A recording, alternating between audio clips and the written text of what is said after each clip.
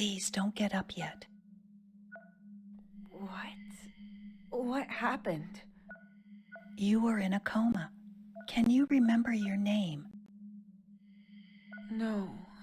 Yes, I'm Tessa. Good. Do you know what happened? Oh, my head. It's like it's been split in two. Was I in an accident?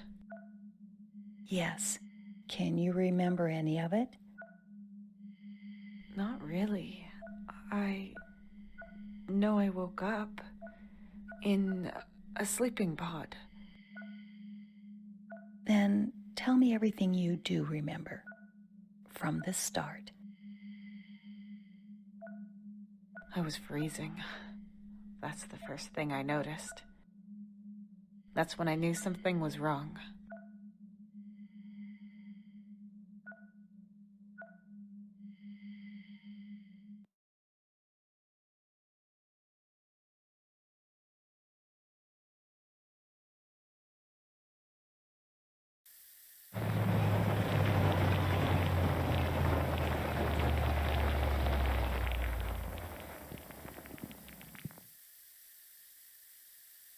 It's not reacting!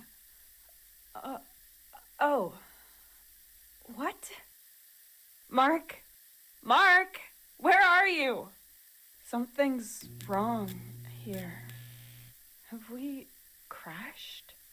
Oh, my whole body hurts. His sleeping pod is empty. He probably got woken up by the system after the crash and must have ran to the cockpit. He could have woken me up too. I should look for him and... ow! Oh! Damn it, I'm stuck. All I can move is my arm.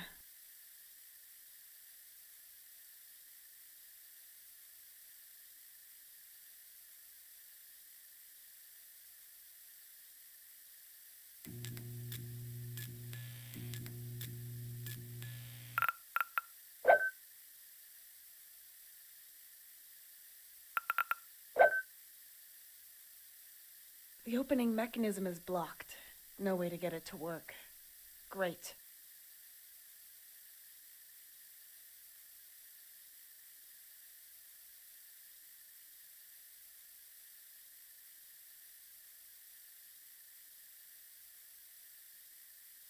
The cover is torn. I can see the foam padding. I pulled out a large piece.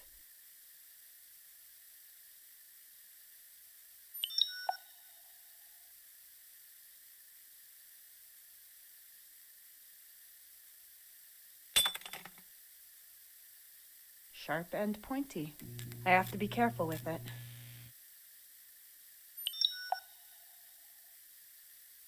Yes, that works. Now I can hold it without cutting myself. Come on, I have to get out of here. Finally.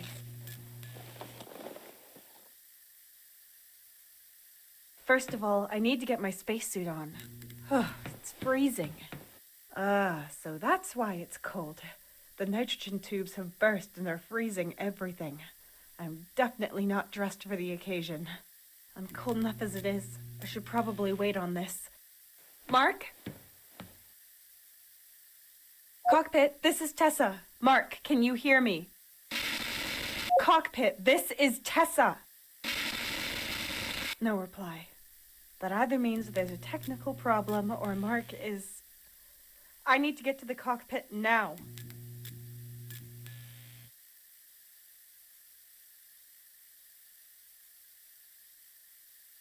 My spacesuit is in there, but with all this nitrogen, I can't open it without my hand turning to ice.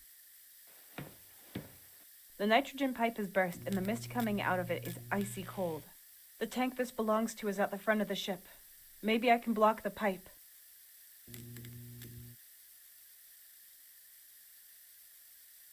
The nitrogen pipe is burst, and the mist coming... The tank this belongs... This pipe leads to a tank where cooling fluid is filtered. It must have burst in the crash. The sieve might be useful, even when it's taken apart.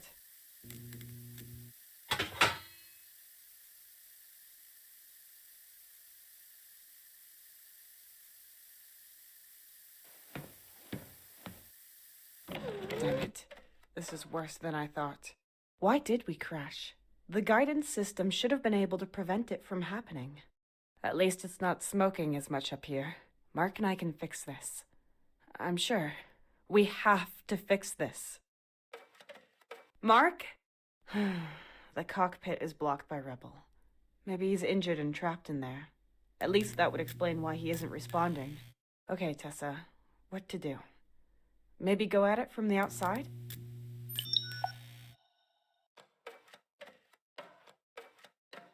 The card reader for the hold door. I need an ID card to use it. The hull is torn. I can see the insulating foil, but I can't get it out. That's the door to the hold, but it won't open. I need to find another way forward. A crate. Standard color, standard size, standard contents. Empty. The cables are broken and the insulation is gone. I have to be careful.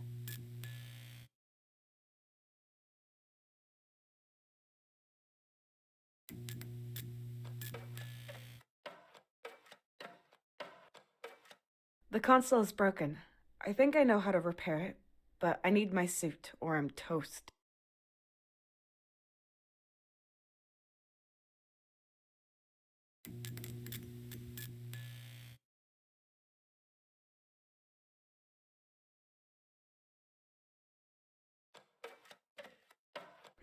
That's a lot of debris. There should be something there that I could use. A thin, pointy piece of metal. A few bolts. I'll just take all of it.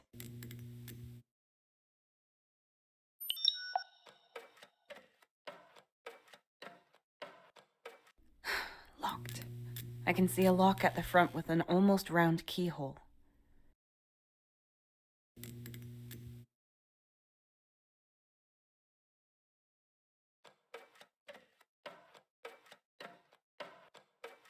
Sometimes you just have to break things even more before you can repair them.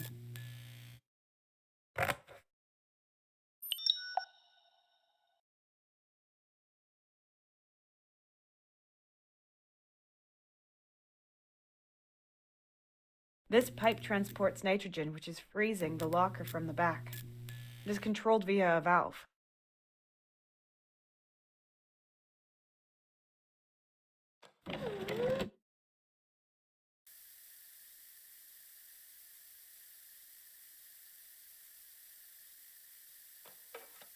A detached metal bar. Oh, I can't reach it.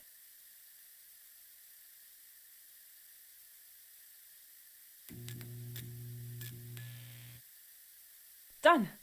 I've had to improvise a lot of bowls in the past few years, and I think this one is my second best.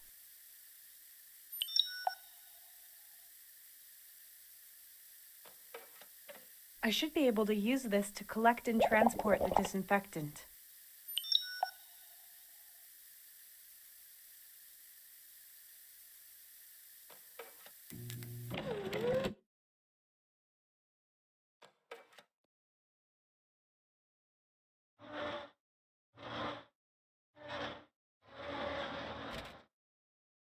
That might have stopped the nitrogen.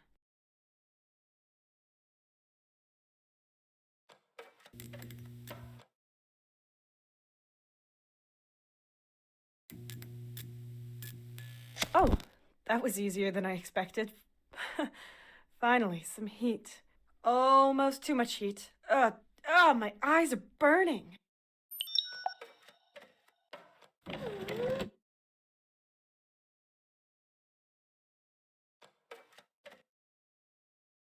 This should hopefully thaw the ice if I have enough fuel.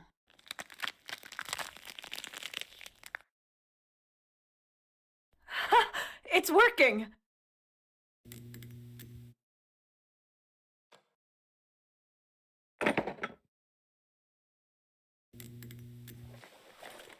Oh, that's nice. So comfy and warm. Watch out, foreign planets. You can't scare me anymore. Well, at least not with cold temperatures. But I won't put the helmet on until I go outside. There's something in these pockets. Key, matches, and... our company's ID card. But the name on it is Melissa Luna? Who's that? But that's definitely me in the picture. So this company can send rockets through space, but then prints the wrong name on my ID card? No wonder we crashed if they can't even get that right. Before I start looking for Mark again, I should write down my experiences on my ID card's logbook. Well, IMC's accident protocol requires me to do so, and we've definitely had an accident. I'll just use this one. Strange. This data is pretty similar to mine.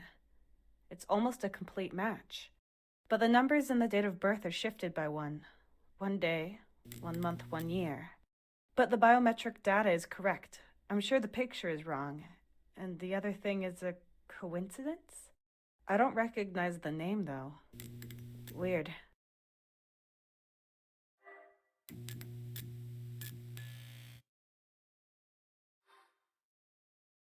I shouldn't be wasting my time with this.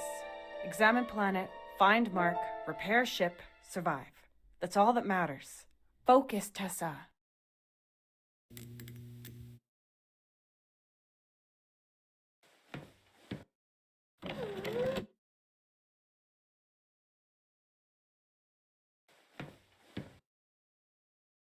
Perfect fit. Ah, a toolbox. I mean, I hope it's a strange packet with an interstellar radio device.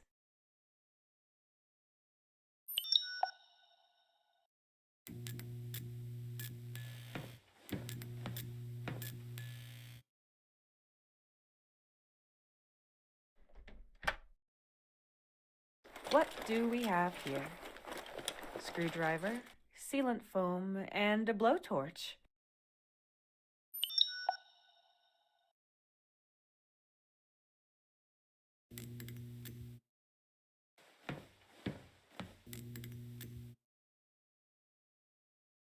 Access denied. Strange. That's my card, and the bioscanner should confirm that it's me, and that I have access. Something isn't right here.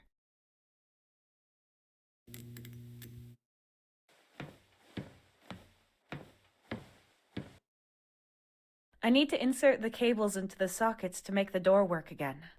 There's a lamp for each socket to show if it's receiving enough electricity.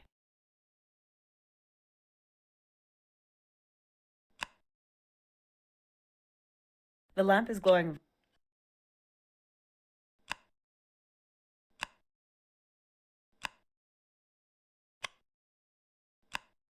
The lamp is glowing.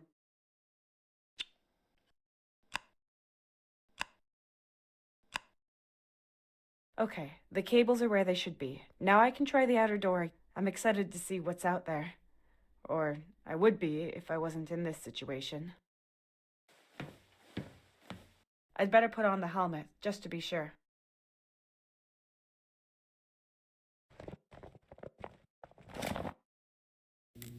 I hope the door survived the crash.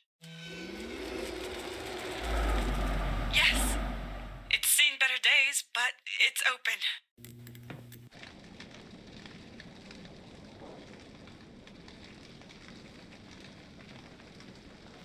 No. Oh, just barren rock. All gray and dead. I was hoping for a world thriving with interesting flora and fauna. That looks pretty bad. And here I was thinking we'd be able to fix it. Where even are we? Was this planet our destination, or did we go off course? And what even is our mission? My head is spinning. I can't even remember our mission. Must have been quite the crash. Or maybe the disinfectant was out of date. Nothing. Nothing at all. No buildings, lights, roads, just nothing. A barren wasteland. Maybe our mission was to explore a newly found, boring planet and collect samples. A planet like this one. I mean, foreign planets are always exciting, but under the circumstances. Oh, Mark, of course. Nothing stirring in the cockpit, but he has to be there.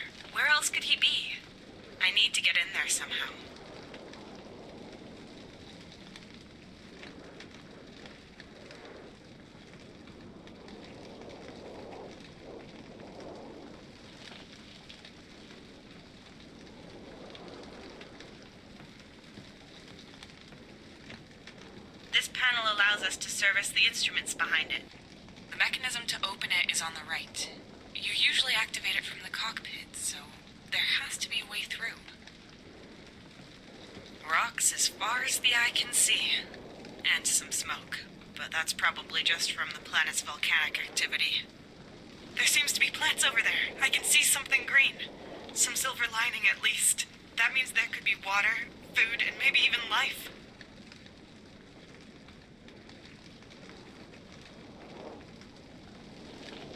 I can't see anything in there. Just some flashing sparks. Mark has to be in there. The TAC-92's wreck. If I could only remember how it crashed.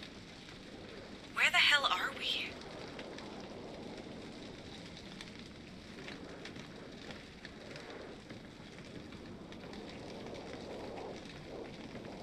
It's still smoldering a bit, but it shouldn't explode now, and the fire should go out by itself. Soon.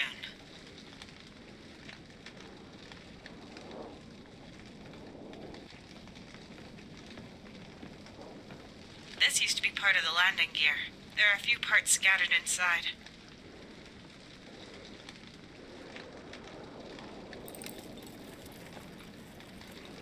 A large hook that sealed the maintenance hatch during the flight. Must be pretty sturdy.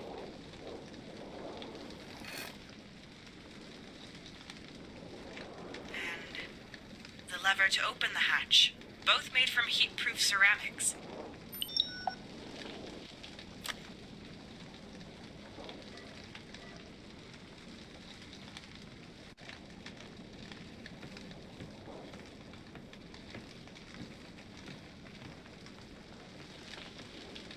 This panel allows us to service the mechanism to open it is on the right. The TAC-9.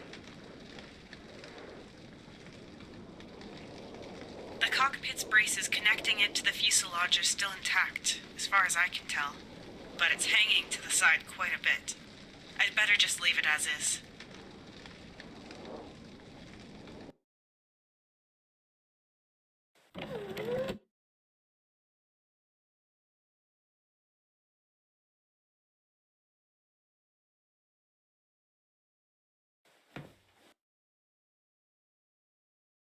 Yes, I can reach it with that.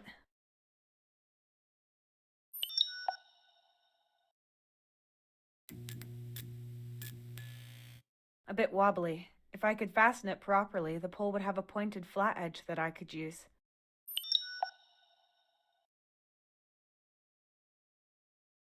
Yes, that might work, but I have to ignite the burner first.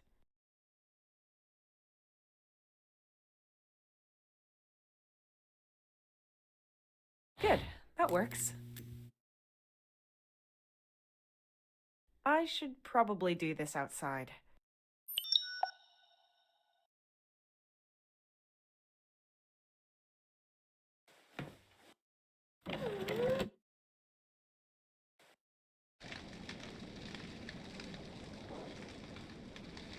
This helmet isn't equipped with welding goggles, but it should at least keep my eyes from melting.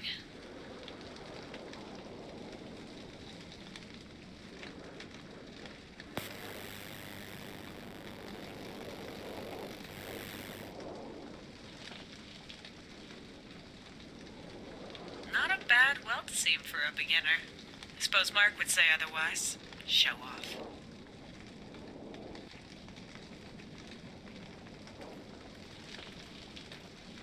This is where the mechanism should be.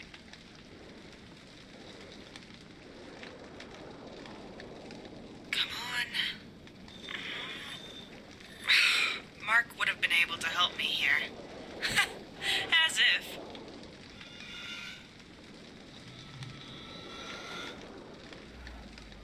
Yes, I knew it! There's a passage to the cockpit.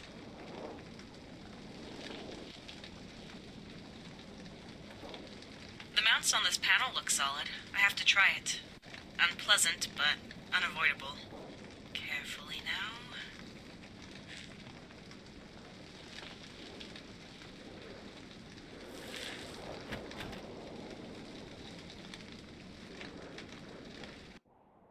Mark! What? Nobody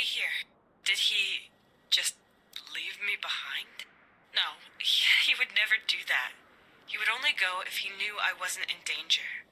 And this is better than finding his body lying around. Wherever he is, we need help to get away from here. After breaking down, the first thing we need to do is send out an emergency signal. I hope someone will receive it. The earlier I get it done, the better. Mark has to wait. Right. Emergency signal. I need that console over there. Mark's logbook. Didn't he take it with him? Or maybe he left it here on purpose so I could find his hints. Mark's logbook. An old version. But he likes things retro. It's not completely intact anymore. I'll remove the ID card. Then I can read the entries in my logbook.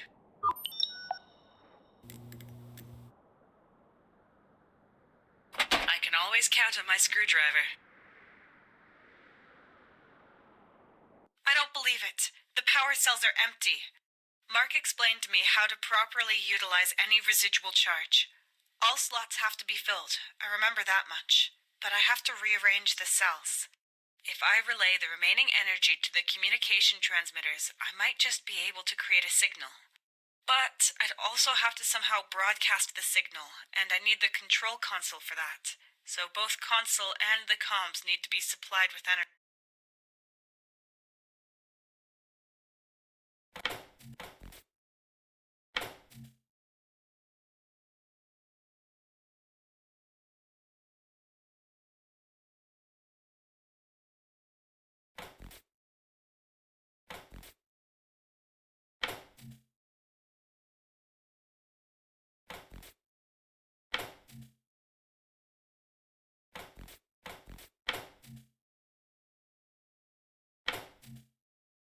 Okay, the communication device and the display have as much energy as I can give them. Let's hope it works. Still works. Right then. Communication. Emergency signal. Low energy. Emergency signal cannot be activated.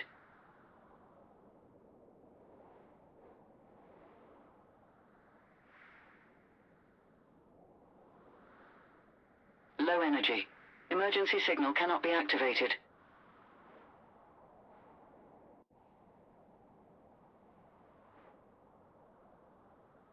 Low energy. Emergency signal cannot be activated. Low energy. Emergency signal cannot be activated. Damn it! Do something! You could at least make a little noise!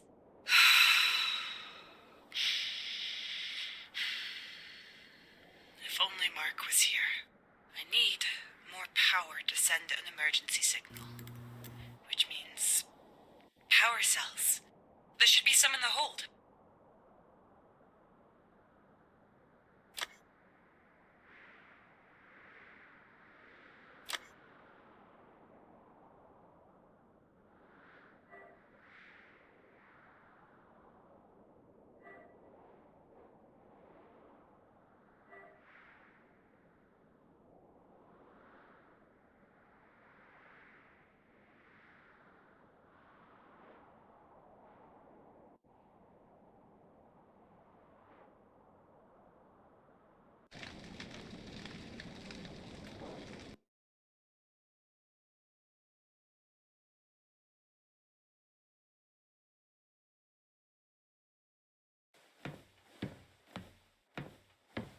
Don't let me down.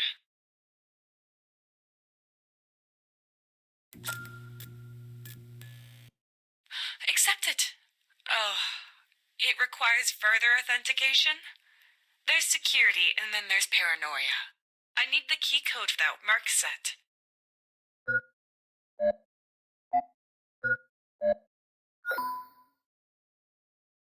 Mark secured it with his ID number. How can someone so forgetful fly a spaceship? I'm in. But what is all this stuff? I should stay away from it, but all the technical equipment is down there. Most importantly, the power cells. And with it, my only hope of sending out an emergency signal. There's gas leaking into the hold through this hole. I can't seal it with my bare hands. I could release the gas here if it wasn't all collected at the bottom. Carbon dioxide filtered out of the air is stored here and released whenever needed, and it's pretty heavy in concentration form. It might be able to push this smoke up. Carbon dioxide filter.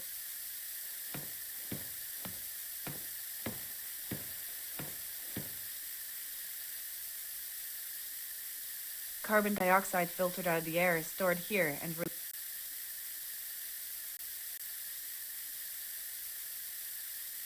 carbon dioxide.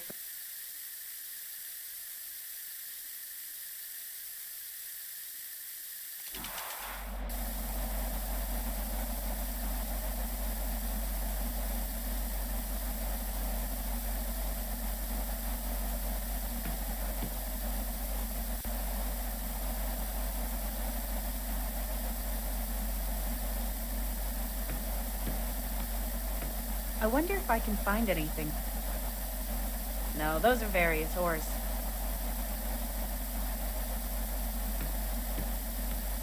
I can't stop the gas from...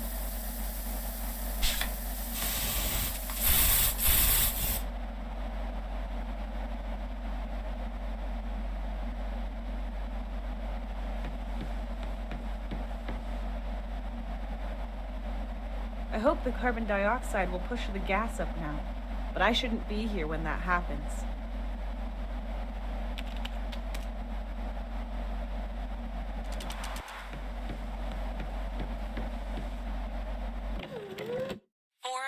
Should be enough. But after that, I need to ventilate the room well.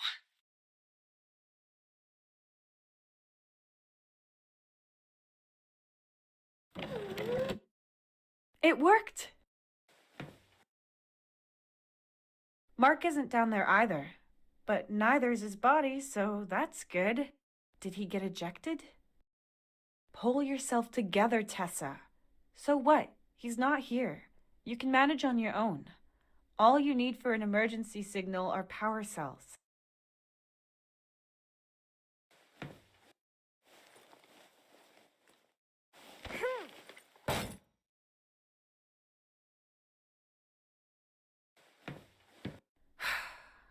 Okay, this is the last straw.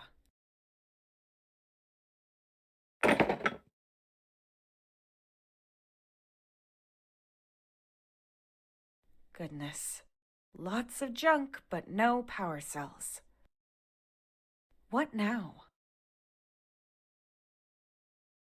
What's this? Oh, a Cognitive Observation Research Entity, or C.O.R.E for short.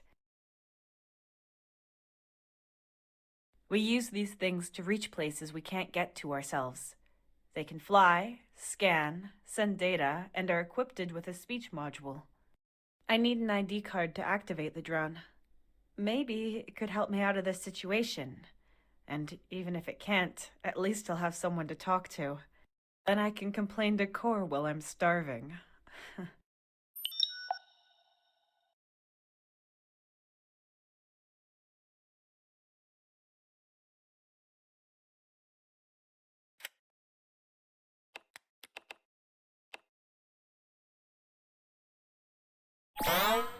Unit activated. Assigned to Melissa Luna, Explorer. Good day. C.O.R.E ready to assist you, Miss Luna. Incorrect. Tessa Carter. That's my name. Name change. Tessa Carter. Confirmed. I am glad to be of service, Ms. Carter. What are your orders? Where should we begin?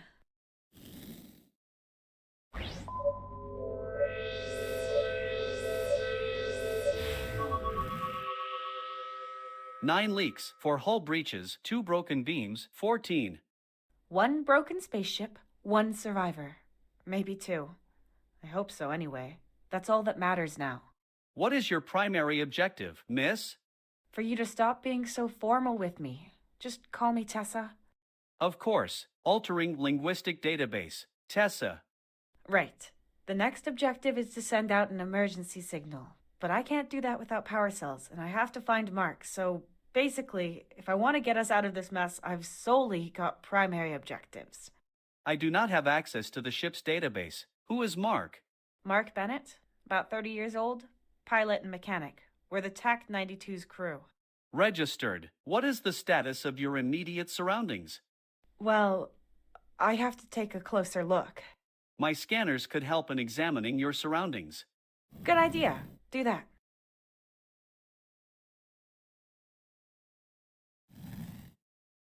Nine leaks for hull breaches. I know this thing's broken. I meant the surroundings. Let's just scan it outside. Confirmed.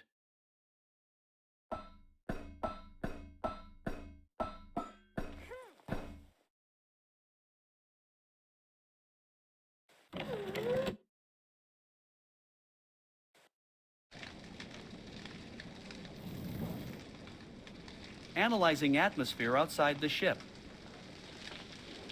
Result, similar to Earth's atmosphere, breathable for humans. You can take off the helmet. Tessa. Good. I prefer it this way. Smells slightly burnt, but with the wind coming from over there, it kind of smells like stagnant water. Better than this canned air, anyway. Okay, here's the plan. We look for life, for some water and food, of course. And maybe keep our eyes peeled for any buildings or anything useful. No idea how long I'm gonna have to survive out here. The Intergalactic Mining Corporation should have already sent out a search party. I doubt it. Mark and I are just the advance guard, and it's not unusual for us not to be able to send reports. We don't have a set route, either. They'll start looking for us eventually. Eventually. And by then, I'll probably be talking to a volleyball. But I do not understand what it has to do with this crash. Never mind. Please scan our surroundings. Scanning.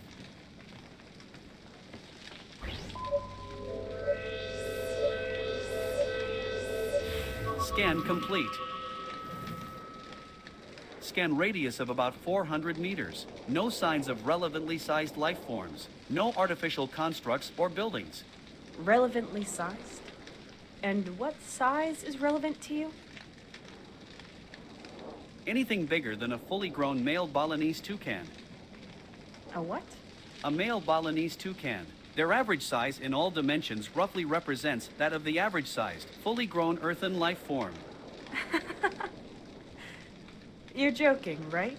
Statistics are not a joke. Well, that doesn't help me. Compare the data to something I know. No more than 8 letters. Equivalent to a medium-sized dog. Equivalent to a chicken 49.9% larger than average. Equivalent to exactly 11 hedgehogs. To recap, a Balinese toucan is roughly the size of 1.5 chickens. Any more data? The environment is mostly comprised of stone. Water and simple flora can also be detected behind the landing zone. No signs of Mark? Damn. My mineral samples can wait. We should look for water and plants. New data! I am registering a weak but repeating radio signal. Where is it coming from? It originates from the planet's surface. The signature is inconclusive. Could it be coming from the Intergalactic Mining Corporation? The possibility of that lies at 29%. Can you locate it? I can only ascertain a rough direction. To interpolate a position, we would have to get closer. I guess I don't really have a choice. Let's see what's behind it. Maybe it's a distress signal from Mark.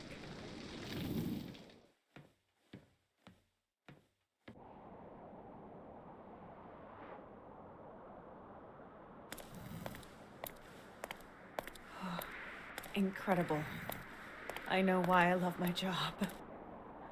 Without it, I wouldn't be able to see things like this. We followed the crash's progression. These must be the plants you were talking about. Well, they're not flowers, C.O.R.E, let me tell you. More of a smelly swamp.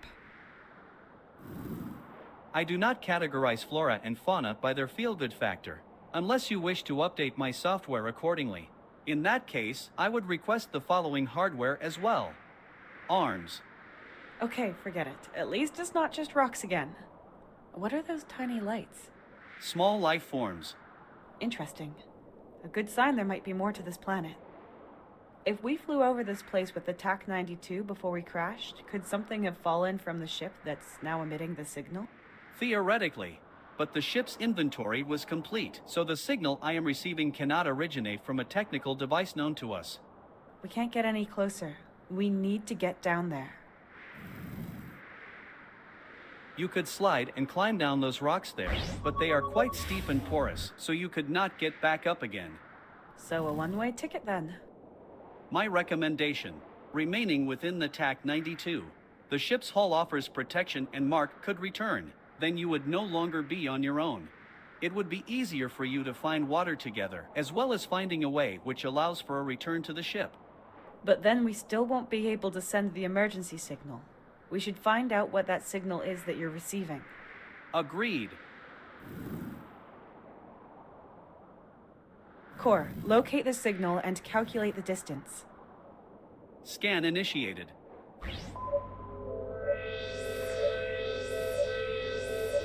Signal detected. Calculating.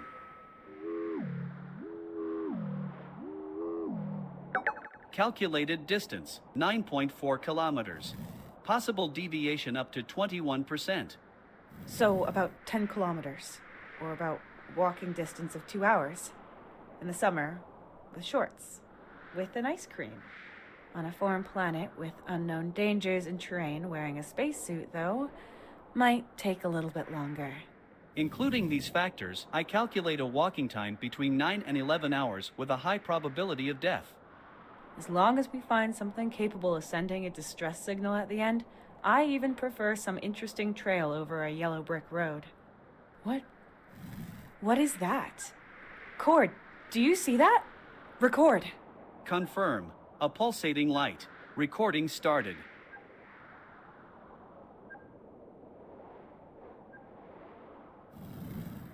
What was it? I could not detect any pattern and no repetition. It seemed to be completely random. And it came from the same direction as the signal. Okay, I've got to go there. C.O.R.E, will the sun be setting anytime soon? In about 3 Earth hours. Compared to the Earth, days are slightly shorter here. However, so are the nights. I see. We'll spend the night on the ship and set out tomorrow. Information. There are about 3 to 4 days worth of sustenance readily available here for you, if you would like to wait for Mark. I don't know if Mark is lying around somewhere all messed up, or if he's looking for help, or if he's the one sending out that signal. Even if I ration my supplies, they'll be gone at some point. And if there's still no sign of Mark by then, I'm going to have to leave here. Then I'd have to brave the dangers of an unknown planet with hardly any supplies left. No, I think it's best I leave when I feel like it, and not wait until I can't put it off any longer. We're leaving tomorrow morning. Confirmed.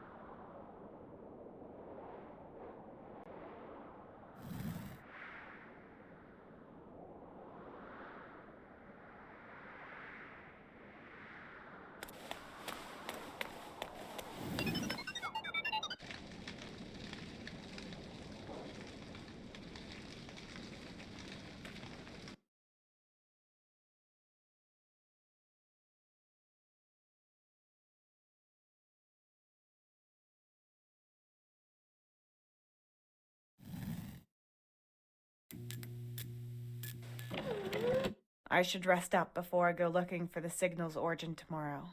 I can feel the exhaustion in my bones.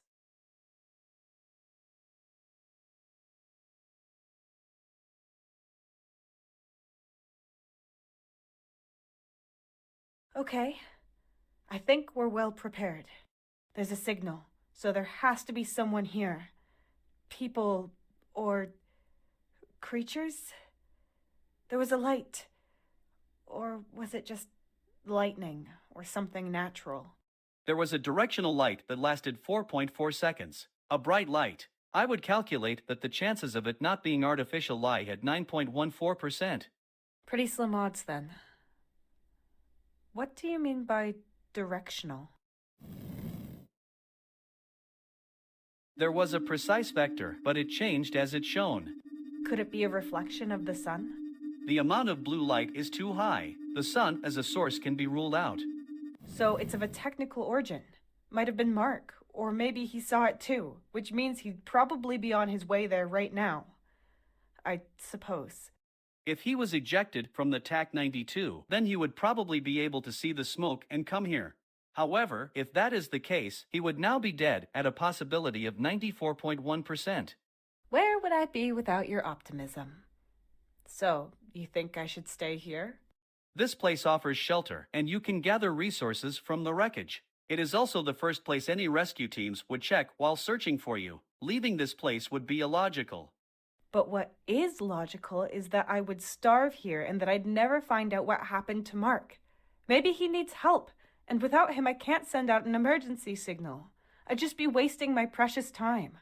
As a weak biological life form, you will naturally lose energy and gradually be able to move shorter and shorter distances, which greatly lowers your chances at survival.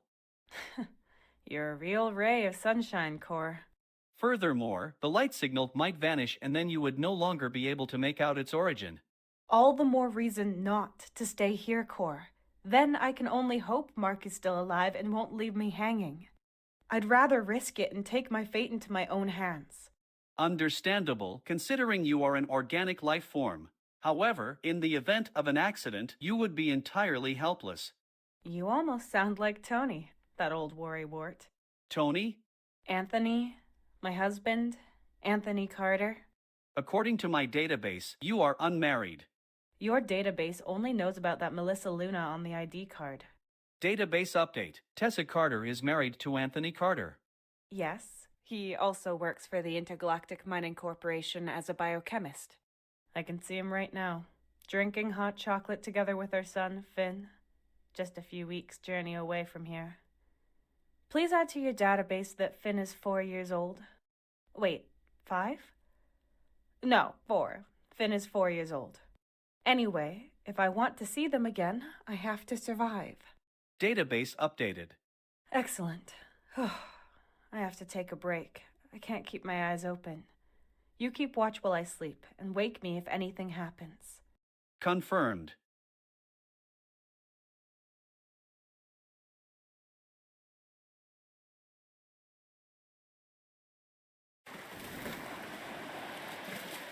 You wanted to tell me something?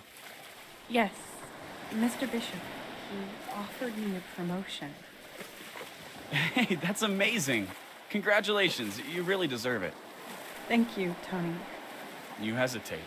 Despite the improvement, you're worried you won't have any thrills in the new job, right?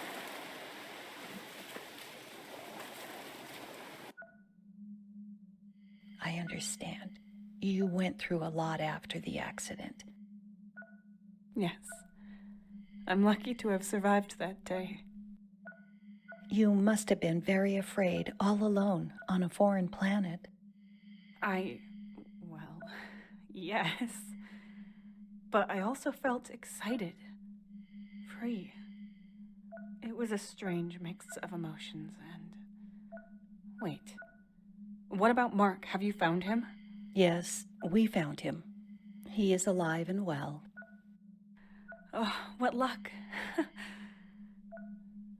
So, that night I dreamed about the day I was at the beach with Tony, where I told him about being promoted. I don't know what I meant by that. Let's stick to what you experienced. Please continue telling me what you remember. What happened the following day, when you left?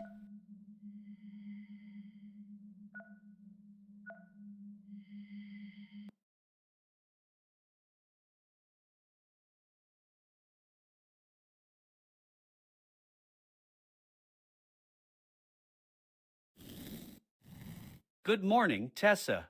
Good morning, C.O.R.E. How was the night? No unusual incidents. My scanners detected that you had an uneasy sleep. Slightly creepy, but correct. It's not great sleeping in a spacesuit. As if crashing wasn't bad enough for my poor bones. We should get going to find out more about the signal and the light. Then we'll see if there's a chance to escape. Or if I'll be turning into a fossil here. Would you like me to read you some motivational quotes from my database? Even the longest journey begins... For heaven's sake, don't. I've already got a headache. Maybe we can find something interesting out there. That makes me feel better.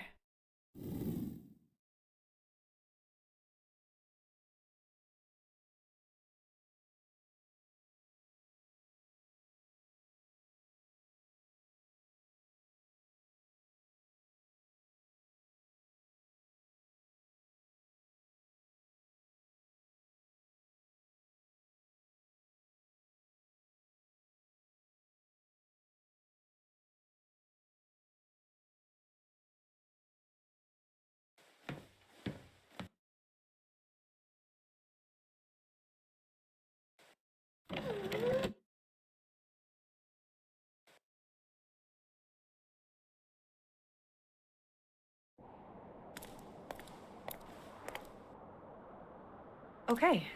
C.O.R.E, has the signal changed at all? Negative. It is unchanged and still active at the same strength and same relative distance. I can't see the light anymore. Oh well. Whatever it is, the signal might be useful. Maybe I can repurpose it. Can you fly ahead and scan the ground to tell me where I can walk? Confirmed.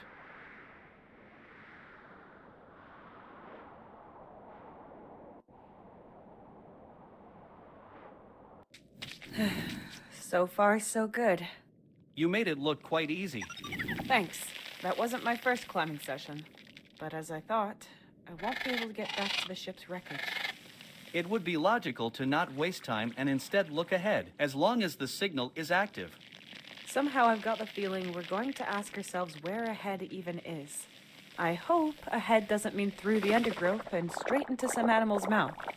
My sensors would register any animal with Tessa-sized mouths. How reassuring.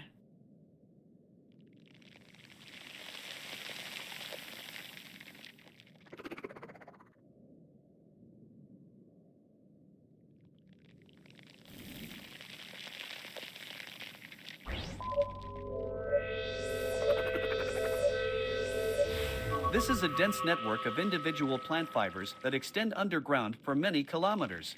They are all part of the same species and leave no room for others. The signal is coming from this direction.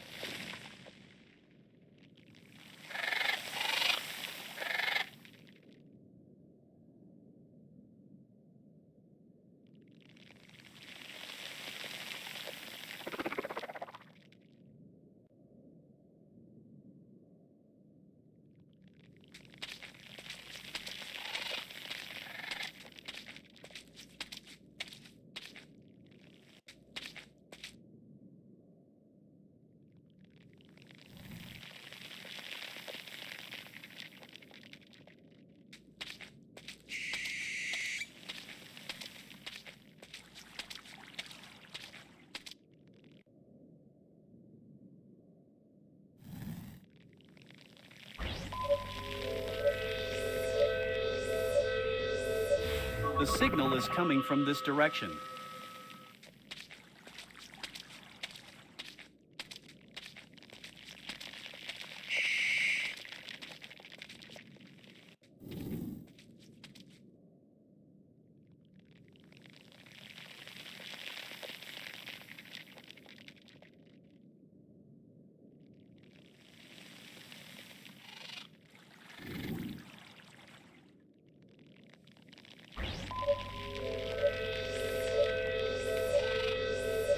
The signal is coming from this...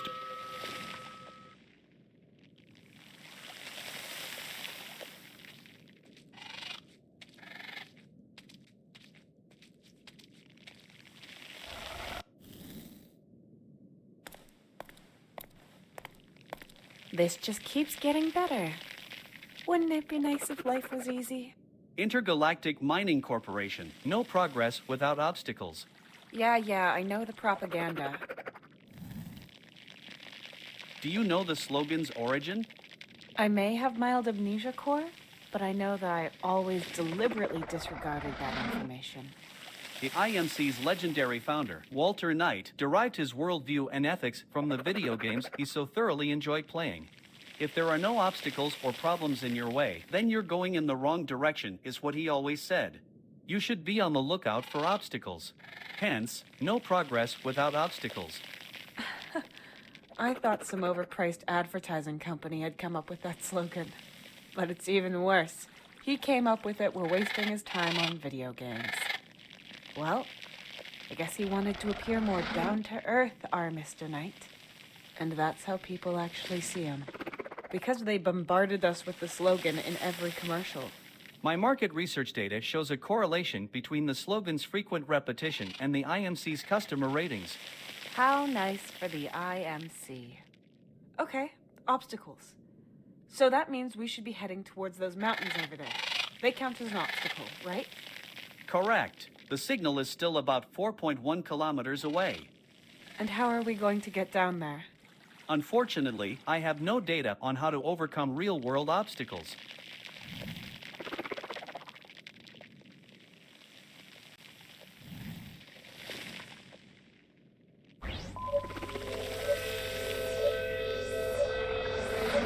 The signal is coming from this direction and is about 4.1 kilometers away.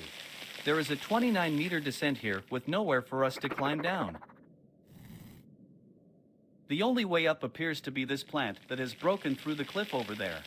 Can you follow it? The plants are too thick and their materials are too similar. My sensors cannot distinguish between the data.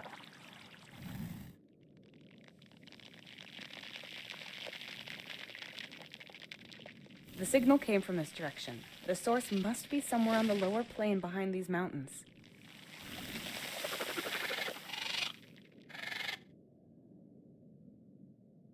I'm sure I've already been close to this ledge. It's part of this plateau I'm on after all.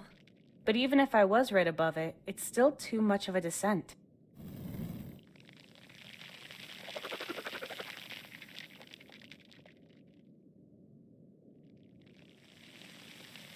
I once spent a week on a planet with a similar view. Back then, I planned every expedition in a way that I could enjoy that view as much as possible. Now, I'd almost be happy to see the boring interior of a functioning spaceship instead, and without any surprises. But only almost.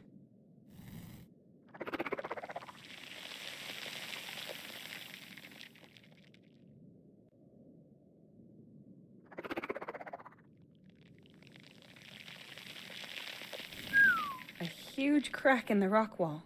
Looks like the plant broke through from above. If we find that rift, we might be able to climb down on the plant. Or we find the plant itself.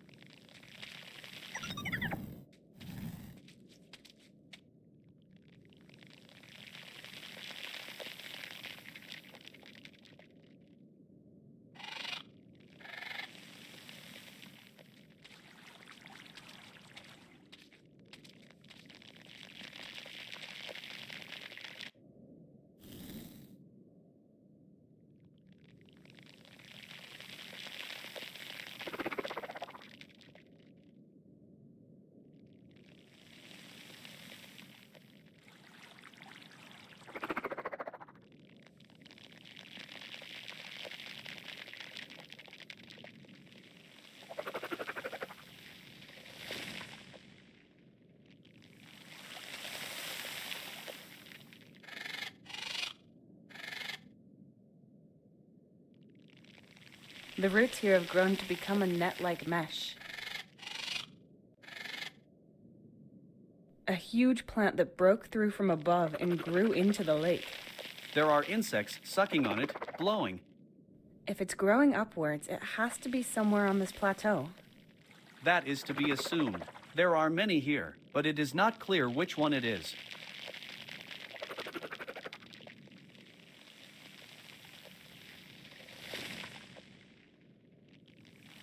A lake that this huge plant grew into. It almost extends right up to my cliff. Only about 20 or 30 meters deeper.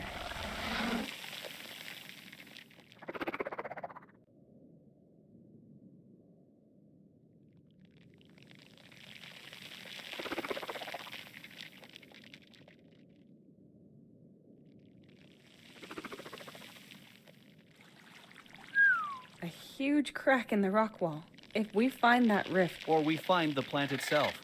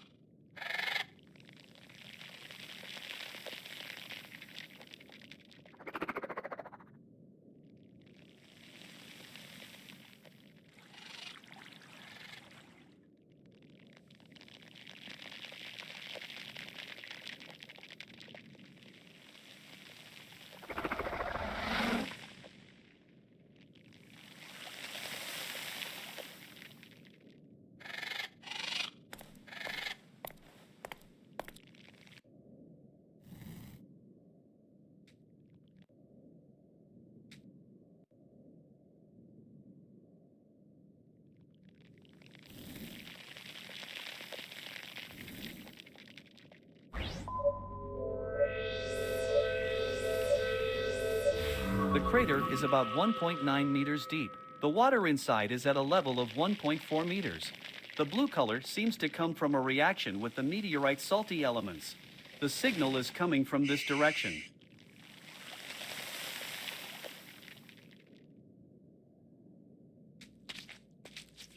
a small crater filled with blue-tinged, slightly strange-looking water. There's a blue, metallic, and shimmering object at the bottom that is made of metal and salts. It might be what's causing this coloration. A plant growing beyond the crater's edge. It's gonna be like a bridge soon. A visual analysis shows that your bridge comparison is mainly unjustified. I would register it thus: mossy, slippery, unclimbable, leafy plant. And likes it moist and shady. Fertilize once a month.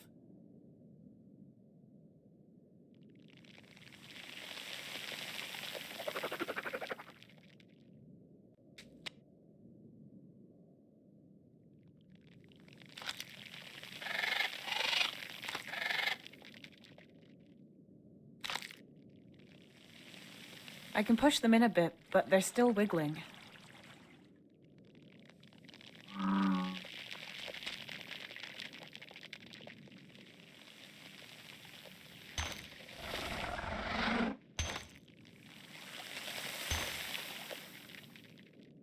Right.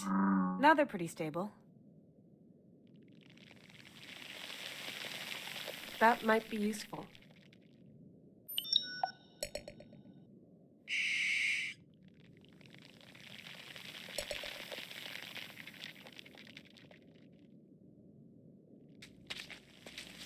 A small crater filled with there's a blue, metallic, and shimmer.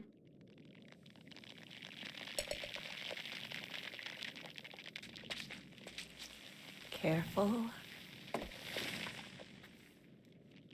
Do you think this is a good idea? Does taking this risk bring you closer to your goal? Chill out, C.O.R.E. Unusual situations require unusual measures. And what I'm gonna find in this crater is going to be quite unusual. According to my calculations, the outcome of climbing one of these plants is lethal in 9.4% of all cases. Statistics are no joke. I hurled my butt through space inside of a hunk of metal with controlled ionic detonations. You really think I'm scared of a bit of free climbing? This plant is sturdy, and all that's beneath it is a puddle. And I have to climb it anyways to find a way out of this swamp, because otherwise we'd die. Sometimes you have to live dangerously, C.O.R.E, or you might never live at all. Don't you have a curiosity algorithm? Or some humor routines? If we're really going to starve, dry up, or get eaten by aliens, I want to at least be able to laugh. You want me to be funny? Yes, exactly. Whoa. We'll practice. Okay then. Say something funny. Calculating. I'm waiting. Joke confirmed. What did the sun say to the earth? No, I don't want you to tell me a joke. Make fun of our situation. About the swamp, our location, about me, about yourself. Anything. I mean, you can tell me about dangers if you want, but just do it more interestingly, more excitingly, maybe even sarcastically. I understand. So, should you fall from the plant, please scream as loudly as possible so Mark Bennett can find us. Because I can't catch you or perform first aid. Good attempt at sarcasm, C.O.R.E. Could have been worse.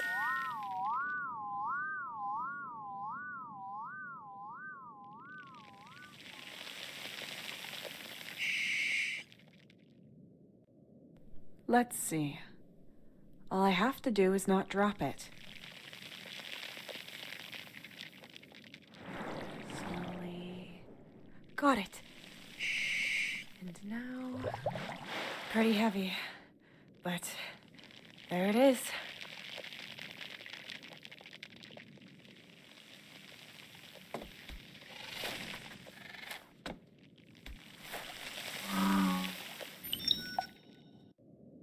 I hope all the trouble I went through with the meteorite was worth it.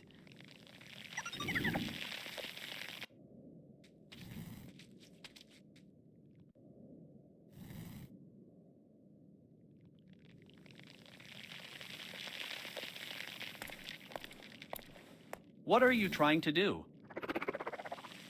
Unpleasant, but unavoidable. Physical exertion to relieve stress? That should have been worth it. Take a look.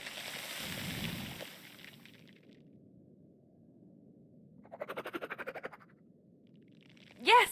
The lake is turning blue.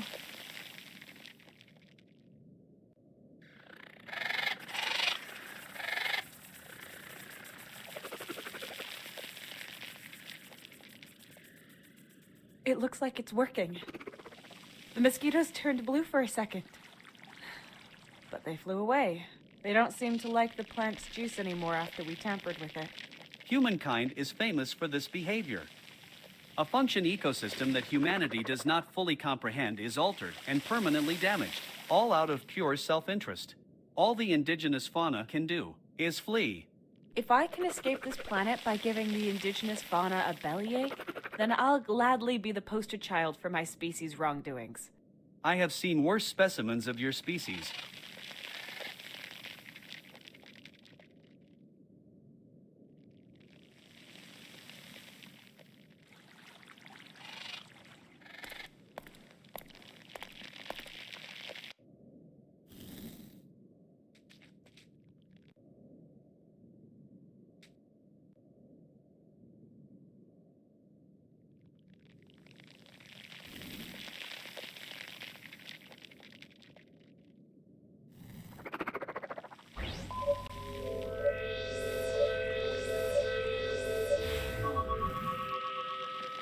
The insects here probably glow red due to the different coloration of the water.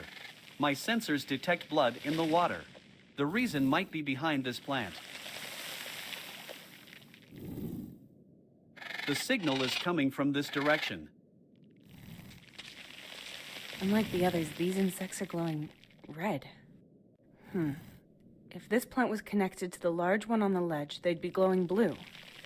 Biological logic dictates that they would have flown away to find another source of sustenance. You're right. Anyway, they might be able to show us the way. Right now, they seem to be enjoying their food in peace. The water in this pond is very shallow and has a different color. It's red-brown instead of yellow-green.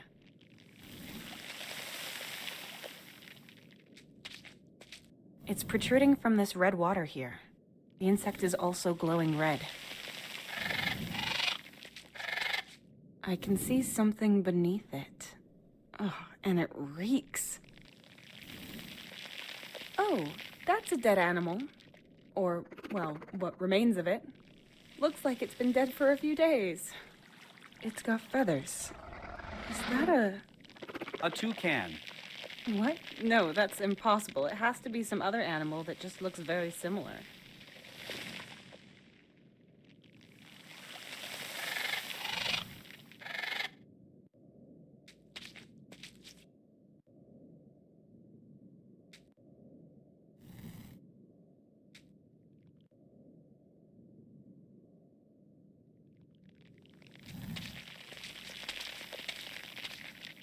An impressive flower. Long, strange fibers are hanging out of it.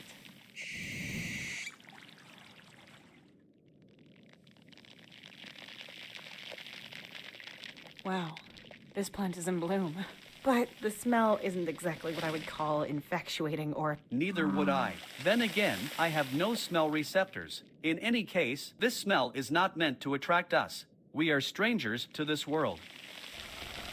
Thanks for reminding me, C.O.R.E. I almost forgot.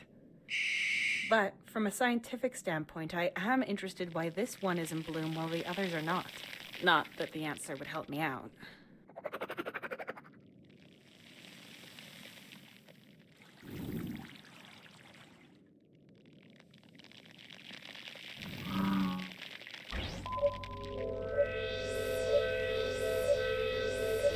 The plant is in bloom and it's made these fibers soak with an oily liquid. The signal is coming from this direction. There's a swarm of insects here. They look like oversized mosquitoes, sucking on the plant and glowing. So they're the ones causing these strange lights in the swamp. Seems to be some form of bioluminescence. These are the small life forms that I registered. They're as big as rats.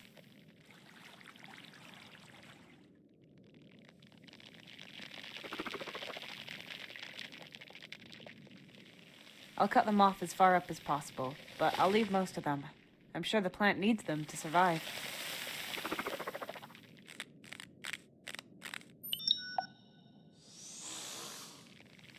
Yes! Oily fibers on a stick! Yes, that worked. Now all we need is a dark cave full of pressure plates that make arrows shoot out of the wall. What a strange thing to wish for.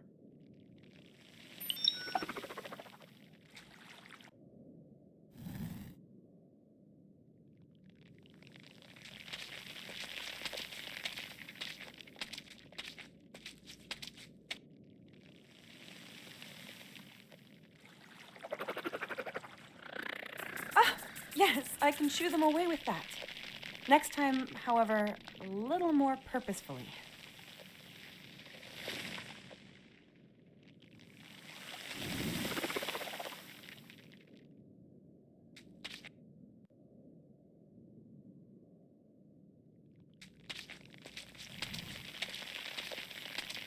Okay, this time more deliberate.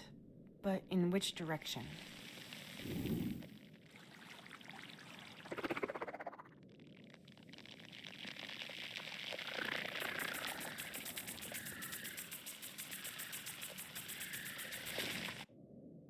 There was nothing special on this side of the swamp. It all looked the same. And the path seems to be just back here.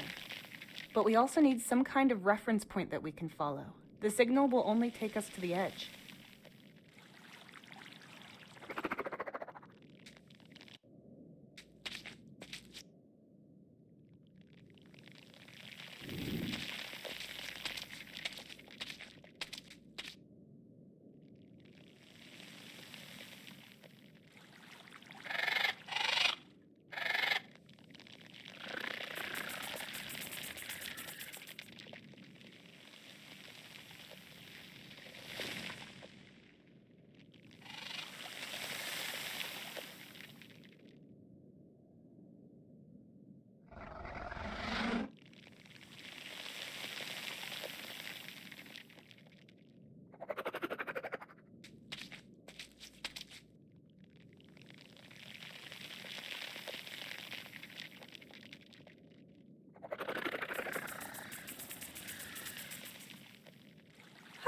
They went blue for a second. Did you see that?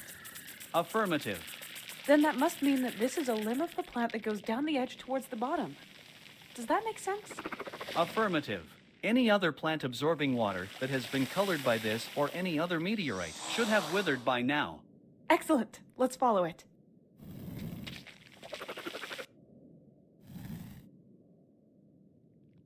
Here's the tear. That should be interesting. You could just jump. There's a 91% chance of you slipping and falling anyway. I'd rather be deceived by your statistic.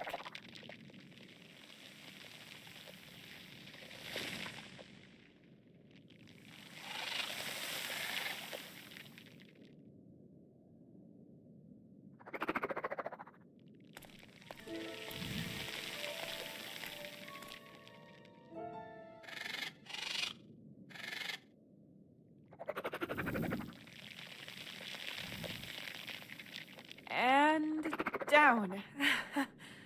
Ha, piece of cake. Now all we have to do is stick to the signal's direction. The torch is burned out anyway.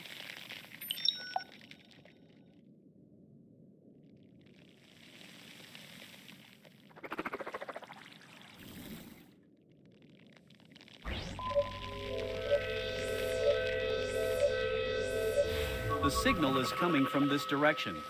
The source is about 2.9 kilometers away and has not moved.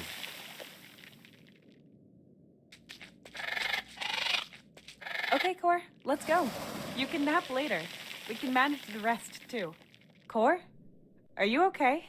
The signal strength is decreasing rapidly. I will attempt to increase reception capacities to secure more precise coordinates. It's decreasing? Then collect as much data as you can. Completed. Good. Then we should hurry.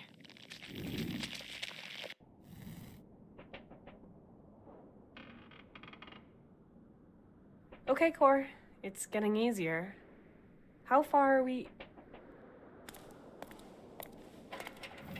Unbelievable.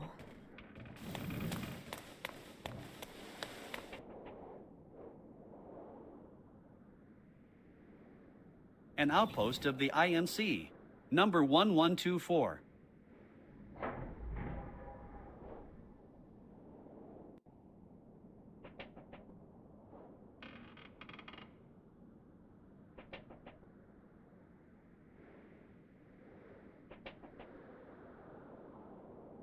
Looks deserted. Is this where the signal came from? It is highly likely that the signal was transmitted from here until it stopped abruptly a few minutes ago, probably from inside the facility. That's... that's great. My sensors indicate a high irony content in your words. You're right. I mean, this is just all so strange. Strange? Should you not be feeling relieved that we found this place? I am, but we should be careful. We don't know what's waiting for us. Can you see a way inside? There's a large gate there, Tessa. Thanks for the subtle hint. I doubt there'll be a red carpet reception for me if I ring the doorbell, but it's worth a try.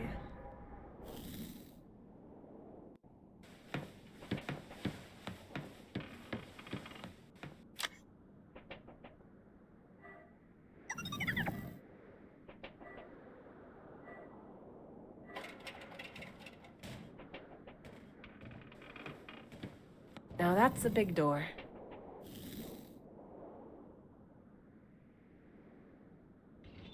You should knock. It looks like you're trying to knock. Would you like help? Huh. Looks pretty overgrown and abandoned, but the station was still able to send a signal. Strange.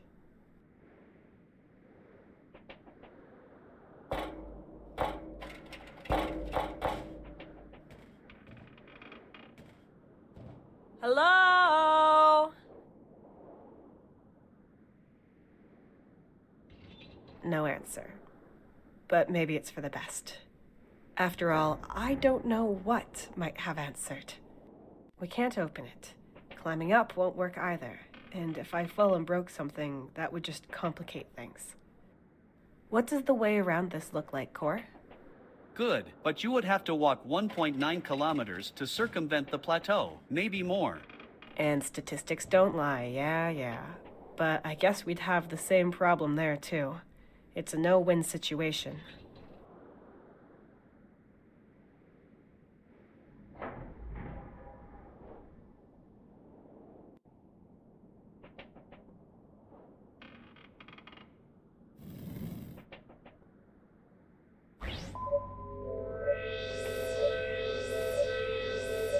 The floor covering is made from the same material as the rest of the station. It seems to have a hole in it here. Perhaps it was originally inside a rock that is no longer where it used to be. There might be a way inside below these materials.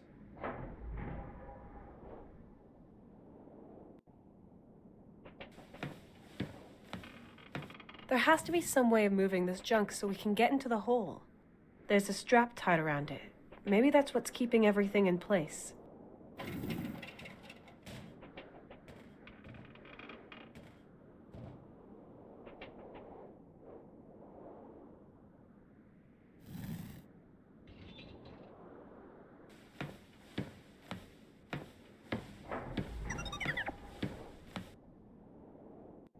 This pole is pretty beat up and loose. It's only hanging onto a single bolt that's sticking out.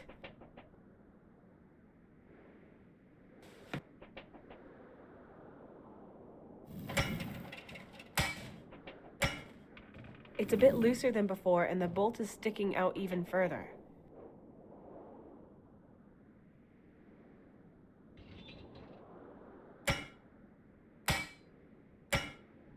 It's a bit looser than before, and the bolt is sticking out even further.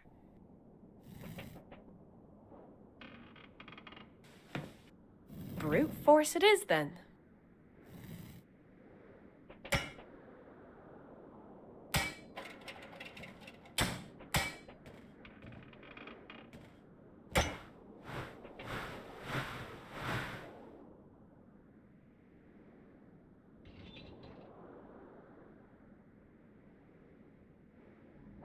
You might still have needed that one. I know. It might have helped to break into an outpost. Yeah, I get it. But now we've got this post here. A post. Yes, a post. Useful in many of life's sticky situations. Searching database. No use case found, other than sticking it into the ground. As a post. I've got the hands, and I'm the one who has to improvise. You are the person who lashes out with a hammer. Just keep reading your database. Quietly. I think not. One of us should watch where we are going. Okay, I admit it. Your sense of direction is better than mine.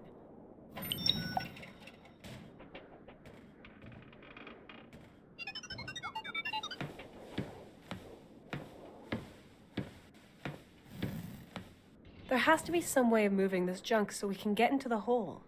There's a strap tied around it. Maybe that's what's keeping everything in place. Yes, I can see a hole through the gaps in the metal. We have to move this scrap out of the way somehow so we can get down there. It's lying on this left side and right on the hole. I just can't lift it. Here's the knot in the strap, but it's too tight to untangle it by hand.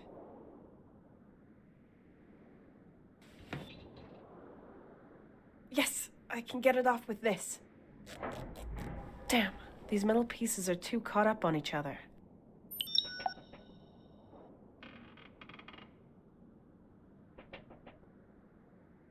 I'll put it under here.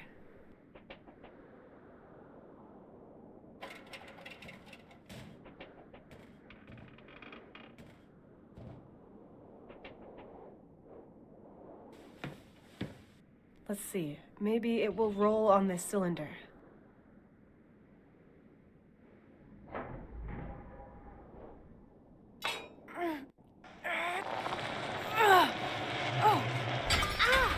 Damn, the pole broke.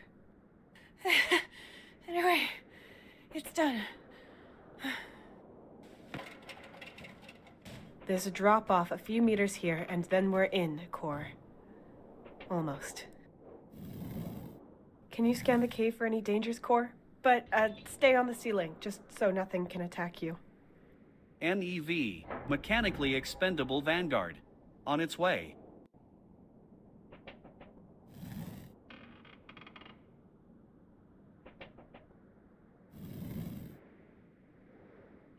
So, what's down there?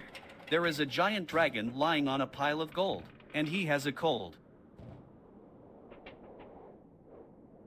Sorry about that. It is safe. The room is stable and appears to be connected to the station. No significant life forms detected. Good.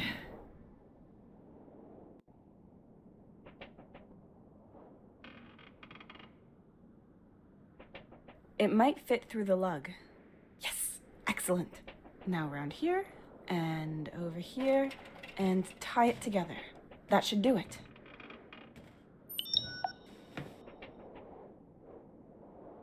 We can wedge this part in, and the strap is secure. Yeah, that works.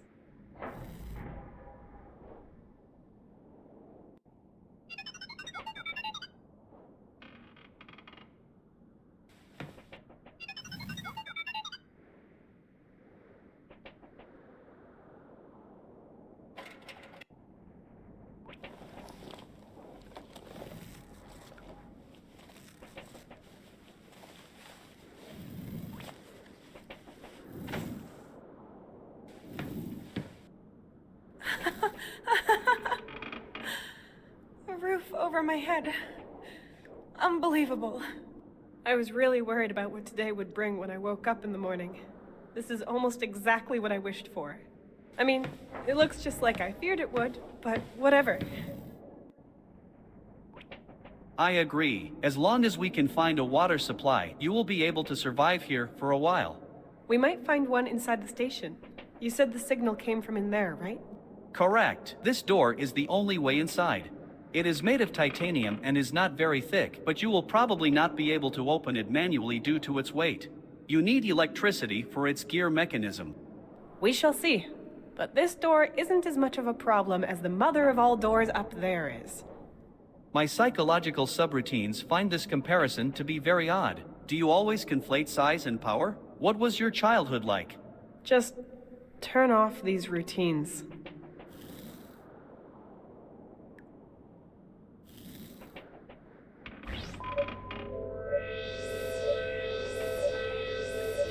This room is the drilling station. The machine on the ceiling can utilize multiple attachments. It is currently equipped with a magnet beam which loosens parts from underground and transfers magnetic metals to the surface.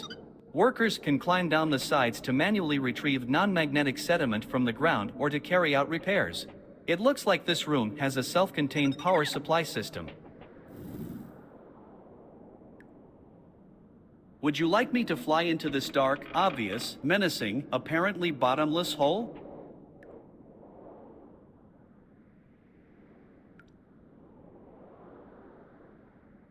Well, yes.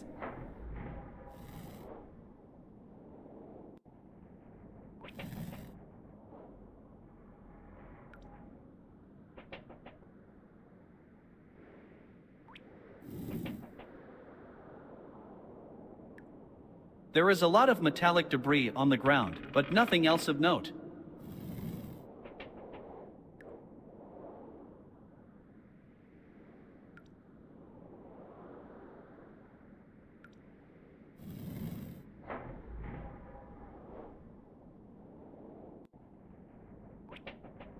I can't open it. Maybe if I got some power running in this room. These are our samples that were mined here. There are crystals inside one of them.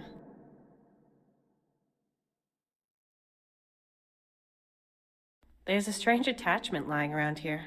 I'll take it with me.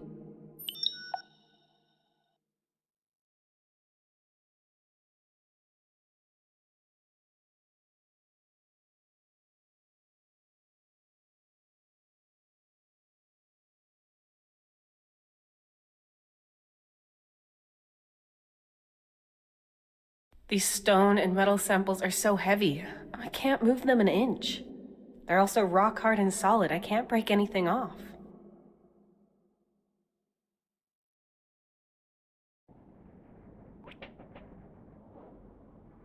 What's this device? A robot arm with a universal mounting for drilling equipment. There is a magnet beam currently installed. It can pull in magnetic objects and repel them. That way you can transport them and retrieve metal from the ground.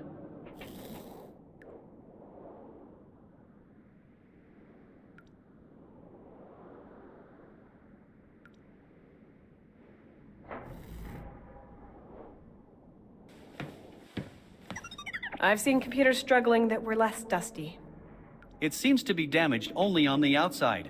Everything appears to be fine on the inside. You sound like a psychiatrist.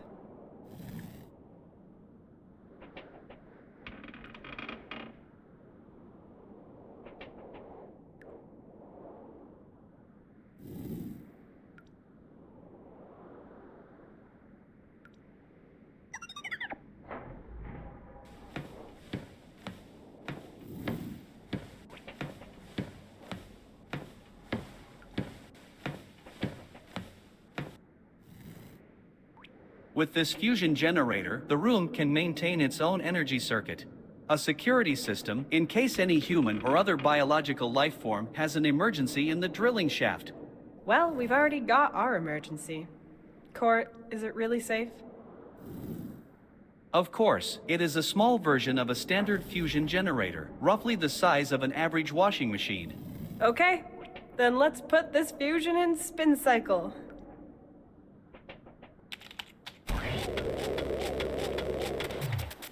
Ugh, come on! Yes!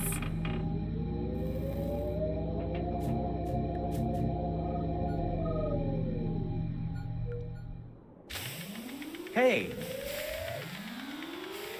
Good boy. Brainless machines. It's still working. I never thought I'd be happy to hear the ear-splitting noise made by a machine like this.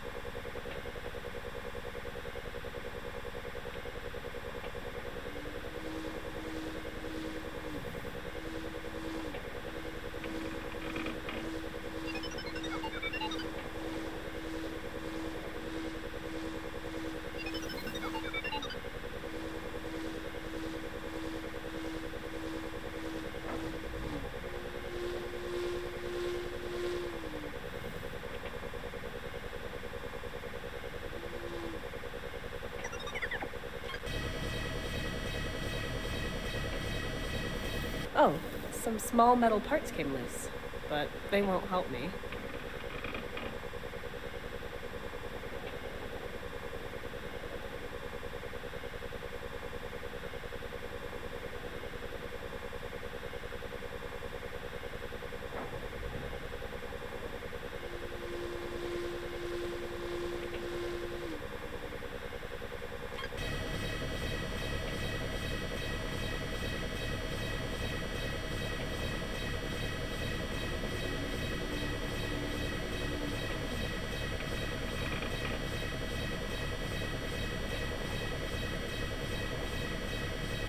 Where were some magnetic metal parts in the hole?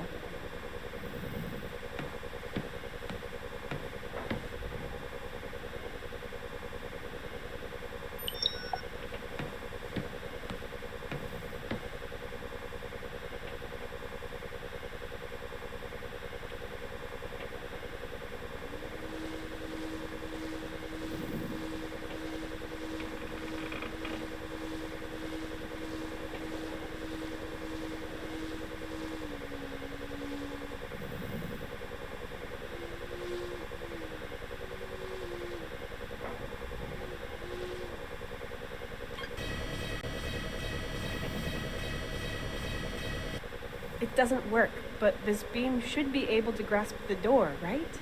Correct, Tessa, but the door is made of titanium, which is not magnetic. Probably one of the reasons why rooms such as this one were built with non-magnetic materials was to ensure that the magnetic beam would not be operated incorrectly. So, to protect us humans from ourselves. Biological life forms are never perfect.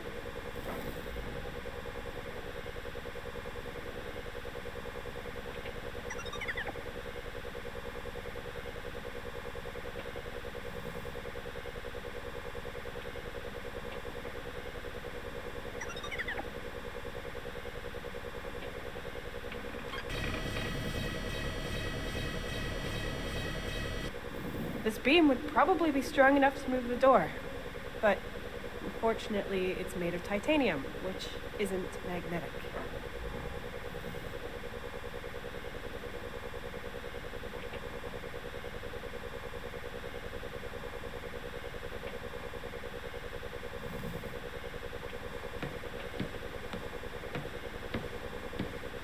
I won't be able to burn a hole in the door with this, not even with all the cavities. I can attach things with the welder, but not open things. If I put it in the cavities between the struts,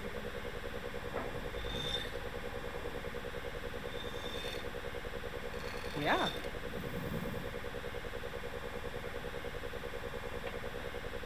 I'd better put on the helmet.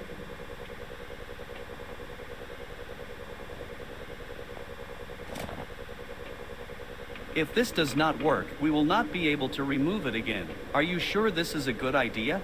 It's going to work. Trust me, C.O.R.E.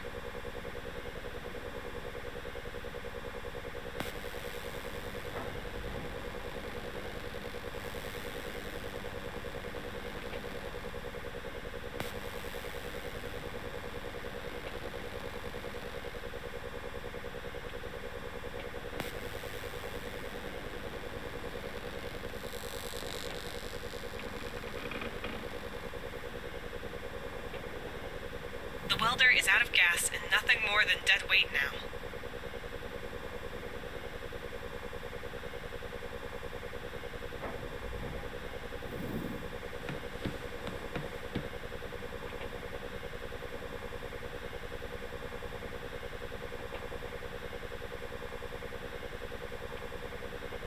C.O.R.E., do you have any final objections, hints, or prayers you want to share? No. My calculations indicate a relatively high chance of success. I will not disclose the exact number so as not to worry you.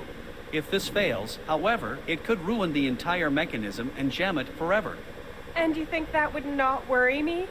Okay, Unpleasant, but unavoidable. let's go.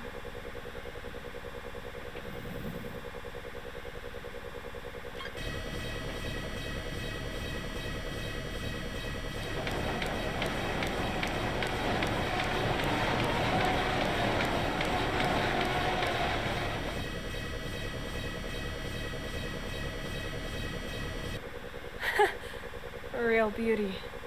The high probability was correct. Statistics don't lie. Neither do physics.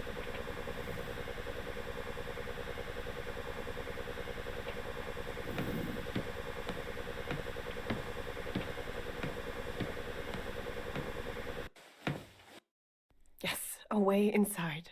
Finally. What is that? Mark? Hey! Stop! What the? How can he? Where did he go? I am not registering any signs of life. I saw something, a shadow, the silhouette of a human. He ran away. I assume my sensors are somewhat more precise than your eyes. So you're saying I'm imagining things? Well, this situation is getting to me, so I guess I can't rule it out. Stay positive, Tessa. We did it. We're in. That's something, at least. There's nothing going on here in the station. Where did the signal come from, C.O.R.E.? From this direction. Enhancing location. There is a light source up in the command center. You're right. Let's go. Maybe I was right after all.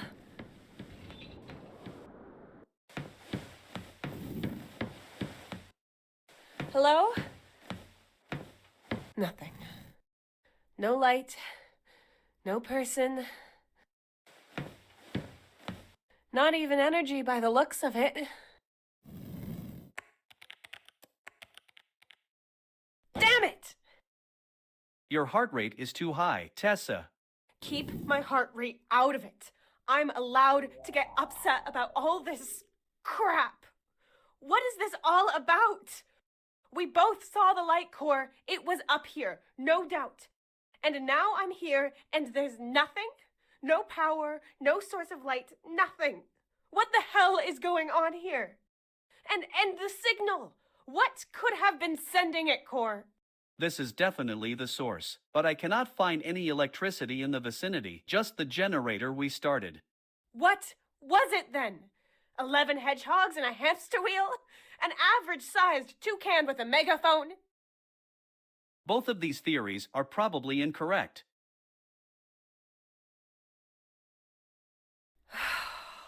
Sorry for getting so riled up, C.O.R.E. I mean, it's not your fault. So you've lost the signal and there's no power here. Nor are there any signs of life from anyone. Or anything.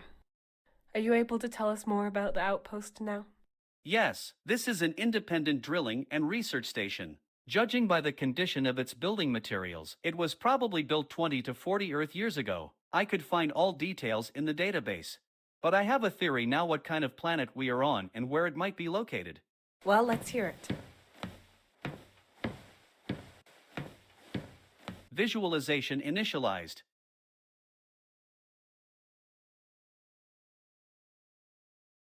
I have the slightly disconcerting suspicion that the station is not close to any inhabited planets. These are almost always incorporated into designated trade routes. They have an alternating crew of more than 400 people, as this allows for the transportation of large amounts of necessary goods. The station we currently find ourselves in, however, is autonomous and small, and its regular crew could not have encompassed more than 40 people. I assume that it was part of a research program which erected stations such as this one at the edge of the known parts of the galaxy. Ships are sent to these stations in regular intervals of more than a year, as long as they are in service. In the meantime, the stations function autonomously. At some point, they are abandoned once the borders of explored territory shift. But there must have been some kind of communications channel for emergencies. Indeed, but direct interstellar communication is too slow. It could take months for a signal to reach another planet. These stations help themselves. They have no choice. However, IMC ships regularly fly through these areas to pick up any signals. If necessary, they can help or relay information to headquarters. There might also be trading or exploration ships from other companies that could receive signals from here long before they reach any inhabited planets. So that means if we transmit a distress signal, it's more like a smoke signal on a lost island at sea. Not like calling emergency services via landline that will be there tomorrow. Correct. So, reaching someone will take time, but it's not impossible. As soon as the station has enough power, it will keep us alive and can continuously emit signals to the transport routes so someone can pick us up. Correct. Then let's do it. Good. The power supply comes from an incineration plant in the station's west wing. We received a signal from here, so the communication systems seem to be intact. It's nice how both of us are just ignoring the fact that the signal shouldn't have existed, just like the light. But okay, we should just be glad that we noticed it and we're here now. Now we just need power. This console won't help us without power. This console won't...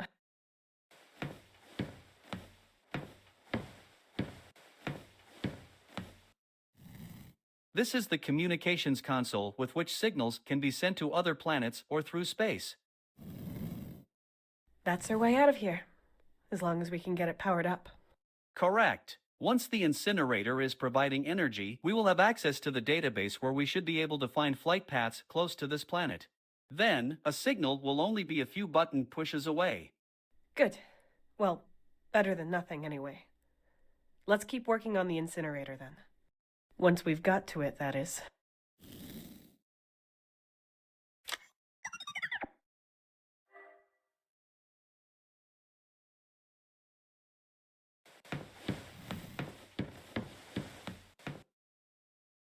It says medical ward on the door. It's locked, and I can't see any way of moving it or reaching the mechanism.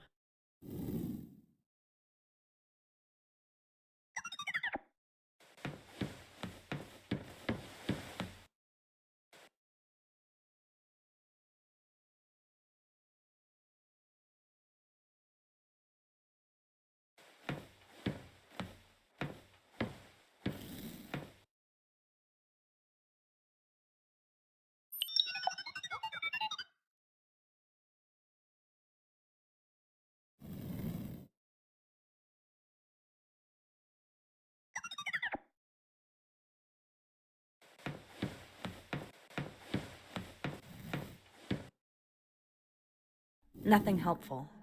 The cables.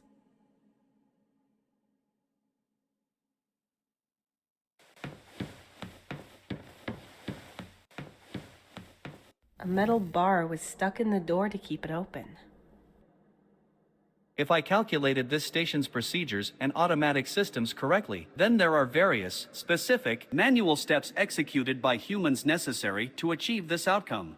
Usually, the security system would open this door. There must have been an emergency lockdown while someone was holding this bar in place, analogous to the locked door by the drilling room.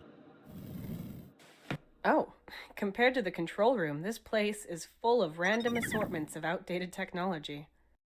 Apart from this robot arm, nothing really belongs here, I think. In self-sustaining facilities, it is not unusual to adjust the equipment according to the given conditions, as long as the people in charge know what they are doing, or they have a core. I can imagine.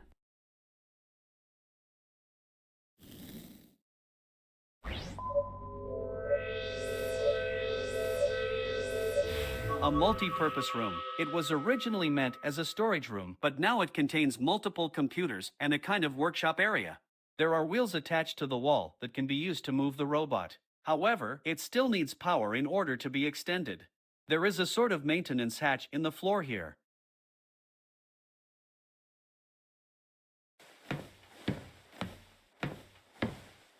C.O.R.E, that looks like a 3D printer. Correct. This machine can turn virtual models into reality by applying liquid synthetic materials and metals layer by layer and then hardening them. How do you know that? I remember I did some research into this topic. My long-term memory seems to be working at least. But it needs power.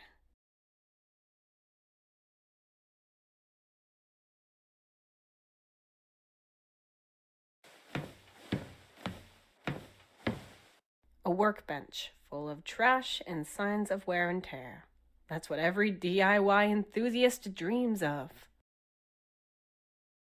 The only thing left inside here are a cable, a kind of nozzle, and a lot of screws.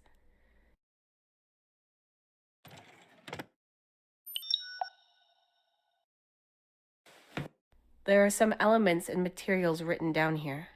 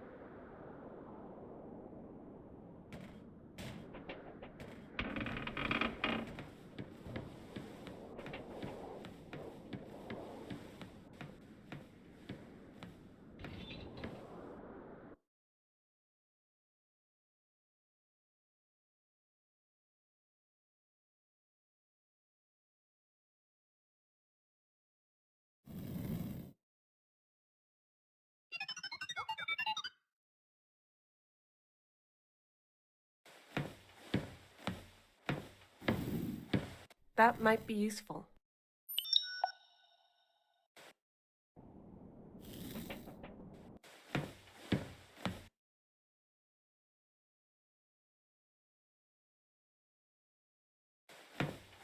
Behind this is the incinerator plant that powers everything, right?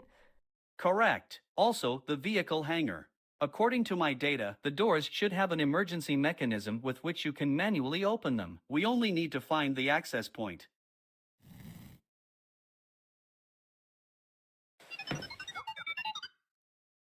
A bit rusty, but it's working. Yes, that looks like a manual mechanism. This does not conform to regular standards. There is a cog missing.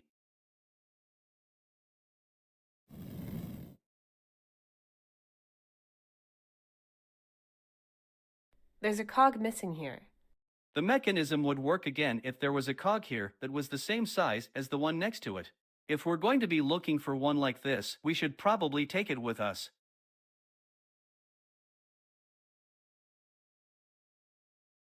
If I use this on the cog, all I'd do is screw it off. I can't turn it with this. I need a different attachment.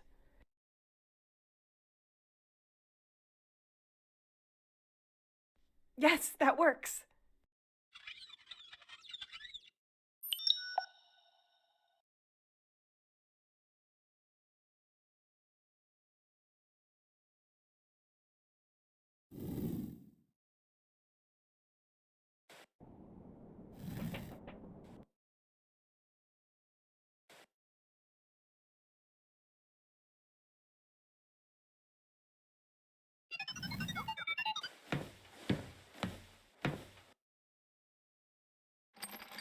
Oh, lots of cogs. This has to be the robot's mechanism. Cogs and gears of varying... It extends across the whole floor. I need a similar cog.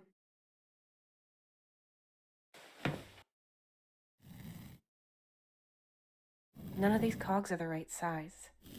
C.O.R.E, please analyze the rest of the mechanism and tell me if you can find a cog that's similar to this one.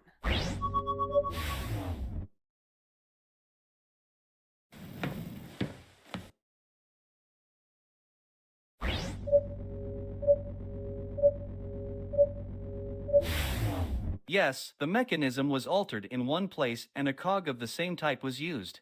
Great, save the information. We have to be able to move it over here somehow. Well, it's part of the robot mechanism.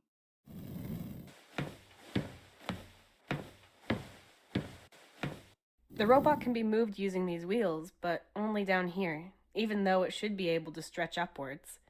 That is probably only for maintenance purposes and to be able to get it out of the way if it cannot move on its own anymore. C.O.R.E, please show me the cogs and highlight the ones we're looking for in green. There has to be some way of getting the ones we need to the maintenance hatch.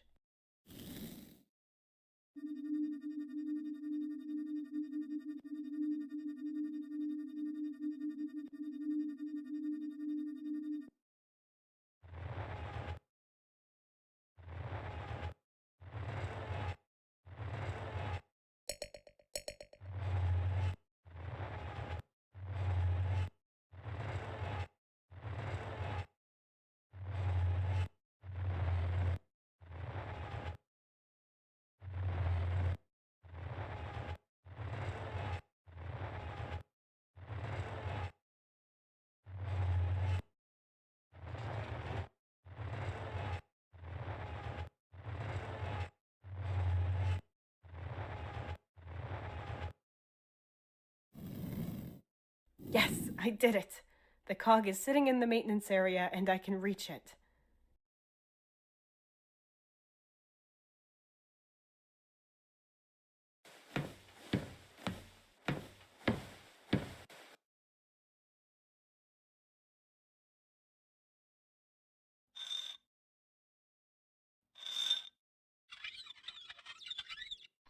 Yes, got it.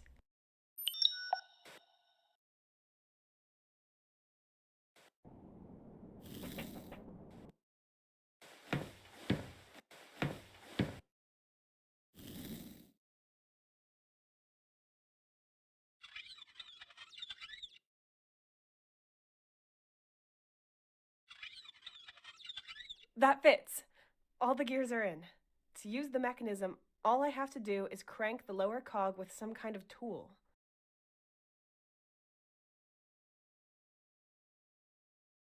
The crank handle won't fit. Maybe I can expand it or adjust it.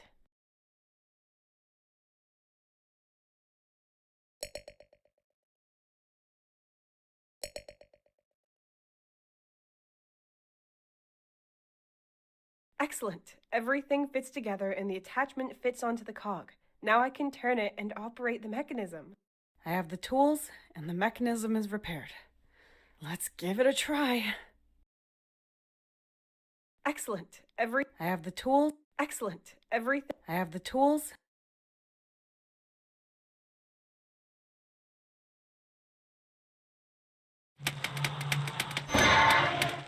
Yes! Oh, it's working! Just a little more. That's it. I guess I'll need that robot in the storage room, so I'll take the cog with me again.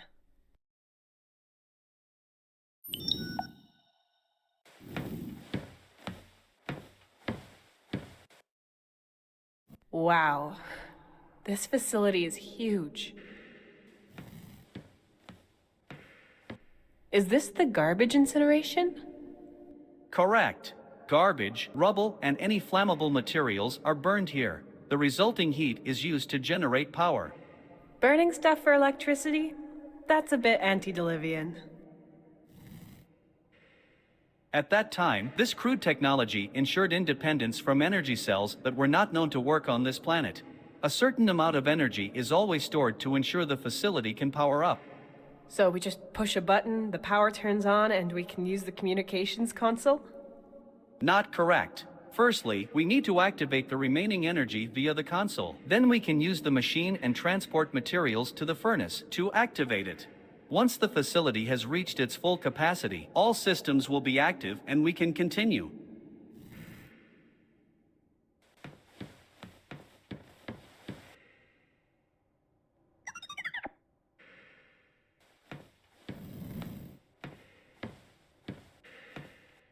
It's not holding anything in place, so I can take it with me.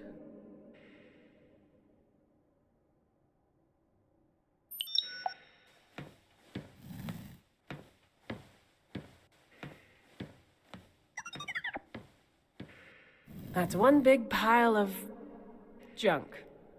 This is the storage silo for garbage, scrap, and other flammable materials used in the furnace, the main power source. The floor here can also be lowered. Of course, there is also an automatic transport mechanism, but only once the facility has been powered up. So this stuff needs to be over there? Correct. Oh, this is heavy, and there's a lot of it. There are some things that might help you over by the control console.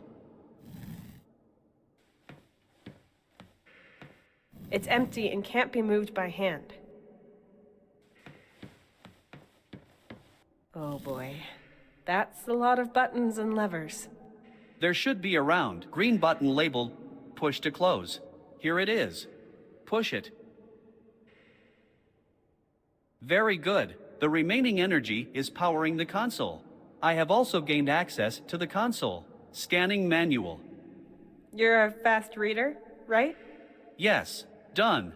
By pressing here, you will enable the use of the remaining energy for the machines in this room.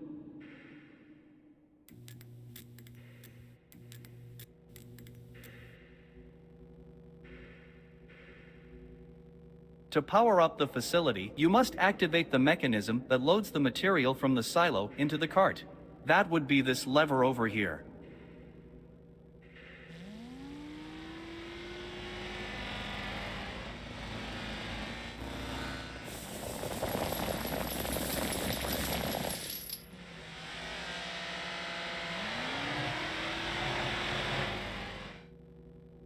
Beauty. Now push the cart forwards. Use this.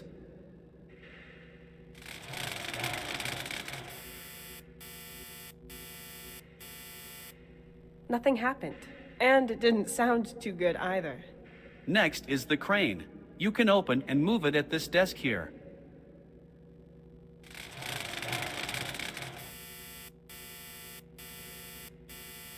Nothing. It's all rusted through. Too dirty or just broken. I can't move it while it's in that state.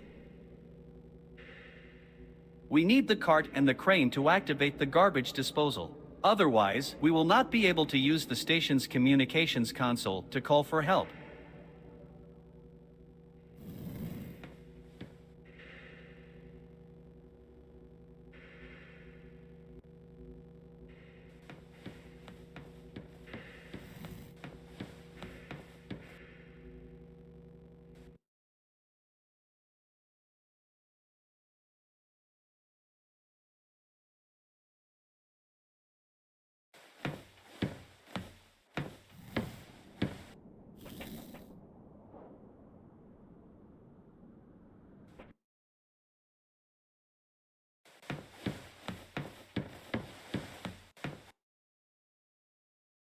It won't move. But it's open just a crack. Looks like someone tried to keep it open with a metal plate. But it didn't work like it did with the other door there. If anything, I should try it by the gap.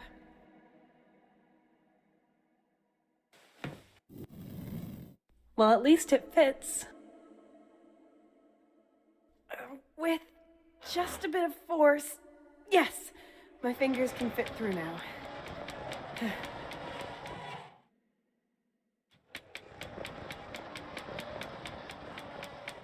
Open sesame!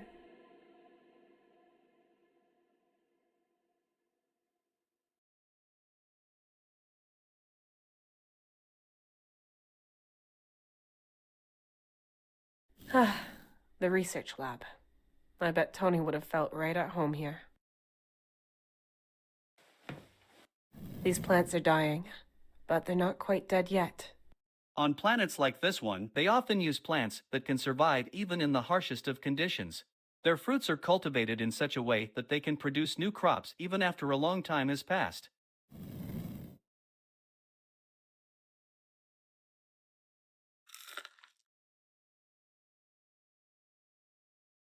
I see. Yes, these yellow fruits are still fresh. I'll take one with me. It might come in handy.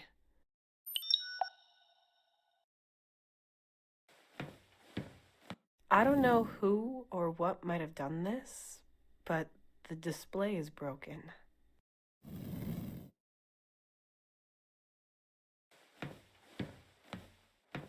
Attention warning, hydrochloric acid. There is a highly complicated mechanism built in which ensures only qualified personnel actually operate it. This will not be easy. I will scan my databases for any instructions.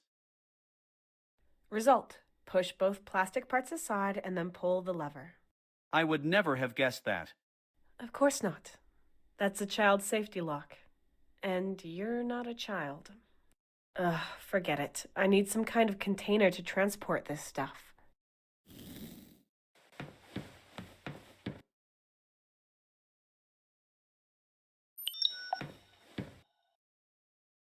The glass flask. What would chemistry be without it?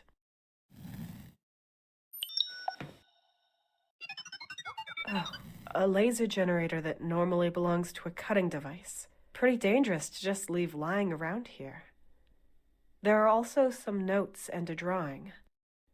The laser cutter we used in our last mission could not be salvaged. Only the generator itself as well as the power cell are still functional. You're right.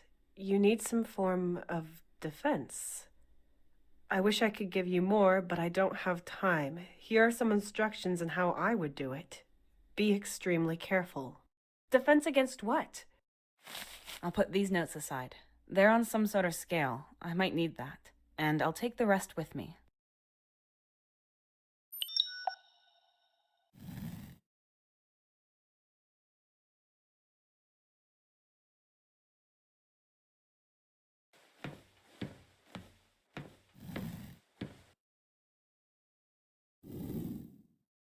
The incubator can be opened via this console's display. To do this, the power supply must be active. The biotope can sustain itself, however, and is still intact after all this time. This one is full of plants and fruit. Oh, a source of food. How did they survive this long? This appears to be a clever, self-sustaining ecosystem. There is probably an outside connection here somewhere. Is there any way we can get to those plants? Maybe we can break one of the windows. If the incubator has power and the system is undamaged, you can retrieve the fruits again and again while maintaining the balance. If you break the glass, you will be able to harvest the fruit, but the plants will not survive for much longer afterwards.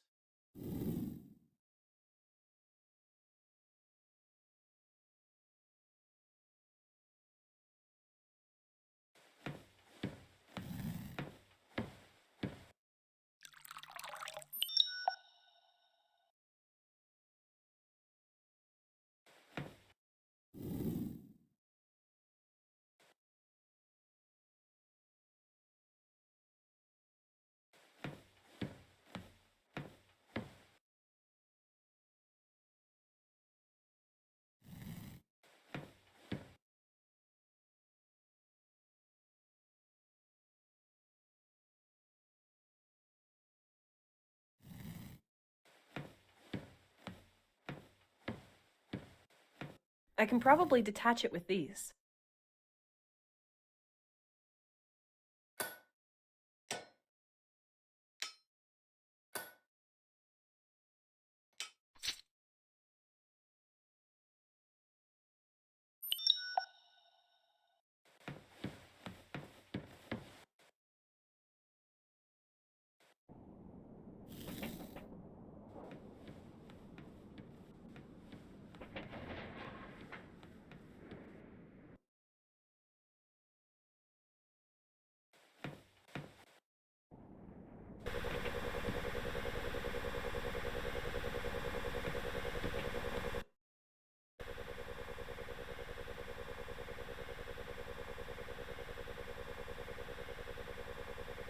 Maybe I can get it out like this. The acid isn't affecting it, just the rock around it.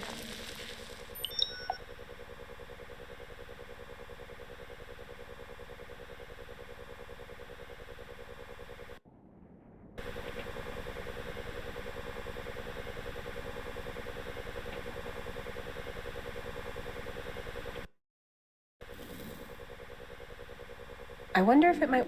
Yes! The rock is crumbling and the crystal is coming out slowly. There it is. 3 cheers for chemistry.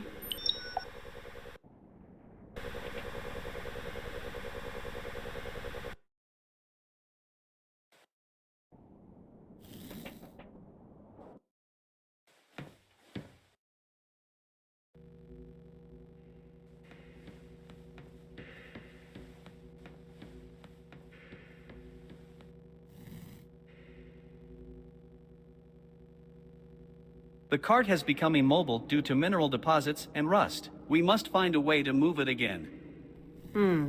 There's some interesting stuff here. Maybe I can use some of it.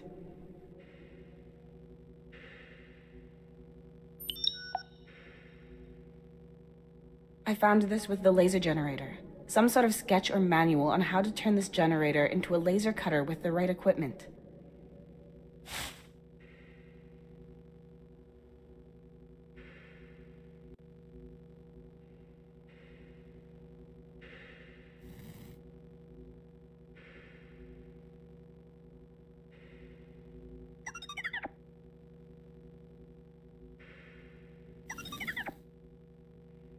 The generator's trigger...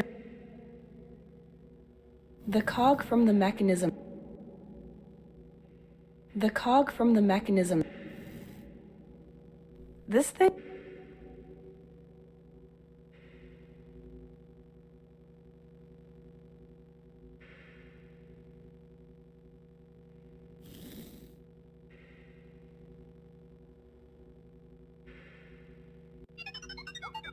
Yeah, that might fit. A little bit here, more like this. Looks pretty good. There is a saying for this, Tessa, all things considered.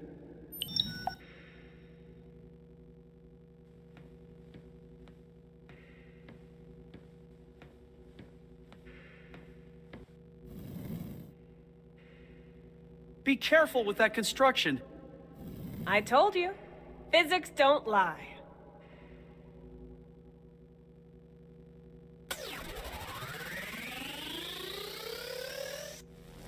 Works Better than expected. The stuff is coming off the shovel nicely. Oh no, it's vibrating a lot. Hold on tight. Done. What's the... Turn off! Oh, Over here. damn! Ooh,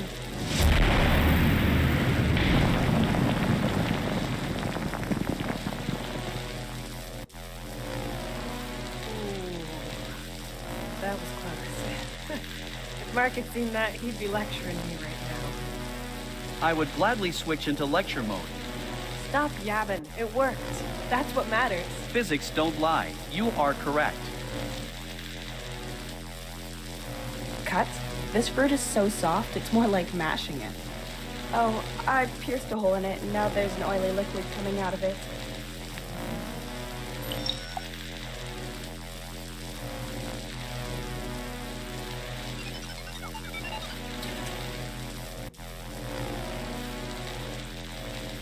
What are you doing? I'm oiling the tracks so the cart can move more easily? Or, well, I hope so anyway. The lubricant seeps between the components, thus lowering the friction coefficients, decreasing the necessary force. I am impressed.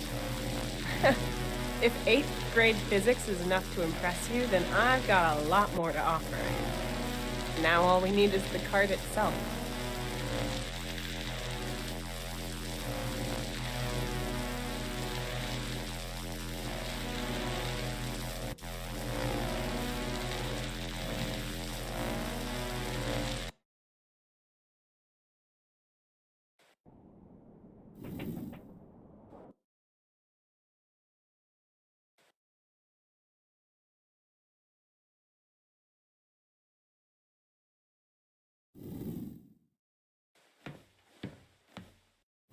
I'll take the shorter tube with me.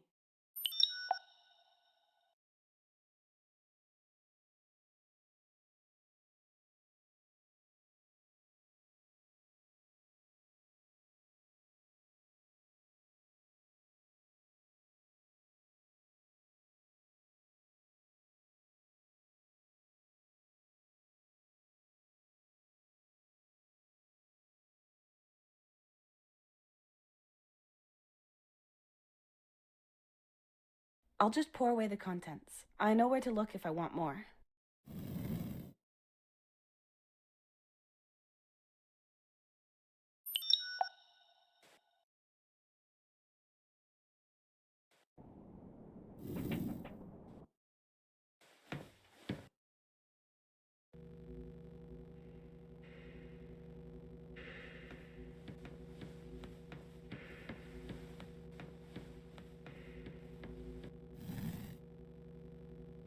Yes, now I can reach it. Maintenance completed, right? Correct.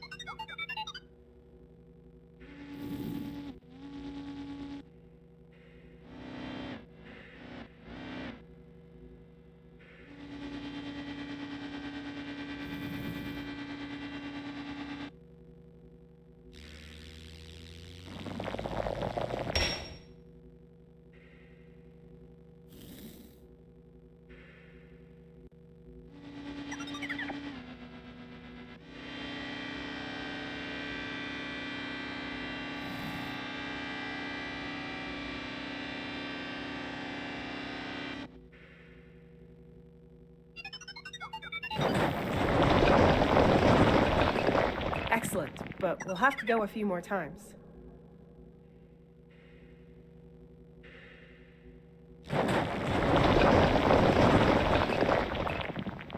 Simple machines can be useful too.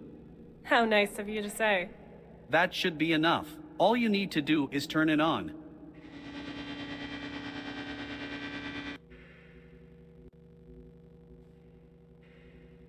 All precautions taken. Well then, hold on to your butts. Well, I don't. It's just a saying.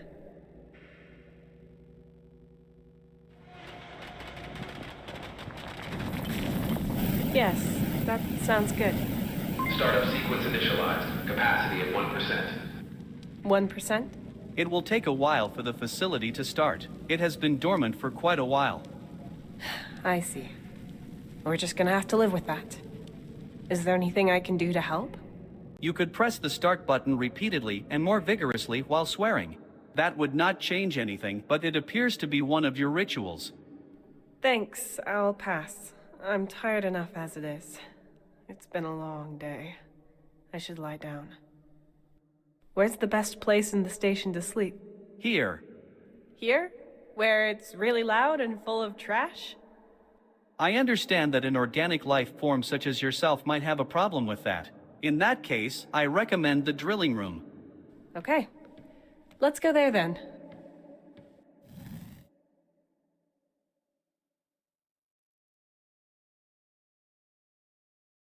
Good. So we can transmit a distress signal tomorrow, which will be picked up by all surrounding flight paths. Then all we need is for a ship to actually fly along one of those routes and notice it. Just. Correct. The food and water supplies are secured? The incubators are intact. Many of the plants are unharmed and have been sustaining humans for many years. It looks quite promising. It does, if you dismiss all the absurd things we've encountered here and throughout our journey. It doesn't seem to make sense that we received a signal. That's true. We will be able to verify if something was transmitted from here in the outpost's protocols as soon as it is online. I registered it from within the facility. That does not mean that it came from the station's communications center. And then there's that shadow I saw. Probably an illusion. My sensors are set to constantly be on the lookout for signs of life. There were none. What if it was Mark? What if something happened to him? It can't have been him. Apart from my sensors not picking him up, he would have had to overtake us on our way through the swamp, or he would have landed here without a radio device by pure chance. Maybe this is all more complex. I've been exploring strange planets for years, but I've never been on my own. Left to my own devices with no team. The longest I've been alone were a few expeditions in a rover, and even then I always had radio contact. I often thought about what it would be like to be on an expedition into the unknown, alone and free, making mistakes, encountering problems, finding solutions, proving to nobody but myself what I can do. Just like now? Just like now. I don't know why, but to be honest, despite the danger, I'm enjoying the challenge. We revived a desert outpost. That's incredible. Maybe it's my anxiety playing tricks on me. My guilty conscience because I didn't look for Mark more thoroughly. All because I wanted to explore. Could I have done more? It would have made sense for me to have those hallucinations if there wasn't concrete evidence to the contrary. We both saw the light, twice, and received a signal that guided me here, to a place that might just save my life. How probable is it even for us to find something like this? Please make your question more specific. Well, there's nothing in Mark's protocol about what kind of mission we're on. Only that we set off from another moon later than anticipated and that we both have gaps in our memory. Then we crashed on a planet abandoned by the company. What was our goal? Maybe this place. Maybe. It's possible we weren't supposed to explore an unknown planet, but we were supposed to find something else on our mission here? Some kind of secret. We have to find out what happened to this place, C.O.R.E. Why it was abandoned. We will probably have enough time to do that while the signal is being transmitted. Right. Well, then you keep watch again. I'll go and rest up. Will do. Automatic firing systems activated. Excuse me? I was joking. If I notice anything sneaking around here, I will wake you up with loud beeping noises. I have elaborate waking subroutines and 12 different ringtones. You're truly a marvel of technology, C.O.R.E. Good night.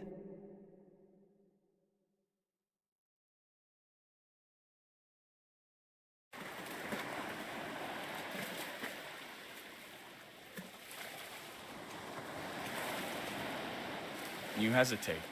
Despite the improvement, you're worried you won't have any thrills in the new job, right? Yes, I guess. I know what I'm good at. But this new position, it would mean more money, more security. There's regular paychecks, more time at home, more time with you, and... Regularity, security, those aren't really things you care about. At least, you didn't until now. You know I support you. You should do whatever makes you happy. Don't do anything just for the money. We'll pull through anything, one way or another. Both of us. Together.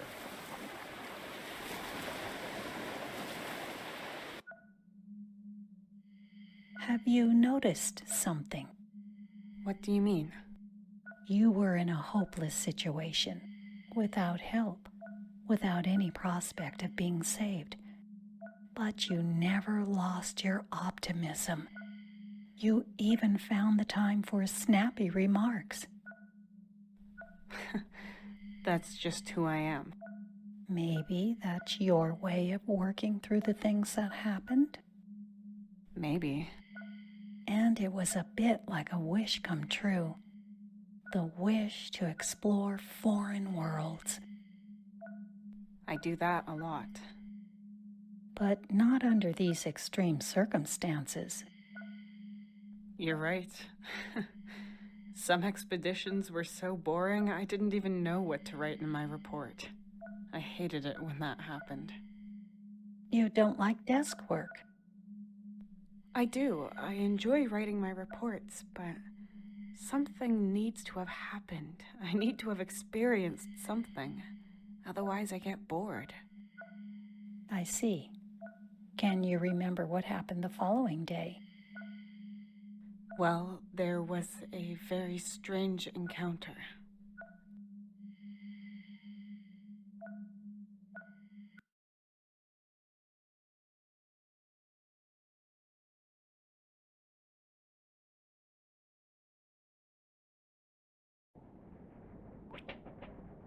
Good morning, Tessa. My sensors registered regular REM phases in your sleep. How are you feeling? Good morning, C.O.R.E. I feel much better, even though I'm still stranded on a foreign planet. The generator deactivated itself, but there's power for the lights. So the incinerator is running? Correct. We are at 94% capacity. That suffices to power all systems. Excellent. Let's get to the control room then, so we can start the distress signal before we explore any further.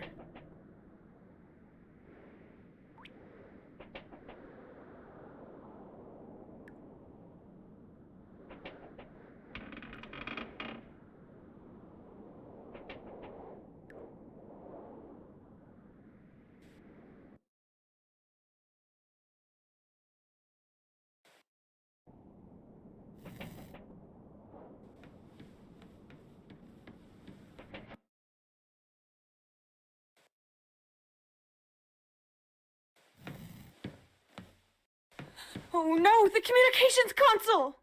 There's somebody here. Your sensors must be going crazy. That bar didn't just fall from the ceiling on its own. I cannot rule out the possibility of a coincidence. However, I cannot register any material fatigue and my sensors detect physical interference. But I also cannot register any signs of life. That was our last hope of being saved. You should be hopeful as long as your basic biological functions are still active. Blood circulation, breathing, metabolic system. The lower levels of your Maslow's pyramid of needs are satisfied. Yeah, well, somewhere in the middle of that pyramid is a level that says I don't want to be stabbed in the back. Come on, show yourself. What was that? Quickly, C.O.R.E., we have to get him. Wait.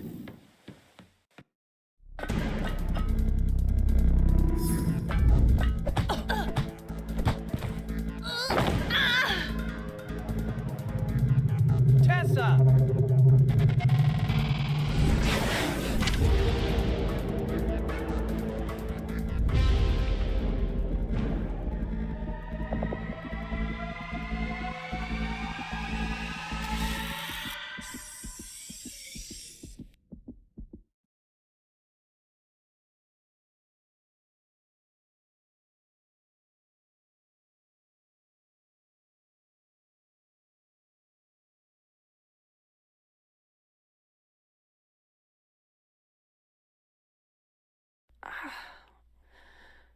Damn. Where am I? C.O.R.E? What's a medical ward?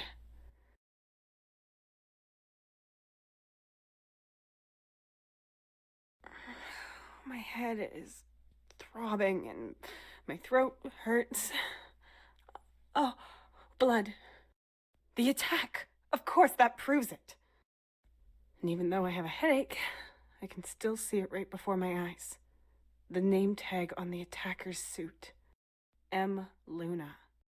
The same name as the one on the card. Is that why the figure attacked me? Strange. I've still got it.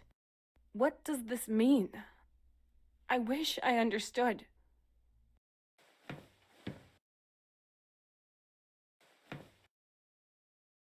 Ongoing alarm. Door cannot be opened. Damn, the door won't open. I have to get out of here and make sure the attacker won't damage anything else.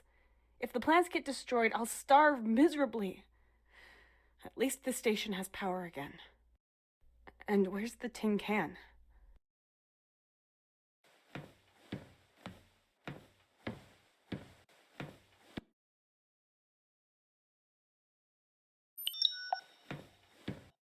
Oh no, C.O.R.E!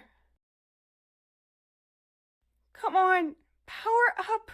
Don't you dare leave me here alone. I'm sorry I called you a tin can. A few of his cables are hanging out and I can see a hole in the hull, but his memory module seems to be undamaged.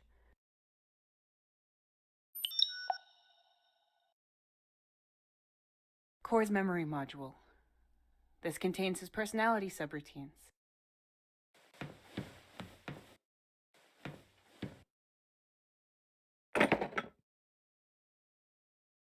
What? That photograph. That's Anthony, I'm sure. And that? That is Finn. But he's so old. He looks like he's 7 or 8. But he was younger than that. How did it get here? Were they here? Was I here? Okay, calm. Stay calm. I can't remember him being that old. Does that mean I haven't seen him for that long? And wait a minute. If they were here, were they the expedition's goal? Or maybe it wasn't an expedition, but a search. C.O.R.E. Oh, yeah. I almost forgot.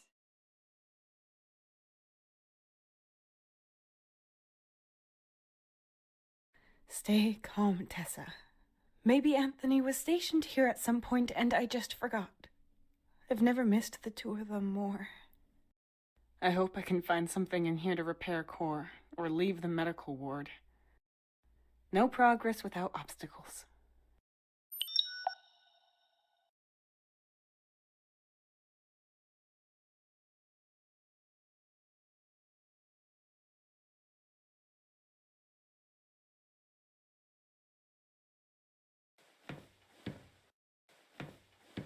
There's a small key here, and...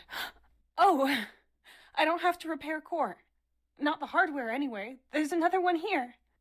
I think that might even be a newer model.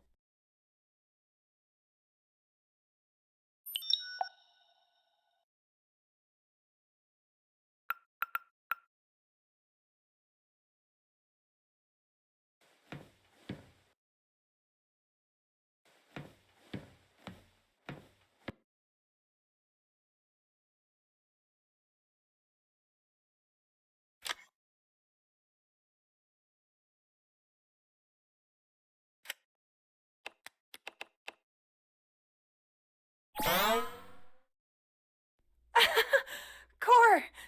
Are you okay? Do you remember anything? Systems rebooting. Accessing database. My last saved entry is a sequence of special characters as if my swear protection algorithm optimized the entry. And why are all of my settings changed? I went after that figure, but then we were attacked. My memory's hazy, but there's one thing I saw. This person was wearing a name tag. It said M. Luna. That's the name from the ID card that I found in the suit. So maybe it was hers, but that was on our ship. Only you and Mark were on that ship. Yeah, strange. But that wasn't Mark. This person was smaller and daintier. He might have been able to squeeze into a suit like that, but... well, I don't know. I couldn't tell. Whoever it was, the figure was able to take you out. Right. And gave me an injection in the neck. That's all I remember. And before that, she got you. I had to put your memory module into a different core model. Ah, so that's why all the settings are different. One moment, please. So, this is new. Over here. And that here. Who would do that? Strange widget, be gone. Startup menu to the bottom left, where it should be. Decline, no, I do not want a newsletter. Classic mode, skip tutorial. A dark mode, that's unnecessary, maybe later. And another entirely new function. Interesting. And what kind? Holo records. This enables me to depict holographic recordings. If I am not mistaken, this station is equipped with hologram recorders. It looks like recordings are saved for every single room. That would mean we can see what happened here, right? Partially, yes. My access to the station's databases is limited and a lot of the data has been corrupted. Better than nothing. Maybe we can find some answers. I would be particularly interested in one answer. Why I found a family photograph with Anthony and Finn on it here. And why is Finn so much older than I remember? I cannot trace back this photograph's origins, but I agree, we cannot determine how a private item of yours got here. One possible explanation is that one of you has been here before. Not that I can remember. It's very strange.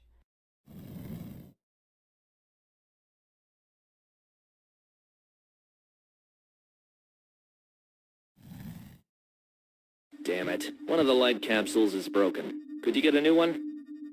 Can do. Black light, correct? Yes, obviously. Sure. We've got lots of those in storage.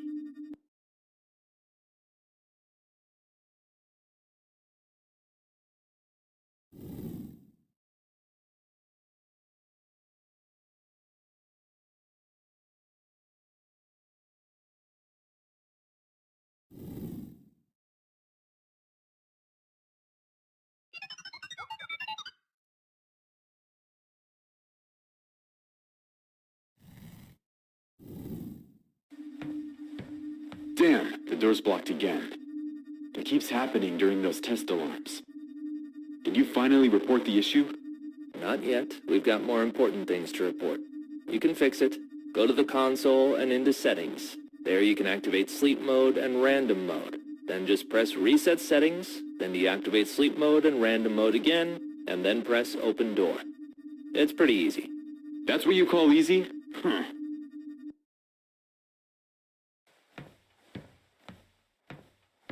This must be the console for the door. What was that again?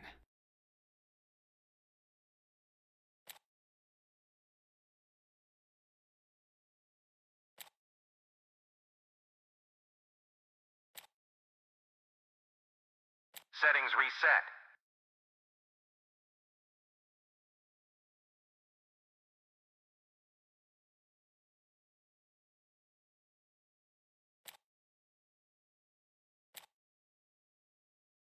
This model cannot read this update.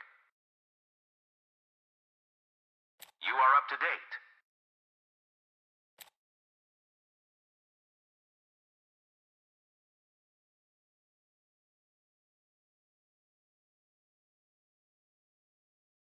Ongoing alarm. Door cannot be opened.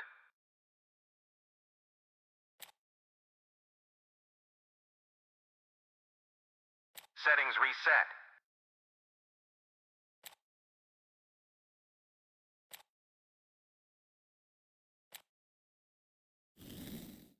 That will not work, Tessa. A programming error like that would have been reported and examined. Humans really are amazing creatures. You can learn all there is to know about their ways in a month, and yet after many years, they can still surprise you with their stupidity. Yep. Why repair it when there's a way around that hardly anyone knows? What could possibly go wrong?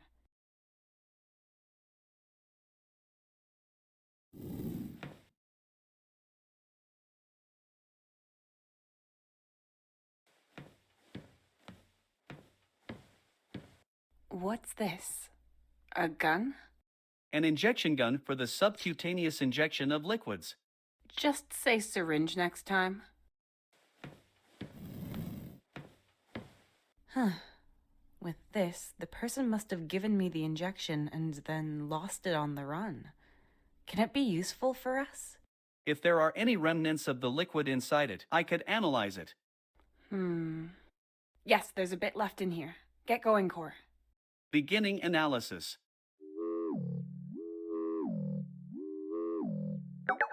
Analysis complete, comparing with available data. The composition is similar to a poison, which is known to affect people's memories over long periods of time. There are documented cases where memories did not return for several years, but it was made synthetically. Memory loss. So someone wants me to forget something? I guess this isn't the first time I got a dose of that stuff. Do you remember a previous injection? No, but hey, maybe that's why I forgot them. And I have all these gaps in my memory. And Mark, too, according to his log. What if it has something to do with me forgetting this place and my family? I cannot refute your argument, but I cannot confirm anything either. You should remember these questions so you can get proper answers. That's easier said than done when you've been injected with a potion of forgetfulness. Is there any way of neutralizing this poison? An antidote? Yes, it should be possible to synthesize an antidote. What do we need? A sample of your blood, ascorbic acid, as pure as possible, adrenaline to stabilize your heart rhythm. Adrenaline. Great. And ascorbic acid. So, vitamin C?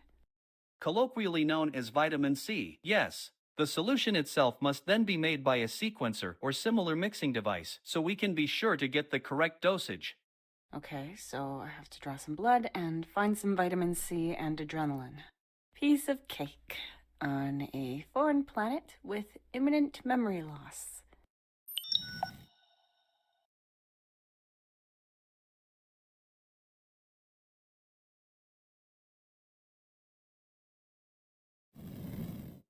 This is Space Carrier MS Kalinkov. We have received your signal and are on course towards your position. Estimated arrival in 3 days. Please convey your landing coordinates.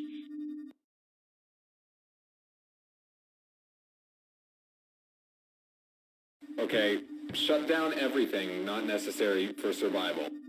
Drilling halted, gates closed. Are the rovers on their way? Rover 1 is on its way southeast. Number 2 still has a technical problem? How bad is it? I don't have any idea. There's a mechanic working on it. Good. Then go ahead and pack your things. Understood.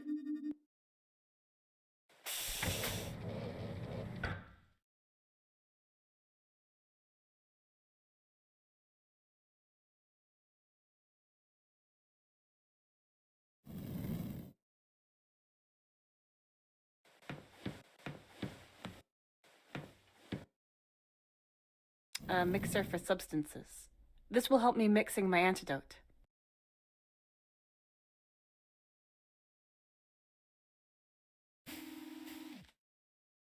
Good. There's a compartment for ingredients that just opened. I'm going to need 3. Ascorbic acid, my blood, and adrenaline. Just a little sting.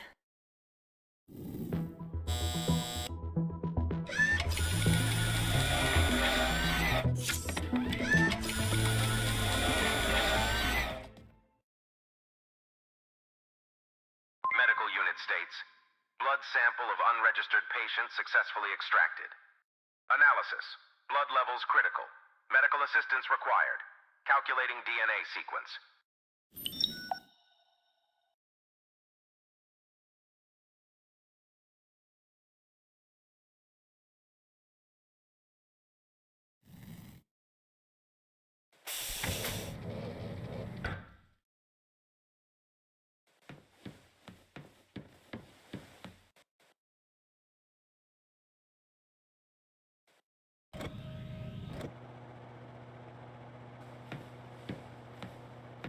The incubators are working and my food supply is safe. And a laboratory is much, much more fun when it's got power. I'm sure we'll find something here, C.O.R.E. This console's display is intact and controls the incubator. Yes, you can open it from here. I would only recommend doing that if you want to retrieve something. The fruits inside there might help with my antidote. We have to risk it.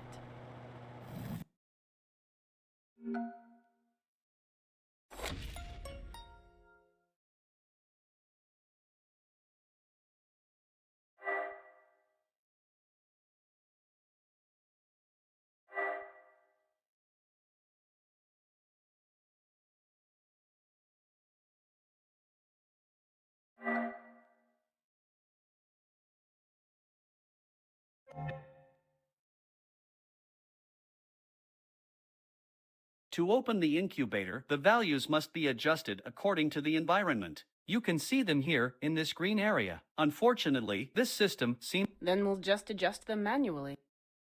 What the...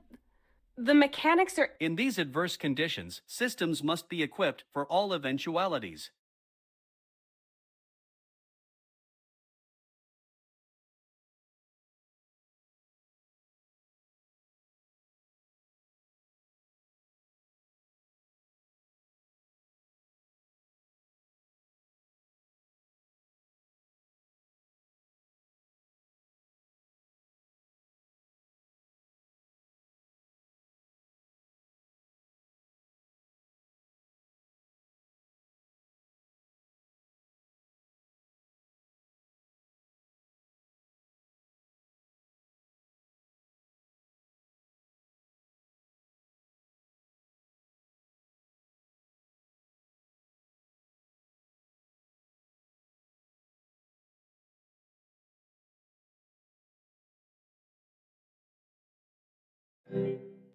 Did I do it? Finally!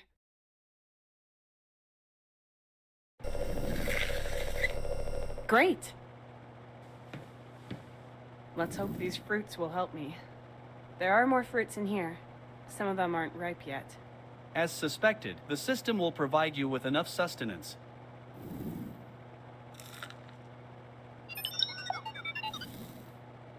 Tony, I've got some...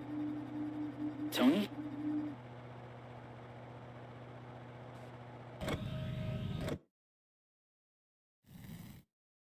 Okay, everyone ready? Ready! Very good. Here it goes. Warning, emergency lockdown. Damn it!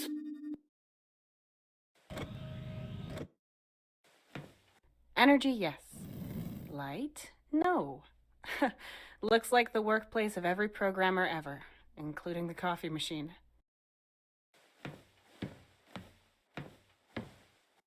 A 3D printer that can print metallic objects with virtual 3D models. But there's no material in it.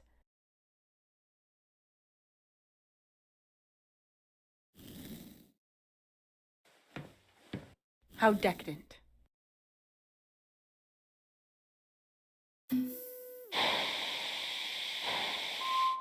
Now that's what I call a clean and disinfected cup. Pretty messy, but it works.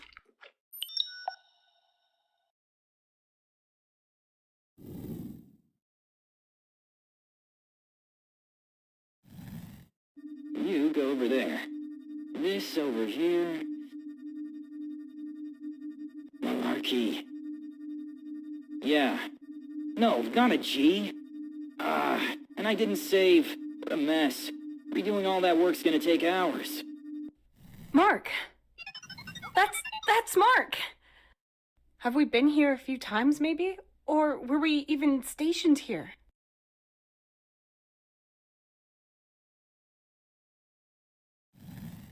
Damn it, they're broken. Can't I just replace this with one cogwheel? And a strap? Then I could just rebuild them all in the same way. I'll try that, but I need a cogwheel.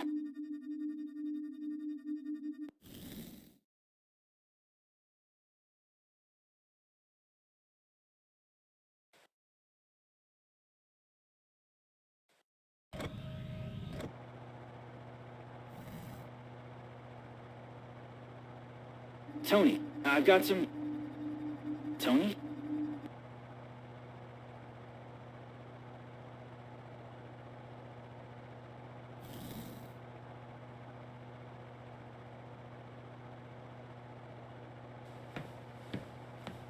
I'll start it, just to test it.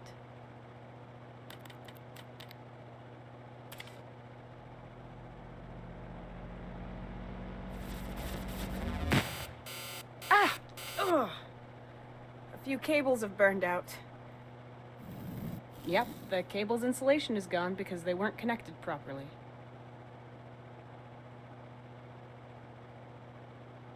Put this around here. Okay, now they should work again. I have to adjust the wiring to make sure this doesn't happen again. But correctly this time. Someone who didn't know what they were doing did a piss...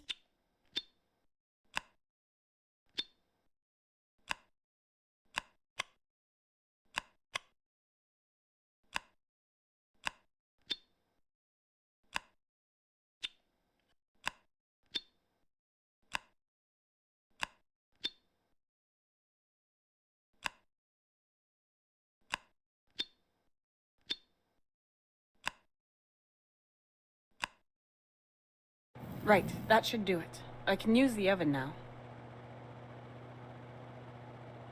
Okay, now I just put the juice in here and then we'll wait until there's nothing left but ascorbic crystals. What's the temperature, C.O.R.E? My sensors indicate 19 degrees Celsius. That should be a comfortable temperature for you. It is, but that's not what I wanted to know. What temperature do we need to heat the fruit juice at?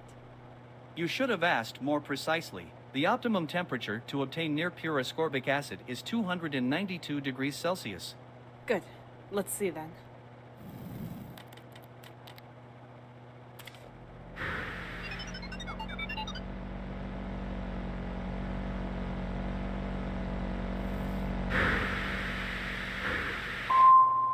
Looks like that worked. All that's left is a crystalline powder. That must be ascorbic acid.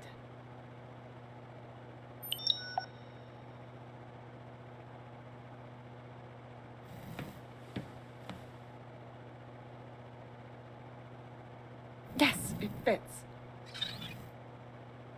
There's just an ID card here. That's Anthony's card. Your husband? So he was stationed here. Maybe the logbook stored on the card can give us more detailed information. Yes. Good idea.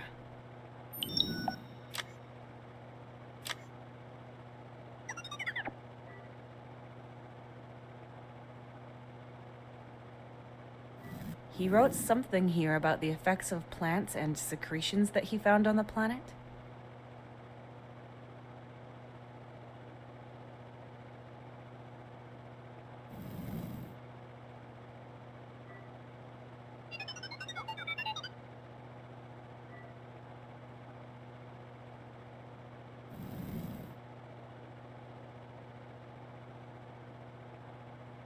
There's a date here. C.O.R.E, how long ago was this? According to the station's data, today is October 1st, so the entries are about 80 to 90 days old. That's impossible. Your memories might be playing tricks on you. When was the last time you saw him? I can't say for certain. Anthony must have been stationed here. He wrote something about examining plants. He would not have done that on a short visit. These substances he has studied also sound very interesting. Perhaps they can be of use for the antiserum.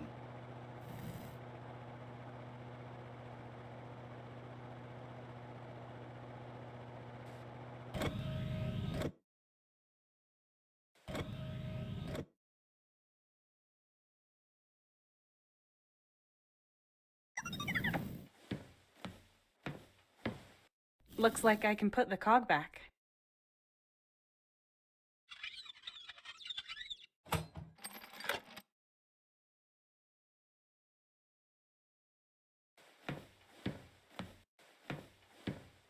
I can retrieve a box for hazardous materials. The other boxes are all assigned to individual employees. I'm going to need their ID cards.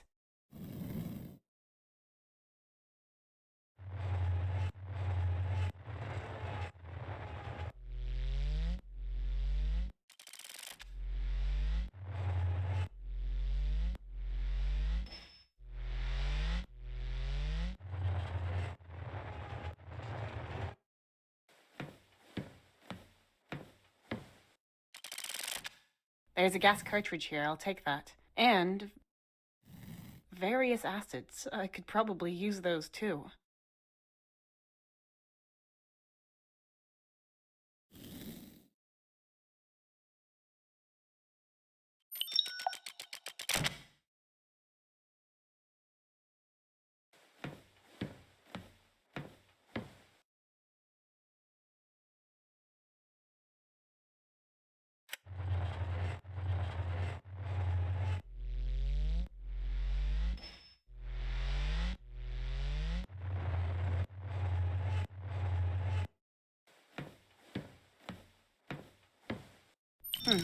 A strange wooden box.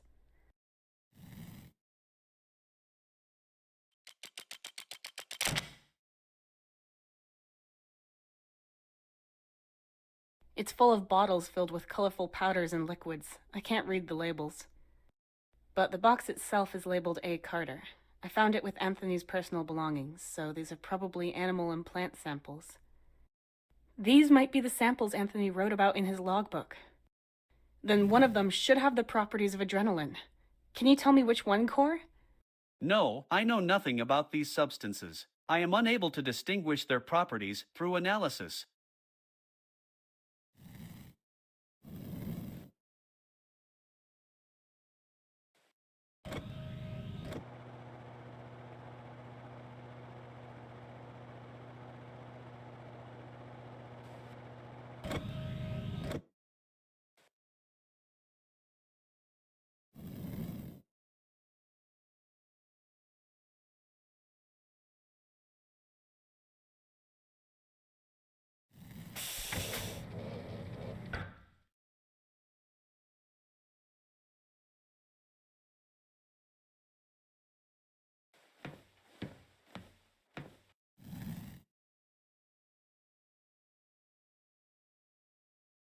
The test tube fits. I'll fill the bottle up completely.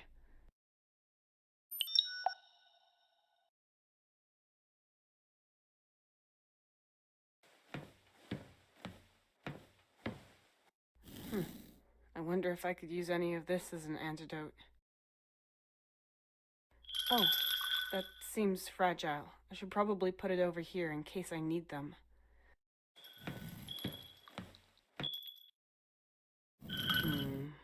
These are just containers and instruments. No ingredients or substance, but they might still be useful.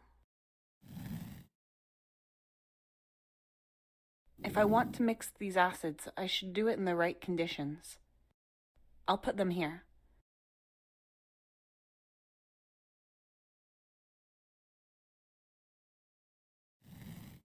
If I find out more about these samples, I might be able to find out if I can use one of them as a substitute for adrenaline. If I find out more...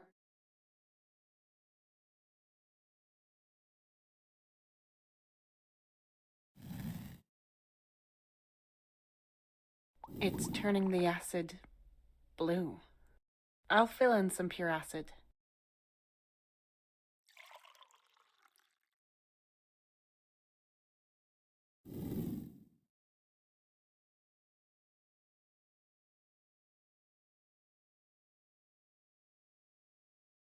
It's turning the acid red. It's turning the acid... I'll fill in some pure acid.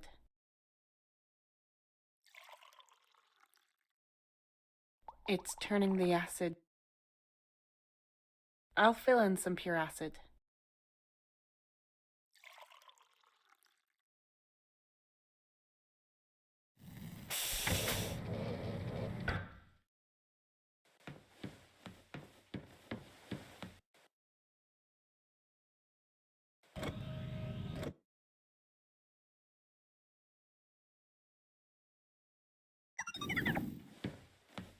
The gas is a good supplement. I'll attach the cartridge.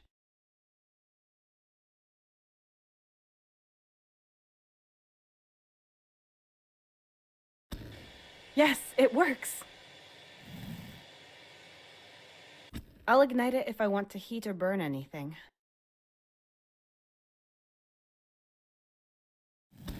Maybe I'll find out more about the substances if I burn them. One of them is apparently pretty similar to adrenaline.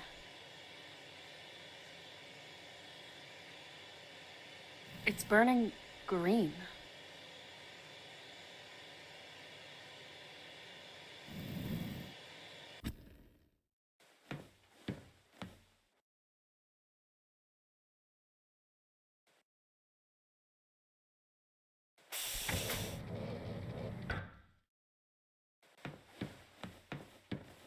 I need 3 ingredients.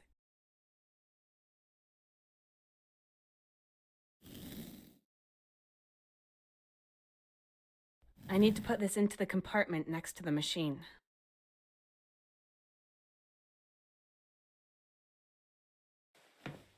Some of the powder.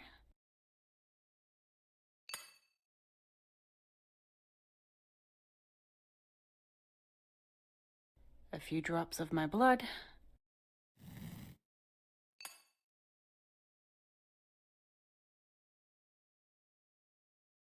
Okay, which one?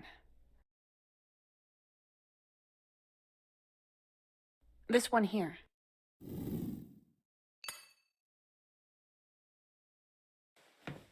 Great, we've got all 3. Let's get started. I can adjust the ratio here. What ratio do we need, C.O.R.E? 1 to 2 to 2. 1 part of your blood and 2 parts each of ascorbic acid and adrenaline.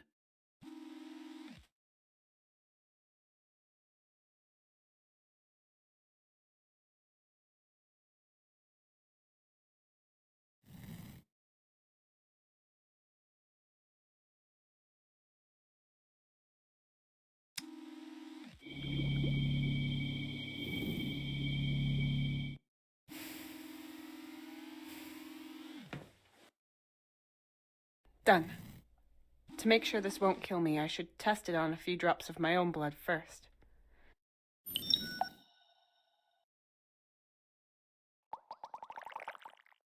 Nothing happened. Well, nothing obvious anyway. That's a good thing, right? The hemoglobin molecules are intact and their viscosity is unchanged. Analyzing. No remnant of the serum detected. It should be safe. Use the injection robot for administration.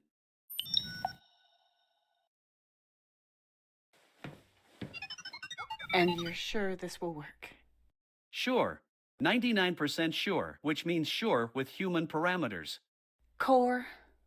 Tessa, do you want to get your memories back? Fine. Unpleasant, but unavoidable.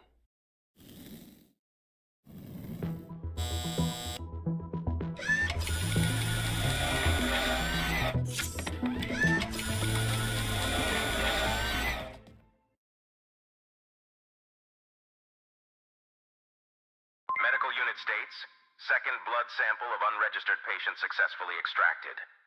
DNA calculation complete. Analysis, all levels normal. Match found. Good day, Commander Carter. Please check the report soon. The next routine examination will take place in 30 days. I wish you a pleasant day, Commander. What? Wait. This means I was stationed here? And as the commander? C.O.R.E, can this be a mistake? Another mix-up? Not even a simple medical bot like that one would confuse your DNA. But let me double-check that for you. Accessing examination data. Confirmed. 100% match. Looks like I've forgotten quite a bit. How many memories did they erase? And why? I'm an explorer. I want to explore unknown worlds.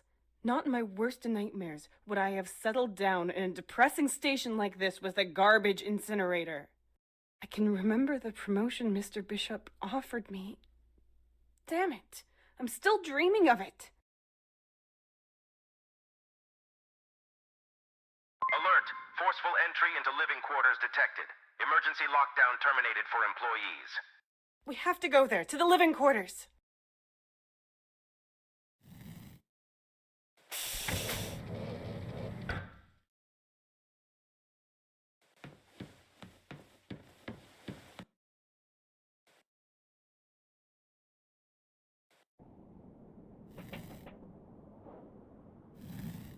Welcome back. Any luck? Oh, yeah. Some sponges and a few weird mushrooms. Well then, have fun with them. Will do. Was that all for today? Yeah, you can close everything down. Excellent. It's all closed and locked. How is that even possible? I have no idea, but I agree with you. I'll go through all the protocols again. Maybe someone else opened it. Maybe Anthony went out to pick some flowers again. The gate was closed. You can see it on the surveillance cam. She just went through. Impossible.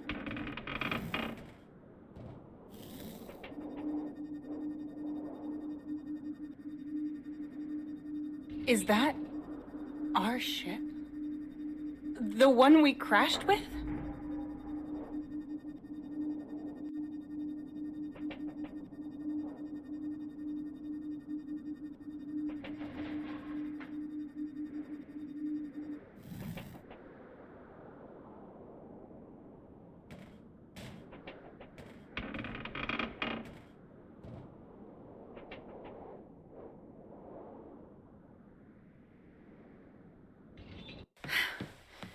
There's nobody here.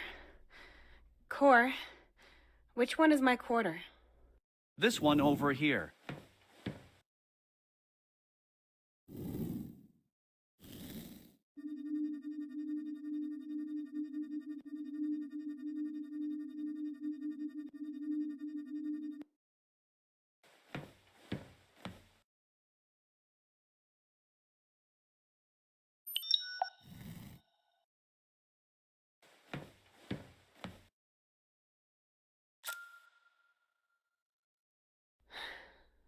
Okay, let's go.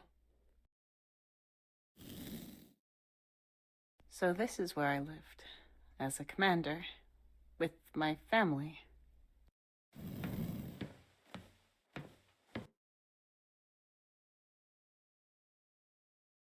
Yes, that's Finn. He's younger here, but here he's much older. The newer pictures were taken here in the station. So they were here, together with me, and they seem happy. And then it doesn't look like we left here in an orderly fashion. More like something surprised us and we had to flee. So why was I out there without them? And why did I come back? Why should someone want me to forget all this? And who is Melissa Luna? C.O.R.E, my head feels like it's about to explode. Please lock the door. I've had enough for today. Of course, I will keep watch.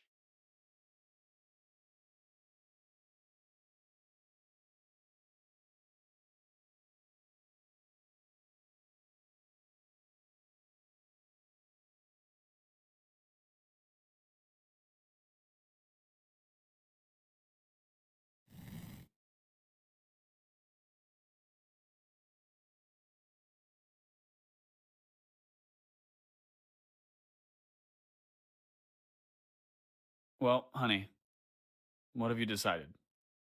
I accepted it. Hey, in that case, congratulations to the new lead. Thank you. It's going to be a lot of work and a big adjustment, but I think it's the best thing for us. The right thing. Together we'll get there. This name, Melissa Luna, that meant nothing to you? No. Should it mean something? Didn't you think it was strange that it kept showing up on this foreign planet? Of course it was strange, but... well, I didn't understand it then, and I still don't. Did someone steal my identity? Melissa Luna does exist. Then maybe she can tell me what she was doing on that planet. Maybe. We're trying to contact her at the moment. That might explain a few things. We will see.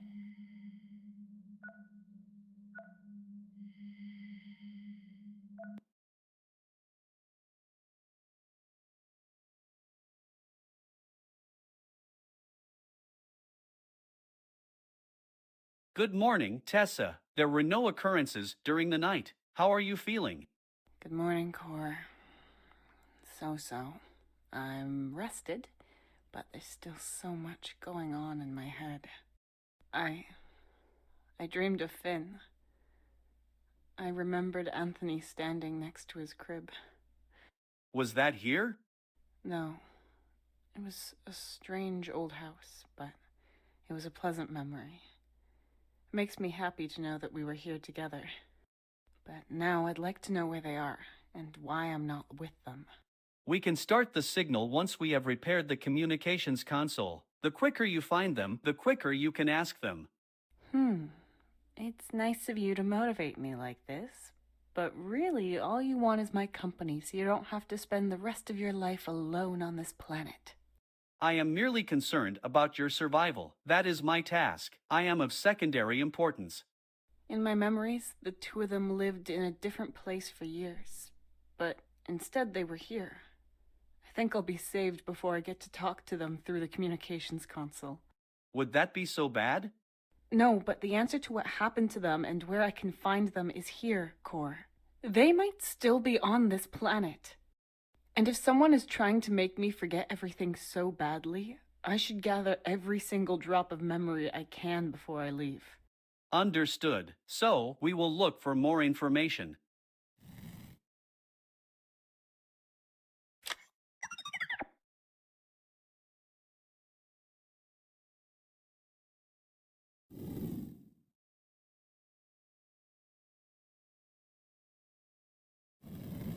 You know that's not what I mean. We support you in any decision. I'm just saying that you don't have to do it for us. It would mean more money, long-term security. Once we're back, I could do more, have a bigger influence. And Finn could get a decent degree. And it means less danger. Instead of going on expeditions as an explorer, I'd be commander of the station. We'd be together more often, as a family. That would be good for all of us. But Tessa, you live for your field work. You're an explorer through and through. Do you really want to give that up? Yes, I'm ready. I have to be prepared for changes. Be an adult. But I like the old Tessa, too. The one I discovered so many things with. I like her too. But don't worry, I'm still myself. I don't want to be a burden. You can be whatever you want to be. President of the Earth, for all I care. But, well, Finn does prefer hearing stories when they come from you, not from his kid's core's voice. But please, only do this if you really want to. Don't do it just for us. It's a once-in-a-lifetime opportunity. But that shouldn't be the only reason you do it.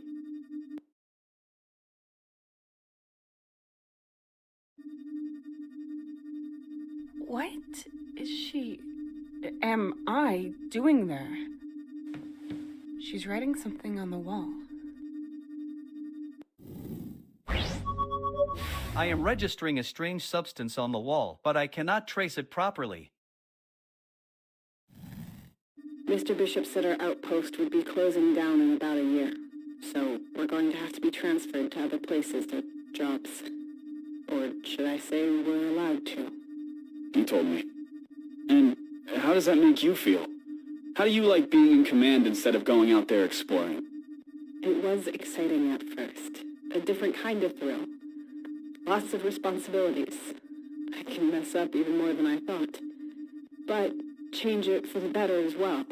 I even needed creativity and improvisational talent. I mean, there's lots of problems that need to be solved. That's the stuff I need. Even though I have to delegate a lot. When there's something wrong and all I want to do is take things into my own hands, that's what annoys me. And sometimes there's just nothing to do at all. That's horrible as well. Be honest.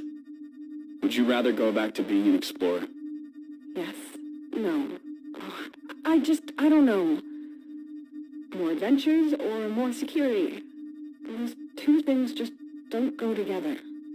A boring office job and us around you. That's one of your options. But what's most important is that you're happy. Everyone here appreciates you in the role as commander. Me especially. But you're the one who has to decide whether you're right for this post. You... and nobody else.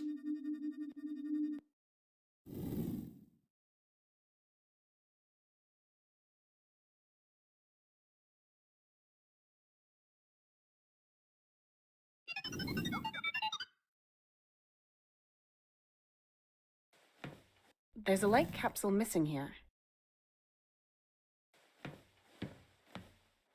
You're coming with me.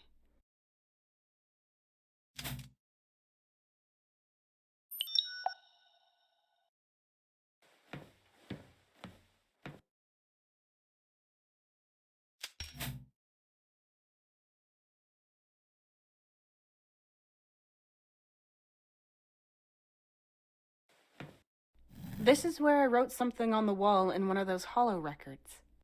But I can't see it, even with this lamp on. I'll take it with me again.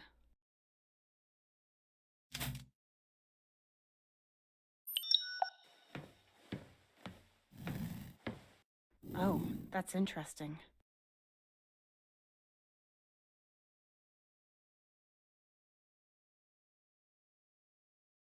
There have to be some hints for a safe as strange as this one.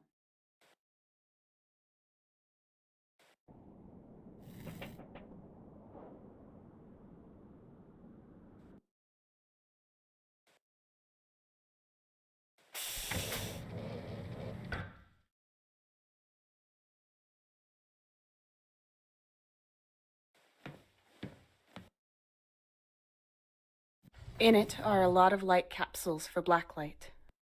But they're all different sizes. Even if I needed them, I'd have no idea what sockets they'd fit into. Another light capsule to compare might be helpful.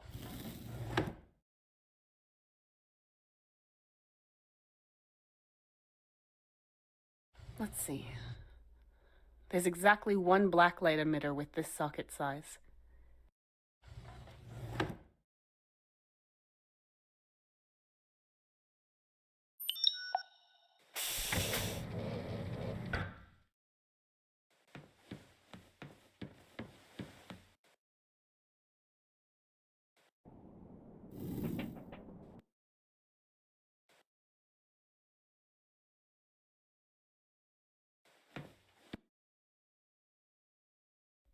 Let's see what sort of hidden things you can bring to light. Oh, yes, there's something written here. Looks like a small formula. A chess piece and then x plus 5. I'll write it down.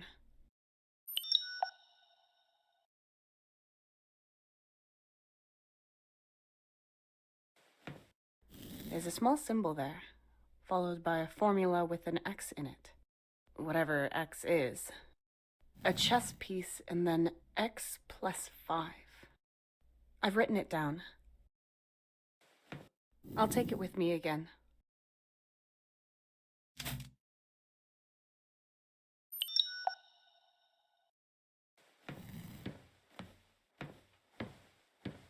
You're coming with me.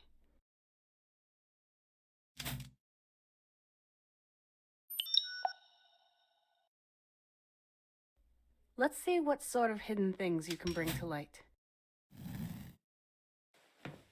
There's another formula here. I'll write it next to the other one. A square, and then x times 3.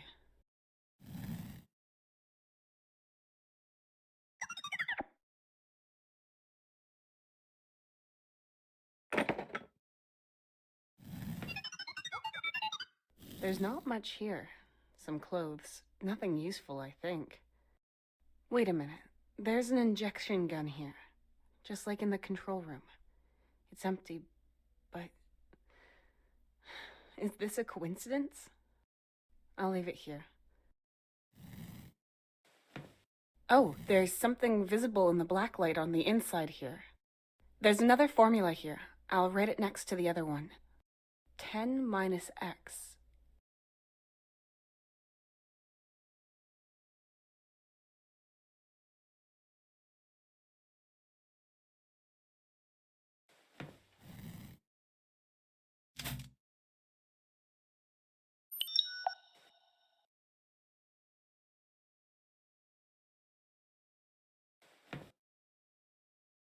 I'll take that. Is this the right time to redecorate?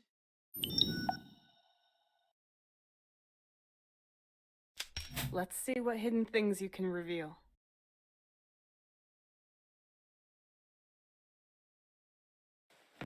There's another formula here. I'll write it next to the other one. A bird and then x minus 3.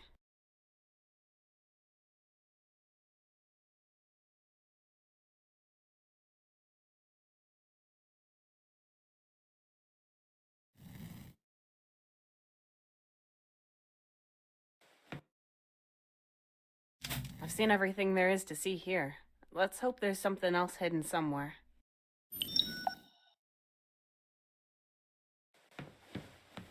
There has to be a way to open this. It looks like you don't need a special code for it.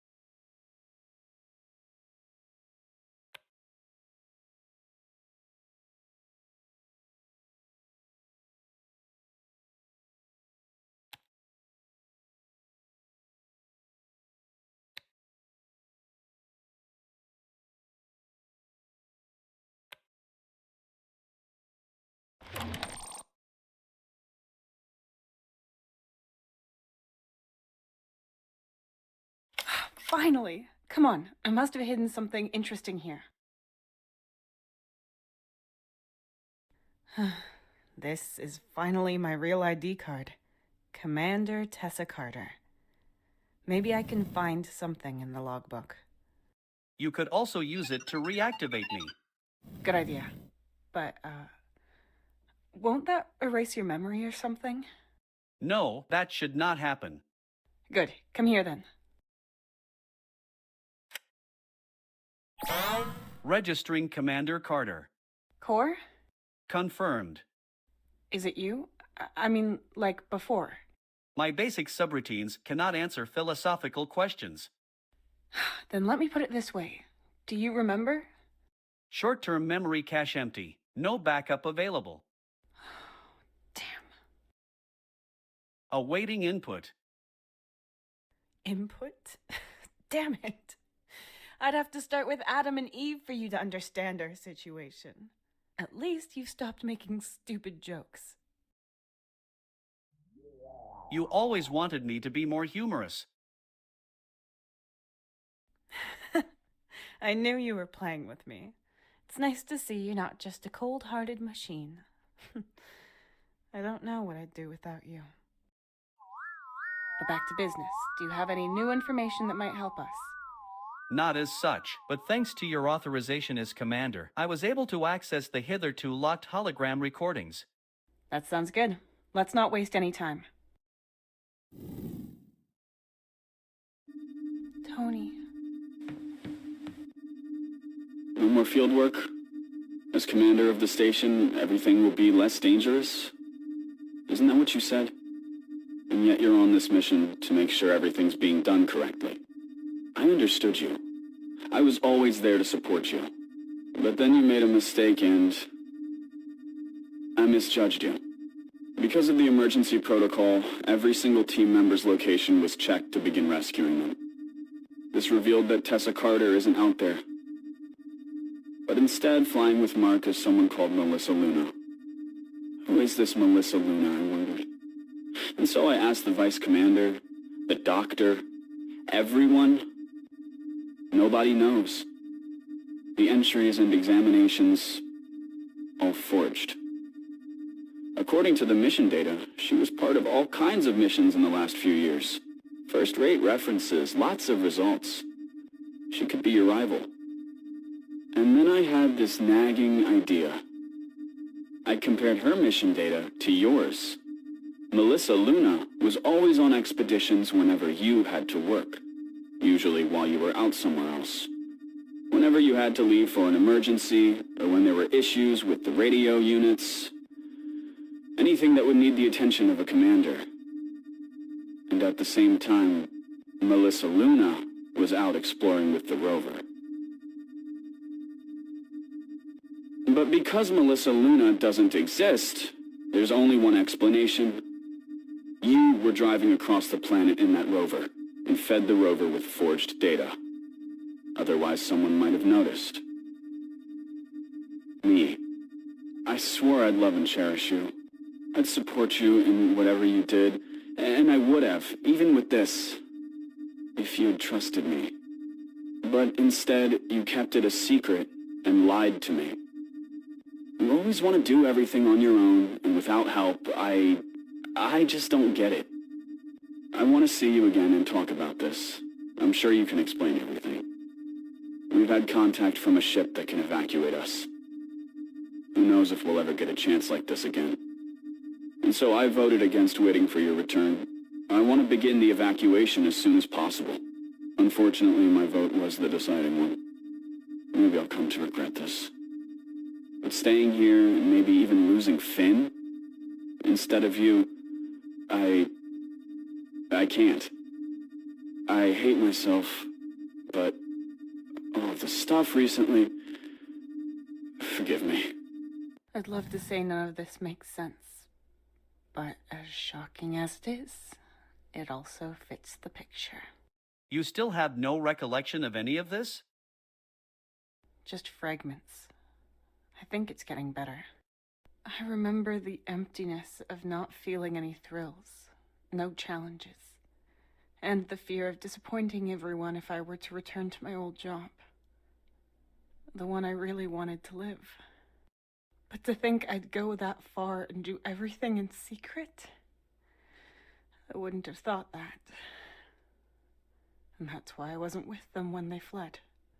Then why become commander? That dilapidated house I saw Anthony and Finn in last night. It belonged to Tony's parents. We lived there when Finn was born because we couldn't afford our own place yet. And it didn't get better afterwards. Maybe I thought I could kill two birds with one stone. Adventures for me, all while being paid properly and being able to provide for my family. Maybe Tony thought I was being selfish. And maybe he was right. Either way, I bit off more than I could chew. But at least now we know where they are. They have been evacuated, picked up, and brought to safety. They were fleeing from something. We know that for sure. Tony was so scared of it. So scared for Finn that he even left me behind. We have to find out what they were fleeing from, and if they made it. We have access to all readable hologram recordings now. Yes, you're right. The truth has to be here somewhere. We just have to find it.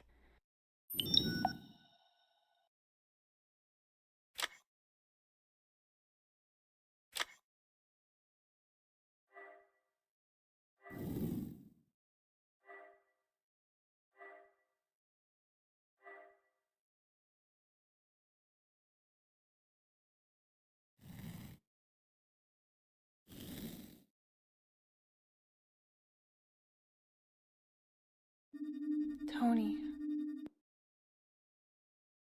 No more field as commander. Isn't that what you... And yet you're... I understand. But then you... Because of the... Who is the... According... I can... Whenever you had... But because... I swore... But I want to... We've had... And so... I...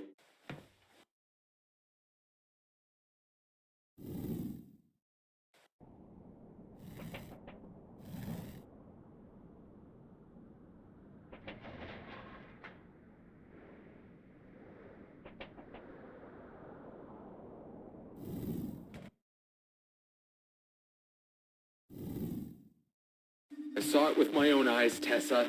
She transformed the drill room in seconds while floating in the air. I believe you. We have to evacuate with the shuttle. Where to? It's capable of flying through space, but is used for locomotion on the planet.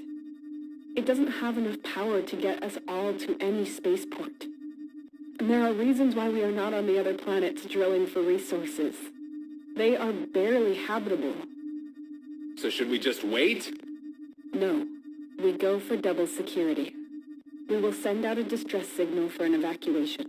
Our best chance is that a ship will hear it and get us out of here. At the same time, we will examine the most promising accessible planet for a chance of survival. The scouts will come back. In case no other ship has arrived and the planet is habitable, we will evacuate on our own with the shuttle. That is risky, especially for the scouts. I am the best pilot. I will fly. I thought so. I will accompany you. What? Joe, you can do this. Mark and I have been a team for many years and have the most experience of anyone here in exploring alien planets. I will not entrust this mission to anyone else in my place and put him or her in that kind of danger. You guys set the signal, get everything ready, and seal off the station until we return or you get picked up. All right. Good. I need a list of all the planets and the scientific assessment of their habitability and distance. Understood.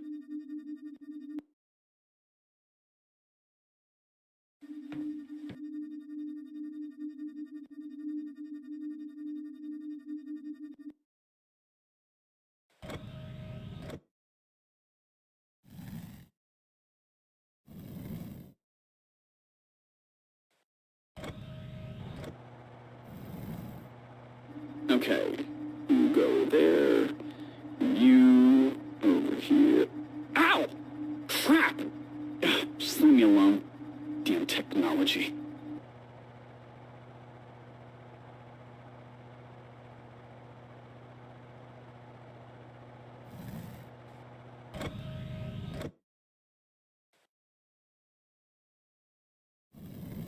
No, we're always happy to see you, Mr. Bishop.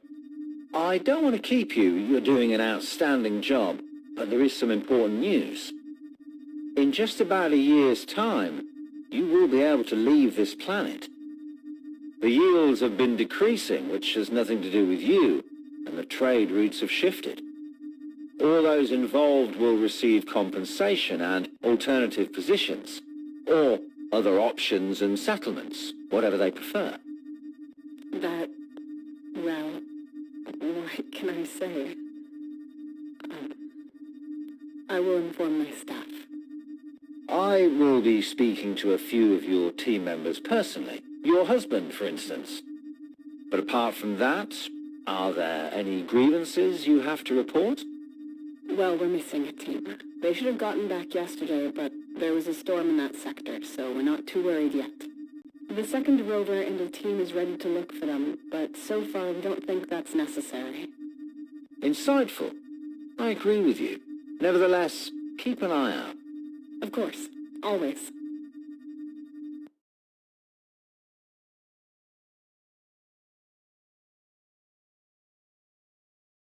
Three planets within the solar system can be reached. Their calculated vitality is at 22, 29, and 42%.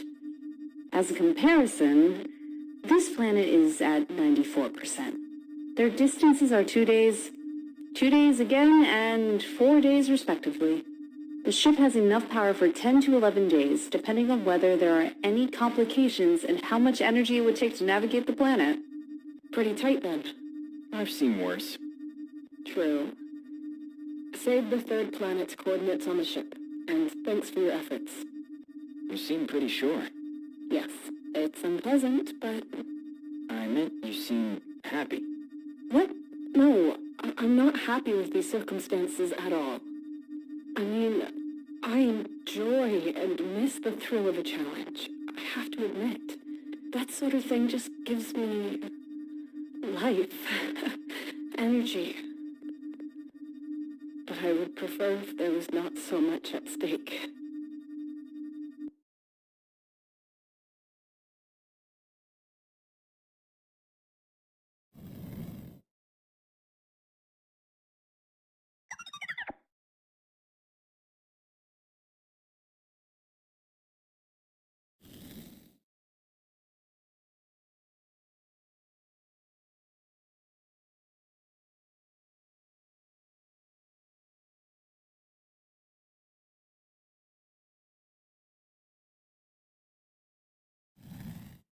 I suppose a huge refund.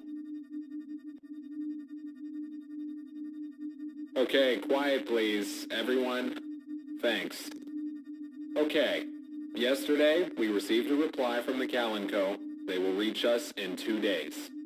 As it's a pretty big ship, they're going to have to land outside in a quite far away sector. We have set up an emergency shelter and will get everybody there. What about those who are still out there? They're 2 days overdue and aren't reacting to any radio signals. We don't know their exact location. We have no choice. And that's enough for us to just abandon them? Let me explain what we have planned. Then we can discuss everything. And considering the situation, I would be happy to vote on this. Okay? Good. So, our plan is to lock down the facility with the NOAA evacuation protocol. We can easily keep the doors to the lab and storage open by other means. Iron bars should do the trick. That way they will have access to tools and food. We will only take what we need for the evacuation. The Calenco is equipped with long-range scanning technology and life support systems. Maybe we can convince the commander to wait a few days. Even if our missing crew members can't contact us, we will notice their re-entry into the atmosphere. The commander is going to go nuts and do nothing when we tell him what's happened here. Tessa and Mark are dying out there. It's just like when Brown and Summers didn't show up again. If it's as bad as you say, and as bad as we all think, then we shouldn't be staying here, should we? They'd have done the same, however reluctantly, because it's our best chance at survival. In fact, those are our orders, but my offer still stands. We can hold a vote.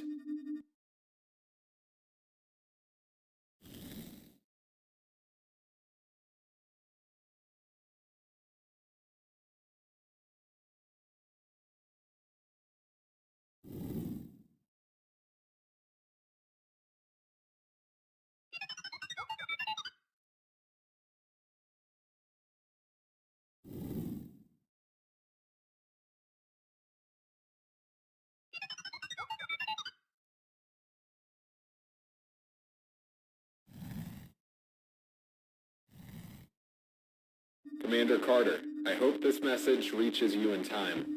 I've tried to reach you on every single channel. There's been no reply so far, but I'm trying one final time. We've started the evacuation protocol NOAA and almost completed it. A rescue ship is on its way and will pick us up. We have already set up a temporary shelter at the evacuation point. We haven't heard from any other ships. I can't say when we'll be able to send out a team to get you. I don't even know if the corporation will be willing to do that. They wanted to abandon this outpost anyway, as you know. The whole team and their families, they're all either already at the evacuation point or will be there soon. I'll join them in a moment. We've had problems with our vehicles, but we haven't had time to take care of them. I will be reluctantly using the last functioning rover to get to the evacuation point. One of the broken rovers remains in the hangar. I hope you and Mark can get it working again. I also hope you will get back in time and that I will see you again. The evacuation point sector in the database is 29-14-Z... It wasn't planned for that to be this big, but you're not. That's her core. That means it can't be Mark. But then she was the danger we ran away from. So she was here then. It looked like she was keeping the security officer from speaking. Yes. However, she did that. She was a few meters away from him. But she didn't want me to find out this point's name. She said that it wasn't planned that he couldn't speak. What does this all mean? How long ago was this, C.O.R.E? 79 days. The sector began with 2914? That wasn't all. The evacuation point should be listed in the database and reachable by rover. They won't be there anymore, Tessa. I hope so. You still want to go there? It could take weeks to repair this console. Months until we establish contact with a ship. Setbacks, despair, boredom, solitude. And all the while we'll have a mysterious figure running around. Sooner or later I'll be sitting in that rover trying to figure out what I'm doing all this for and if my family managed to get away. To safety. I should have that certainty before I put everything I've got into repairing this thing. That is illogical. The longer you survive, the higher the chance of getting that certainty is, and your chances of survival are highest here. I know it's illogical, but I have to do it. I have to follow my instincts. You can manipulate your instincts. I know that from other interactions with humans. Just imagine hugging them tightly. My thoughts are only showing me how they're sitting there, huddled up in fear in a makeshift shelter, waiting for salvation that never comes. Or never came. I have to get that thought out of my head. Only then can I concentrate on my own survival. I do not have enough limbs to physically hinder you. According to the security officer, they made their way to an evacuation point which lies in a sector beginning with 29 to 14. The final 2 digits are missing. Without them, we are unable to locate the evacuation point with certainty.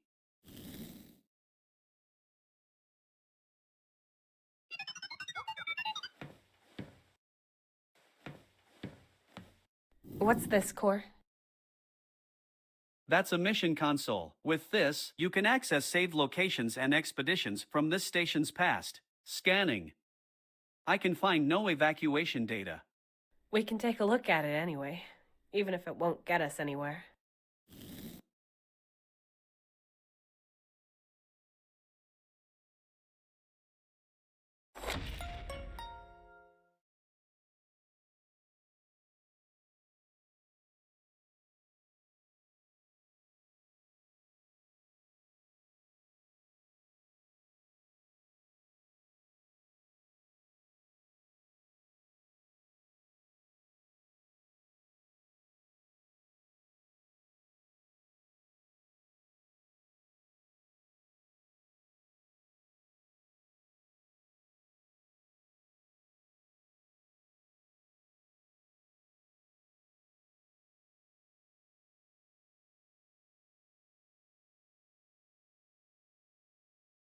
We only know part of the sector name of the evacuation point, 29 to 14.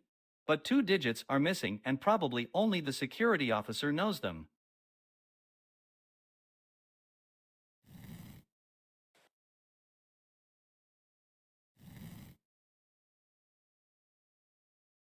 I saw it with my own eyes, Tessa. She transformed the drill room in seconds while floating in the air. I believe you. We have to evacuate with the shuttle. Where to? It's capable of flying through space, but is used for locomotion on the planet. It doesn't have enough power to get us all to any spaceport. And there are reasons why we are not on the other planets drilling for resources. They are barely habitable. So should we just wait? No. We go for double security. We will send out a distress signal for an evacuation. Our best chance is that a ship will hear it and get us out of here. At the same time, we will examine the most promising accessible planet for a chance of survival. The scouts will come back. In case no other ship has arrived and the planet is habitable, we will evacuate on our own with the shuttle. That is risky, especially for the scouts. I am the best pilot. I will fly. I thought so. I will accompany you. What? Joe, you can do this. Mark and I have been a team for many years and have the most experience of anyone here in exploring alien planets.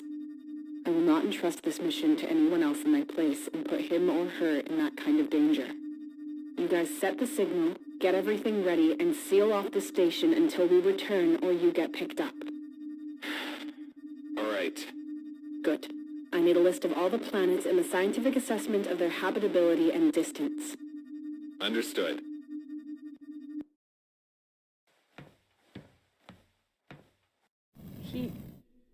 He stopped specifically to point at something.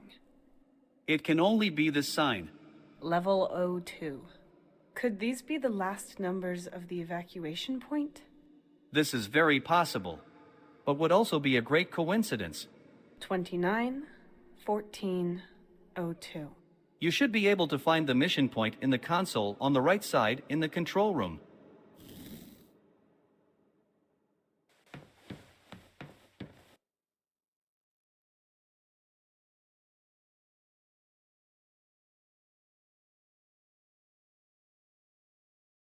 That's the point the security officer was talking about. Let's have a look then.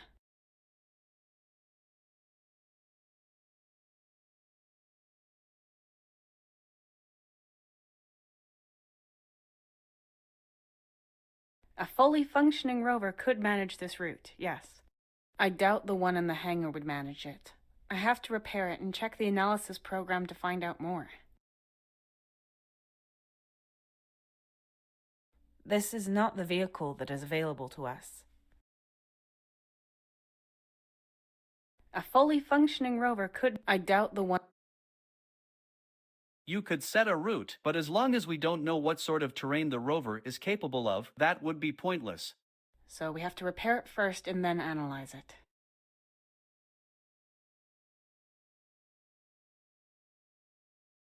Okay, so we'll definitely need the rover. I guess we'll play mechanic after all. Thanks for not pointing out that Mark would come in handy right now.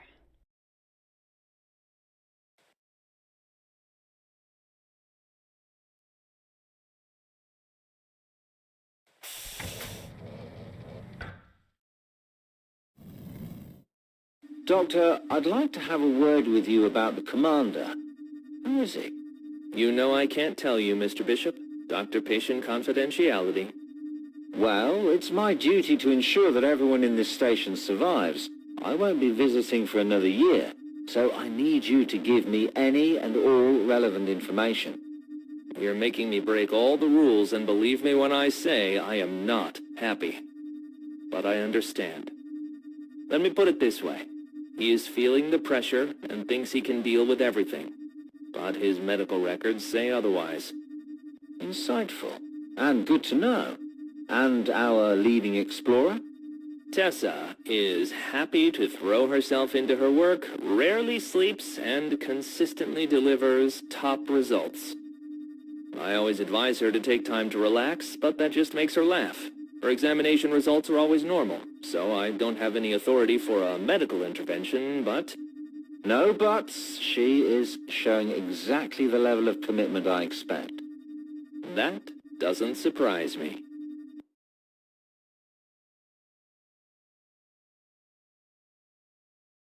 Well then, let's have a look.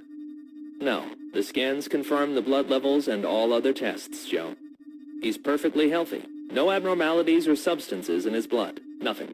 And compared with the last routine examination, there are pretty much no differences.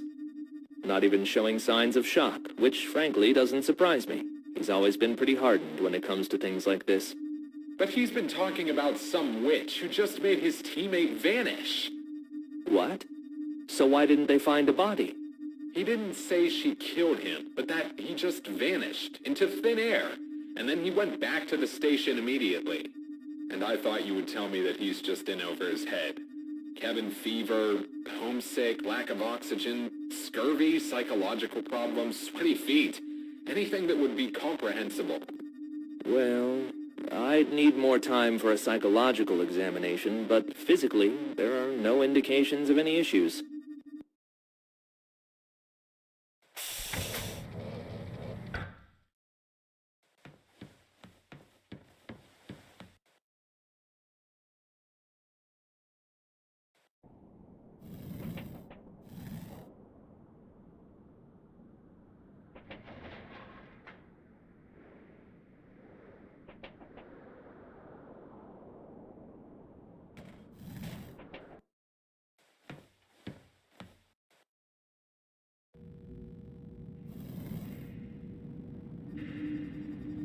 Mark, what are you doing? I'm just borrowing it. I have to attach something. I'll return it later.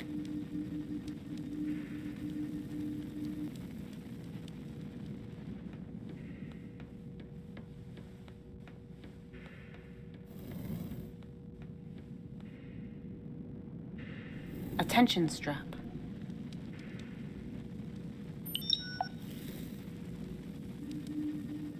And can you do it? No idea. I can't find the problem. The power cells are empty, and I'm not going to drag them into the sun to charge them up. The solar module has been wonky for a while now. We're just going to have to make do with the other rover. Keep trying. You have 2 hours. Otherwise, we'll take the other rover and set off in that.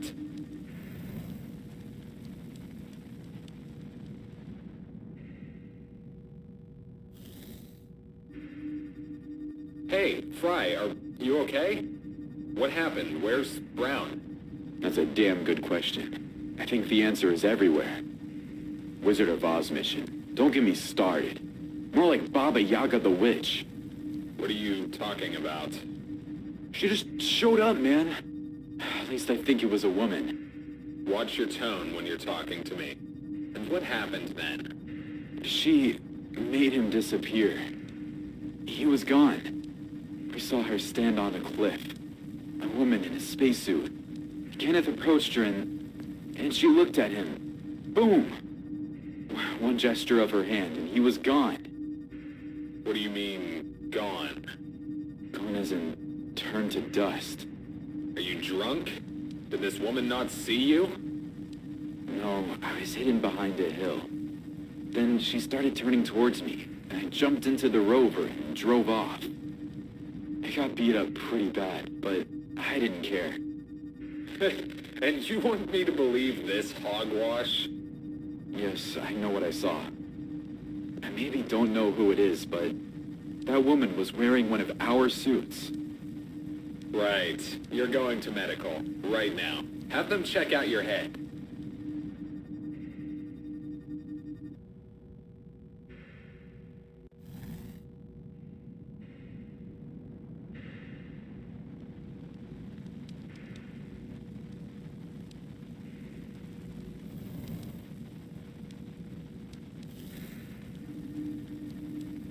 Any ideas? Because I'm stumped. Nope, the solar module is broken and we don't have a replacement. And the cables don't fit the hydrogen systems because nobody is able to decide on a standard for them yet.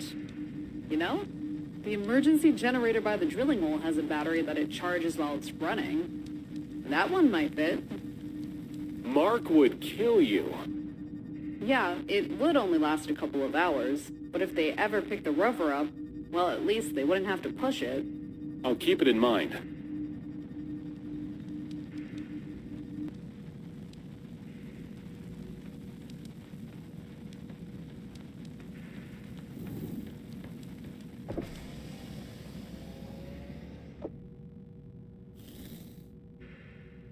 It won't start and it just shows error messages. Let's hope the analysis program can tell me more. Start analysis program.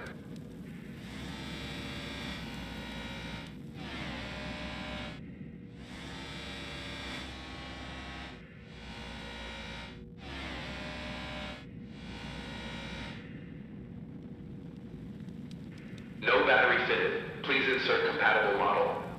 Axle mounting back right broken. Replacement needed. For better reachability, work safety and load relief for the axle. The vehicle must be stored in an elevated position.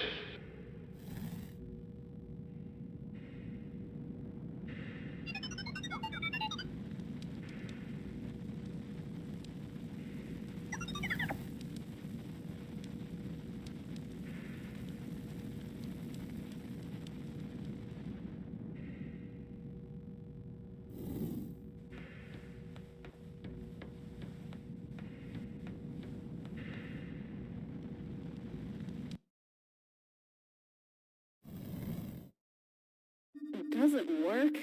Yeah, right. I mean, I came here yesterday to check.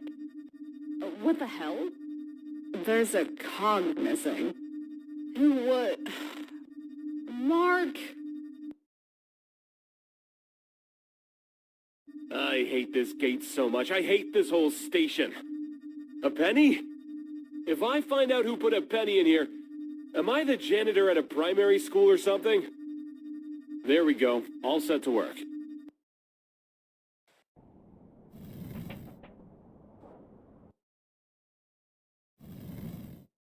Tony, we saw her again yesterday. At first on a security cam, and then we saw her in person. She somehow made the plants grow faster? They're already covering parts of the building outside. We have to be careful. but we can't do anything but evacuate. She doesn't seem to be dangerous, even though we don't know how she's doing what she's doing. The ship will be here in 3 days. The return was scheduled for yesterday. As if I didn't know that. What? She said something. And what did she say? That's not important, but it's the way she sounded. What did she sound like? She sounded like Tessa. Impossible. Your imagination is playing tricks on you, Joe. You think? She's already doing things that should be impossible. So what does that change? You're stressed, Joe. Tessa wants to and will save us. You know her. She won't kill us. You're probably right. Sorry, I just had to tell someone. To say it out loud. Don't worry, Joe. We'll get through this.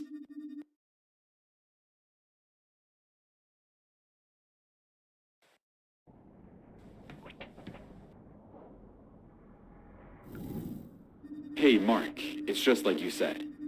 The output is getting lower, and the impurities are getting stronger. Shoot.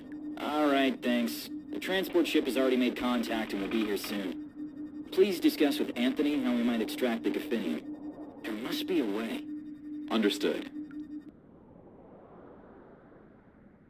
What is this mess? What happened up there? That's just it, Mark. Like I said, everything's changed. And we're not just talking about moving around a chair or painting the walls. The console was moved to the other side. The corner was intact, and... Who did this? I don't know who she is, but it's got to be the one Fry told me about. She never even touched this stuff.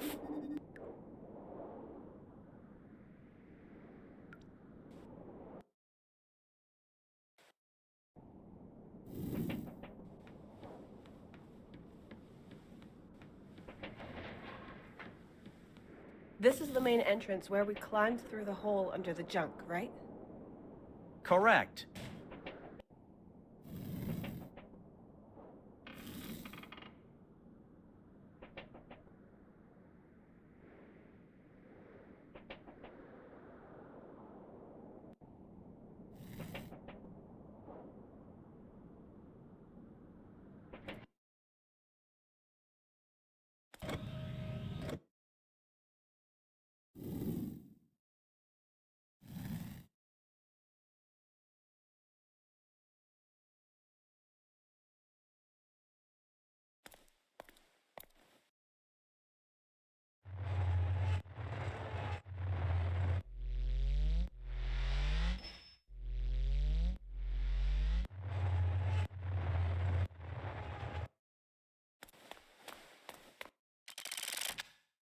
A tension strap. Now I have 2 of them.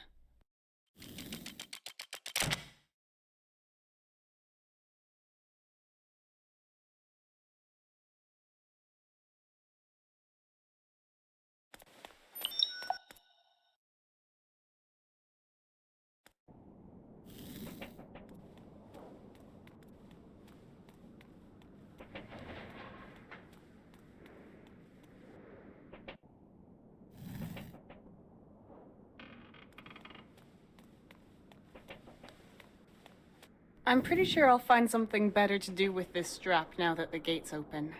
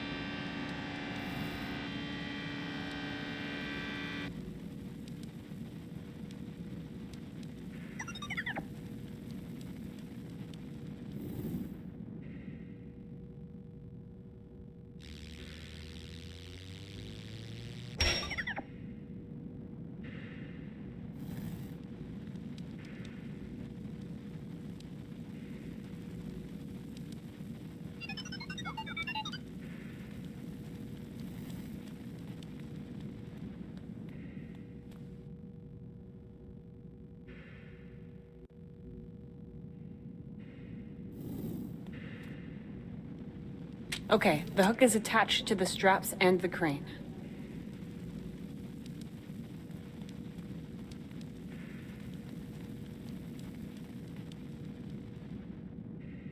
And up we go. Carefully. Let's hope the crane endures.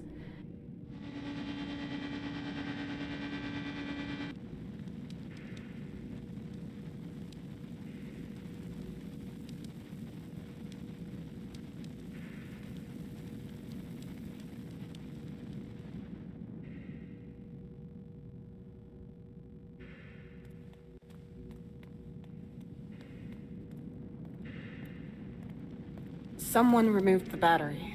It was probably broken and needs to be replaced. I guess a AA battery won't cut it.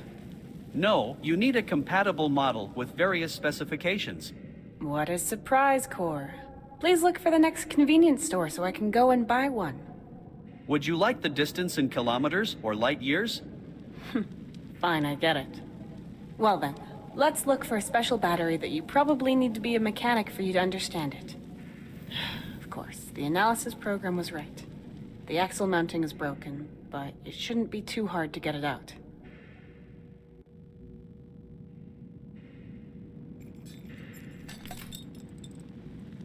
And that's that. I'll take it with me.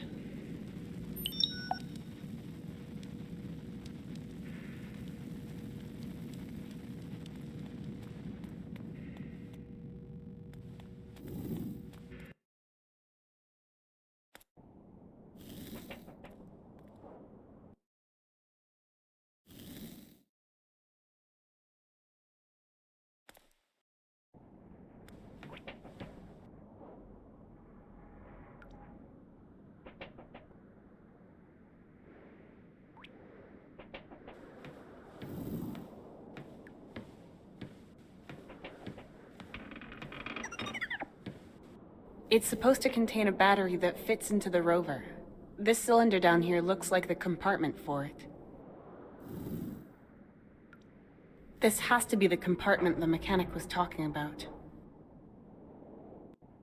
All right, I guess all the cables have to come off first.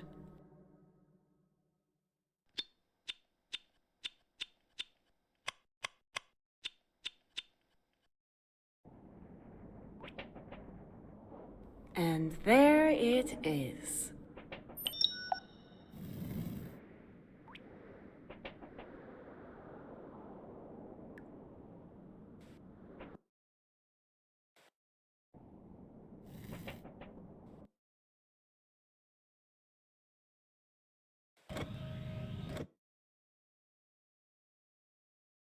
This part is from the rover's axle mounting, and it's broken.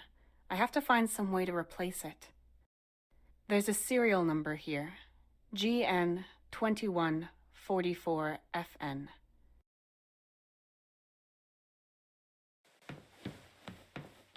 This controls the 3D printer and has a lot of parts to choose from.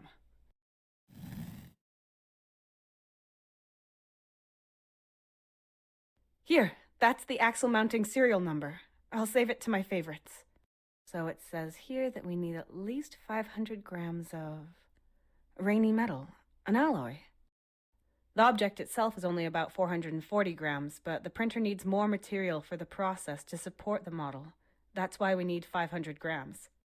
Where can we get rainy metal? Rainy metal is mostly made up of gophinium, so it is a relatively new substance. Due to its high stability and light weight, it is mostly used to make vehicles. Gophinium was only discovered a few decades ago. Following this discovery, facilities like this one were constructed everywhere to obtain it. You will not be able to find it in the machines or walls here, but it was being mined here, so there must be some of it somewhere. Monolith is also a rare metal, but it has been known for much longer. It used to be used in all kinds of things, but ever since they found out it made a profitable alloy with gophinium, it has become incredibly valuable. So we need pure monolith and gophinium. I registered Monolith before. The screws in the workbench down there are made from Monolith.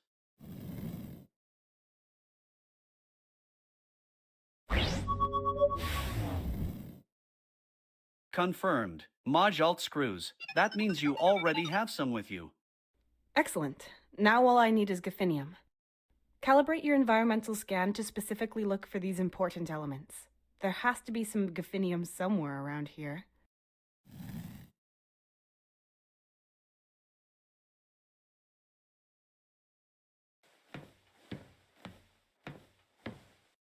There are some elements and materials written down here.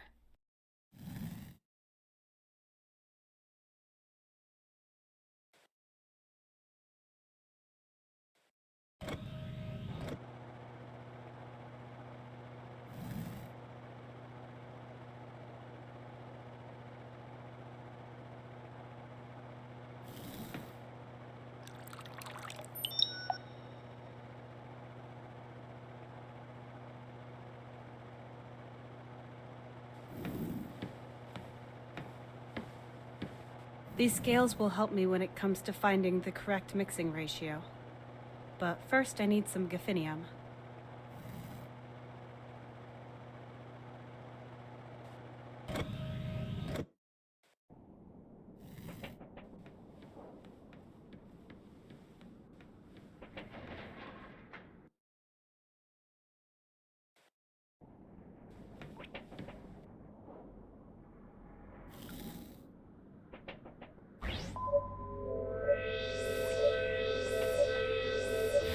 This room is the drilling station. The machine on the ceiling can utilize multiple attachments. It is currently equipped with a magnet beam which loosens parts from underground and transfers magnetic metals to the surface.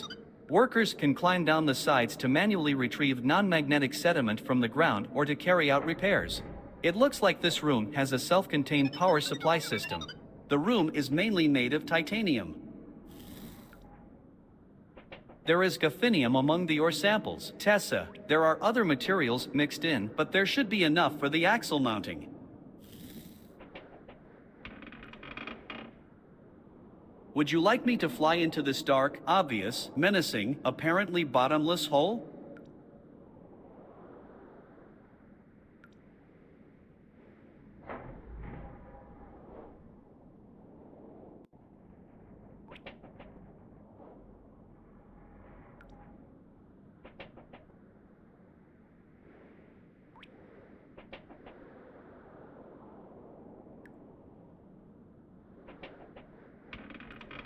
Well, yes.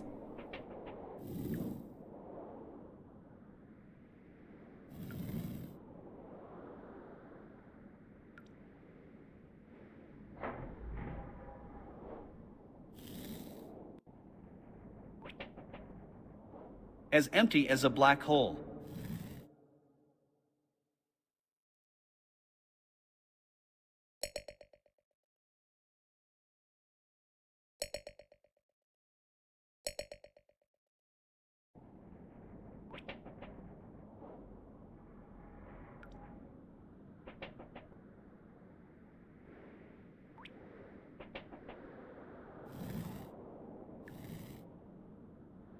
This room is workers can climb. It looks like the room is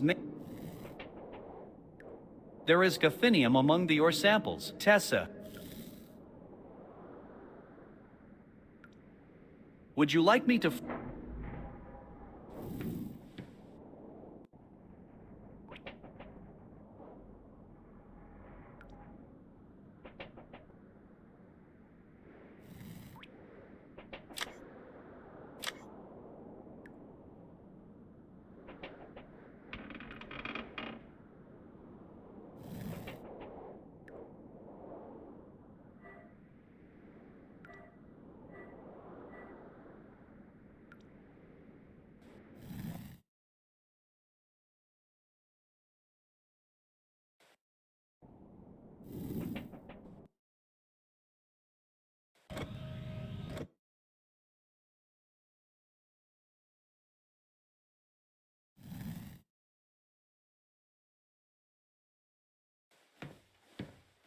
I can retrieve a box for hazardous.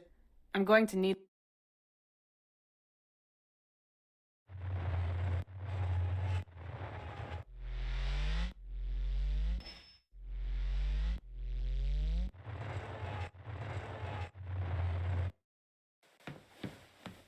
Various acids. I could probably use those too.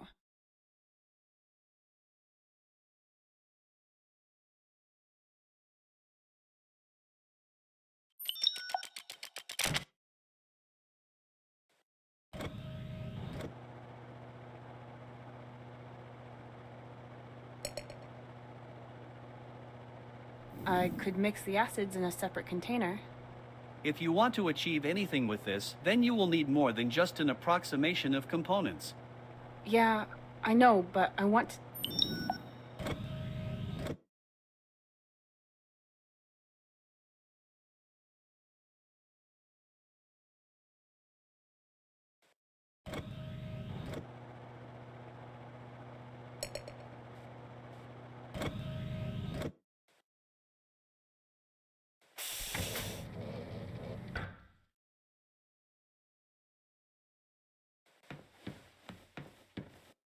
Before we make something new, I should throw away the old mixture. This mixer might be useful.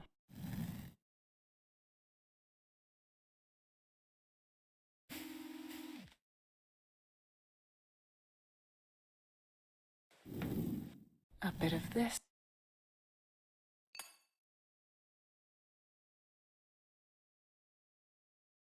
A bit of this.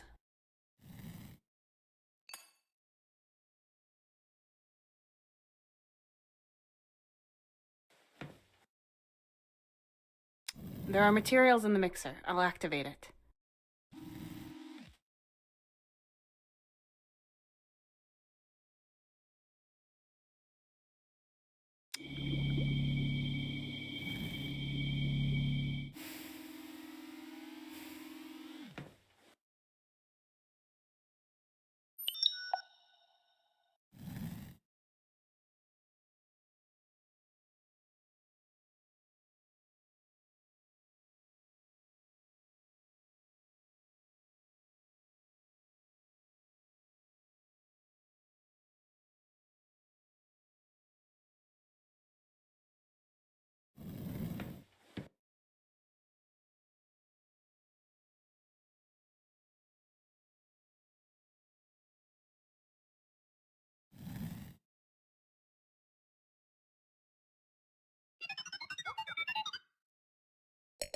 An acid mixture. I should be careful with that.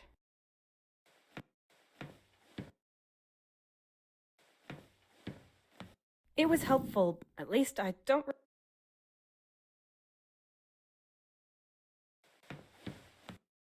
Before we make...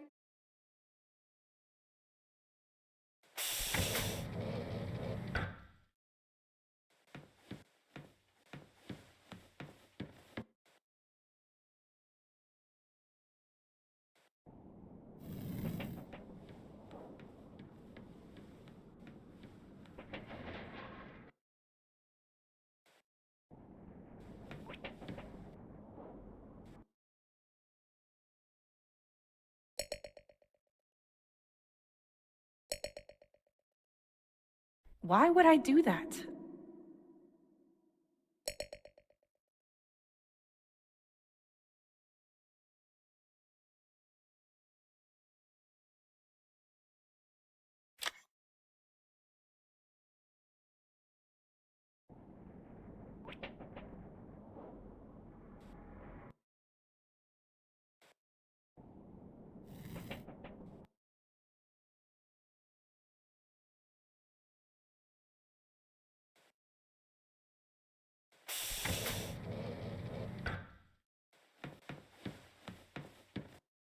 Before we make...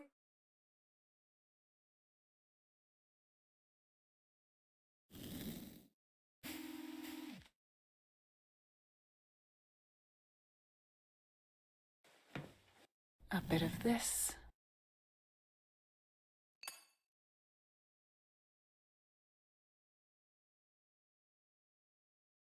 A bit of this.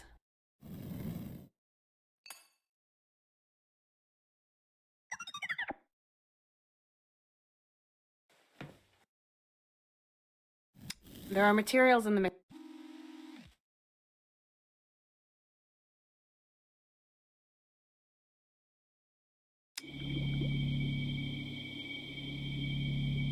Now this should be Aqua Regia.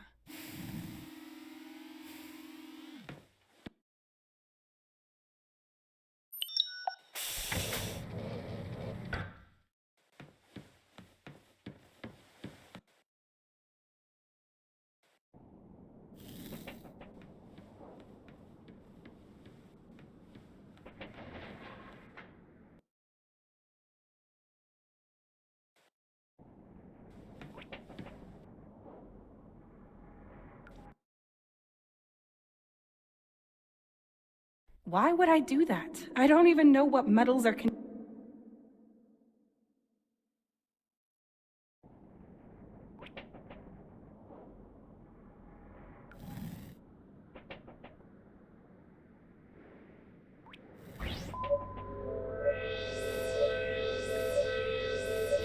This room is the drilling station. The machine workers can climb down. It looks like the room is main.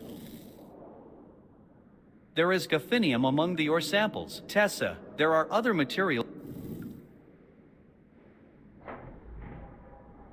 Would you like me to fly?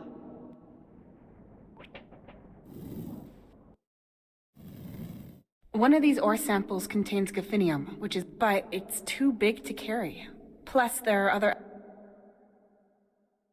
It's dissolving everything, except the gaffinium. It's crumbling into chunks. I can take them with me.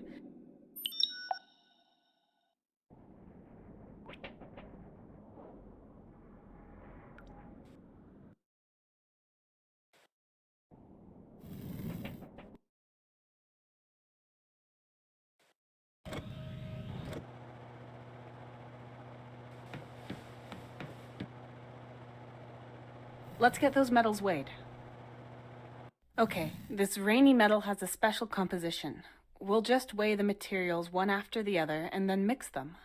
A good and logical plan. Tessa, derivations of 1 gram for a total amount of 50 grams is still within tolerance parameters, according to my calculations, but the printer might not accept any derivations larger than that as rainy metal.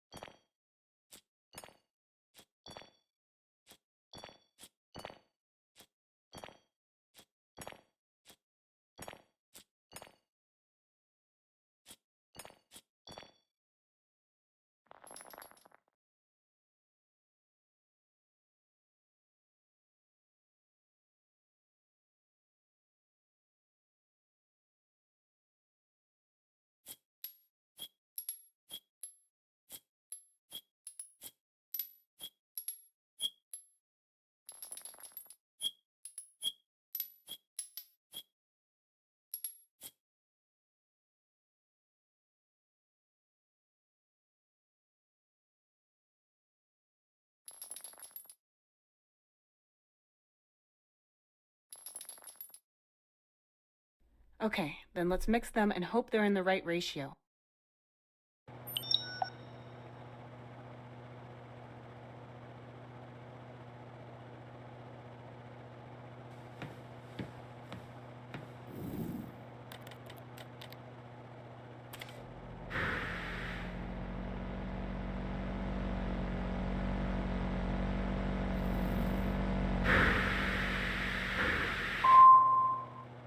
The metal has melted and turned into a block.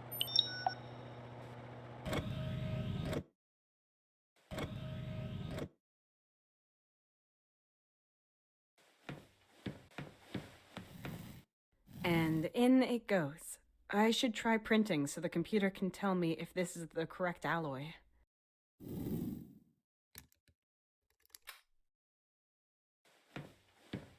This controls the three. One of...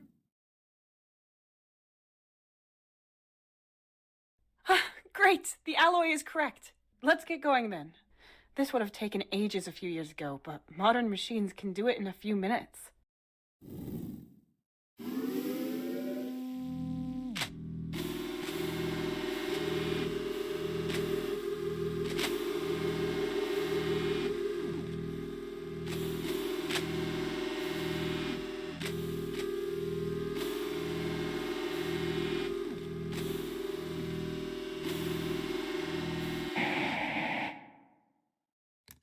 There we are, a brand new axle mounting.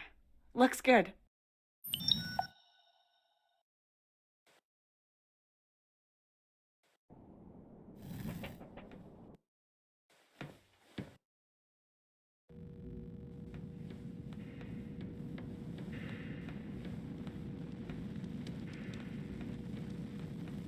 Let's see.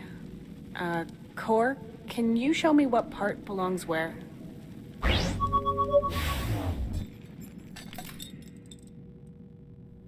Thanks. Done.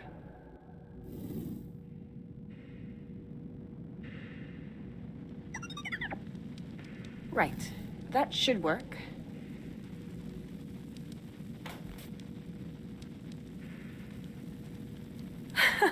Oh yeah, all the little gizmos in the rover are coming to life. He's all powered up. Finished. Everything's repaired. Let's get it down and start analysis to check out what it's still capable of.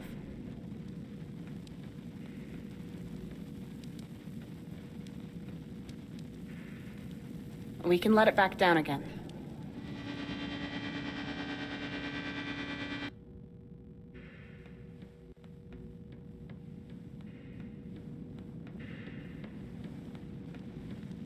Let's get rid of these straps first.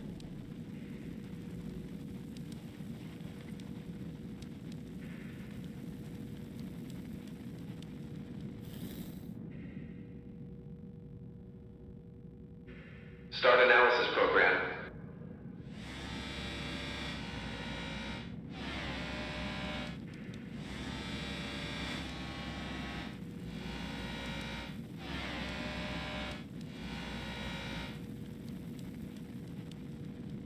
Vehicle ready to start with restrictions. Great! It won't last long due to a long service life, material fatigue, and other issues. But it should work. C.O.R.E, please save the data so we can look for a good route at the mission console.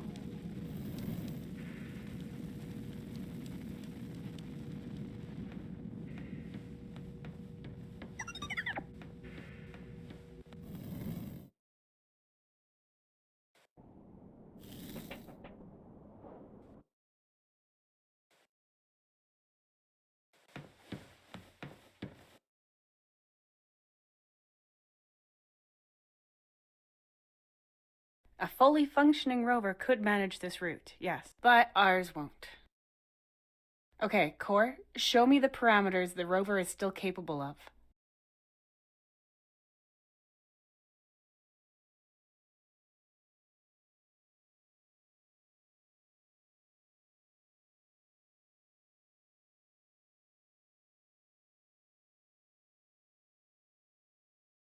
Yes, this route fits our parameters.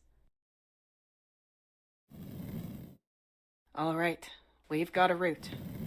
One moment.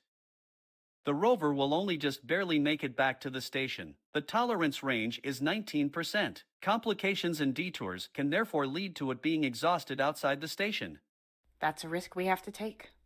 Theoretically, it should work, right? Theoretically, but practically, a few days ago, you didn't want to stay in the supposedly safe ship and wait because it would have endangered your survival and rescue.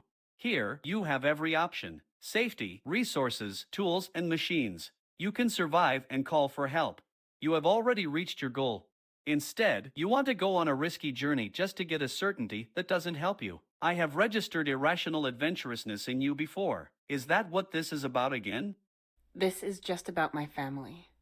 Your family was either saved, in which case you will not see them after this journey, or they are dead, in which case you cannot help them. And Mark. What about Mark? You could hardly wait to leave the ship and explore the planet. You did not care about Mark Bennett's fate, and now you are using your family as pretense to carry on. Yes, understood. It was only about me at the beginning. I wanted to explore and survive in that with all the means I had, even if I didn't have the slightest clue where Mark was. Maybe I could have done more. I don't know, but it seemed like the right thing to do. Now I'm here and I could survive forever. No, exist. In the sense of not starving or dying of thirst. Is that enough? Not for me. It drives me crazy not to know where Tony and Finn are, and if they're okay. Achieving and discovering all of this feels so pointless. So empty. But you've been in this situation many times as an explorer and have successfully blocked out thoughts about your family, haven't you? Yes, technically. Sure, but C.O.R.E, this Melissa Luna is trying to keep something from me. Maybe she's setting me up. I don't know. All I know is she doesn't want me to find out something about my family. If I stay here, I might be safe, but I'll remain clueless. I can't live like that. I have to take risks. No progress without obstacles. We'll sleep here and set off for the evacuation point tomorrow morning. I'll sleep in the rover just to make sure this person won't sabotage it. And you stay on lookout.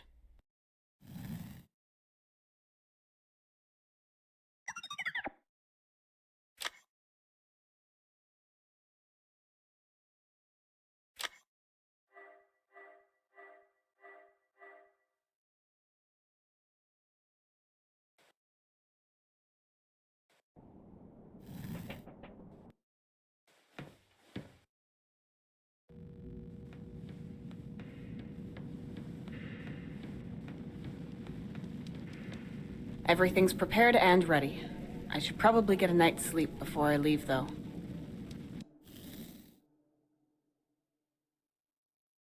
C.O.R.E? Yes, Tessa. What did the sun say to the earth? I'd just be a star without you.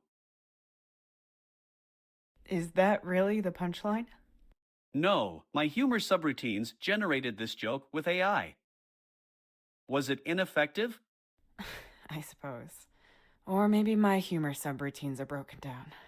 Or maybe AI just isn't as far ahead as we all thought. Good night, C.O.R.E. Good night, Tessa. I will keep watch.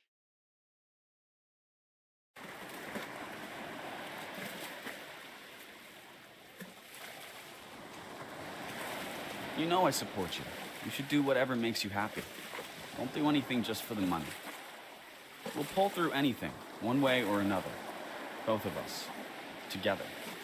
The money is worth nothing if it stresses you out and doesn't let you sleep. You're probably right, Tony. I still have to think about it.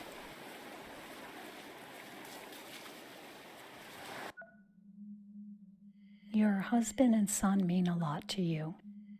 Yes, Tony always supported me. But sometimes when the thirst for adventure overcomes me, I guess I sort of block them out too much. What about your son? What about him?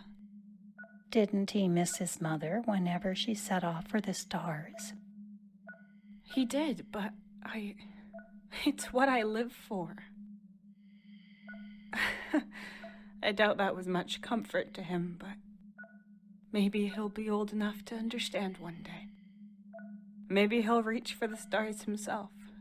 He likes adventure books. I see. So you were able to leave the station, could you? Yes, everything was ready, so I...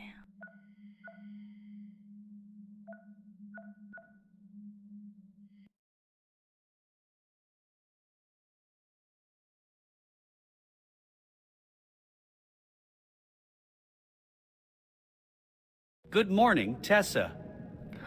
Good morning. How are you feeling? Pretty good, surprisingly. Don't ask me why, but I'm in the mood for adventure. I'm excited because I'm going on vacation today. This mixture of departure, curiosity, and fear of having forgotten something. And then this Melissa Luna comes into my head. The station's signals and data show no anomalies, and there were no attacks or dangers throughout the night. That's something. We can either take a last look at the station or we can head out straight away. I don't really want to waste any time. The station's signals and data show no anomalies, and there were no attacks or dangers throughout the night.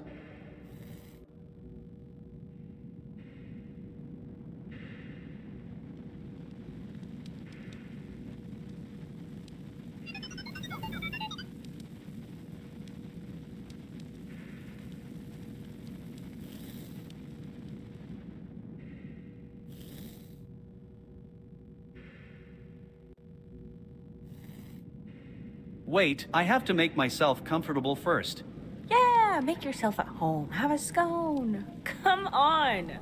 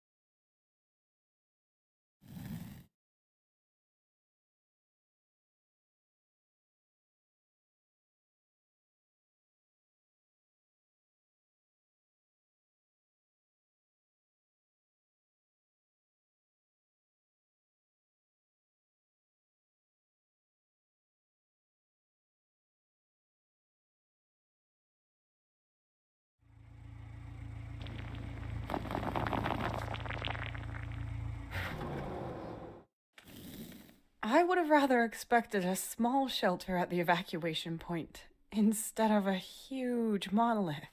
My scanners are too inaccurate at this distance. We need to get closer, then I can calculate more precisely whether it is a natural or artificial construction.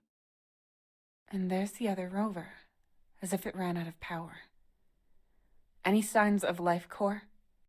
None apart from your own. Maybe we can find clues on the rover.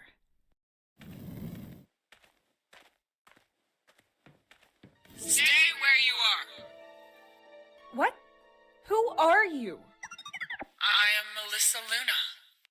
I don't mean your name. I want to know who you are. What is this all about? Tessa, I can detect her vital signs now. It's as if she appeared out of thin air. Of course you can detect my vital signs. At least you can when you concentrate, Tessa. When you think of me. In case you're not trying to erase me off the face of the world. What? I don't even know who you are.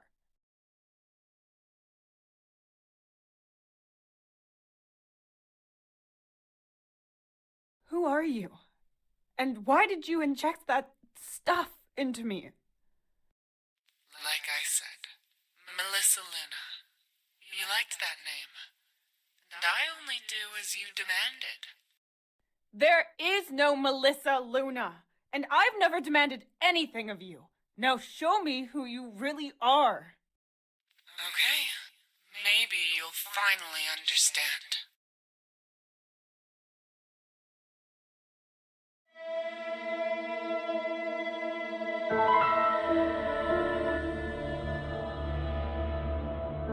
That's impossible. I am you. We built this all together.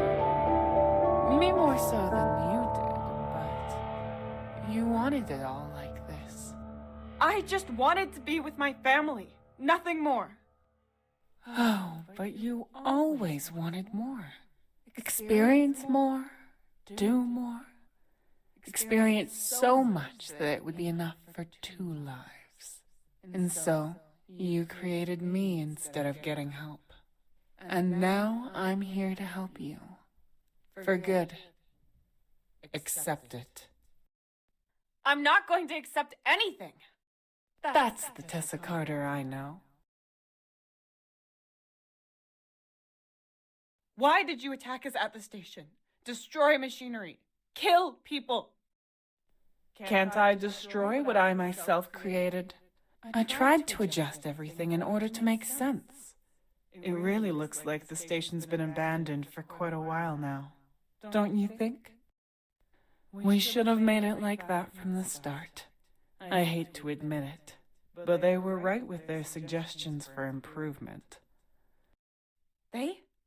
And what makes you think you created anything or anyone? You're not a goddess. Are you sure? Oh, Tessa, you're so humble. You need to take control and stick with one direction. Make difficult decisions. Restrictions can be a godsend for creativity. Did you give me a restriction by destroying the station's communication console? Yes, good example. Sometimes you just have to ignore the things that are distracting you, especially when they're nothing but memories. Where is Mark? I've been wondering that too. I don't know. Questions concerning individual fates can't always be answered. I hope he's okay, and that everyone remembers him. I could call him, but it would just be an echo, a replica of what he could have been. I don't understand. If you can call him, then call him. He wouldn't be himself, Tessa. Just accept that he's been forgotten.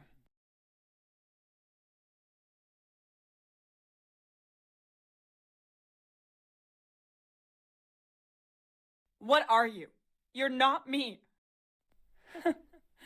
What do you think? I'd love to tell you that I'm more than you. You're just here by accident. What are you talking about? It doesn't matter. It's too late. Eventually, you and the station will be found. Famous? I want to survive and be with my family. I feared you might. Why did you want to stop me for calling for help at the station? You should be grateful. All I did was protect you from moments of weakness. You don't need help, Tessa. You're fine on your own.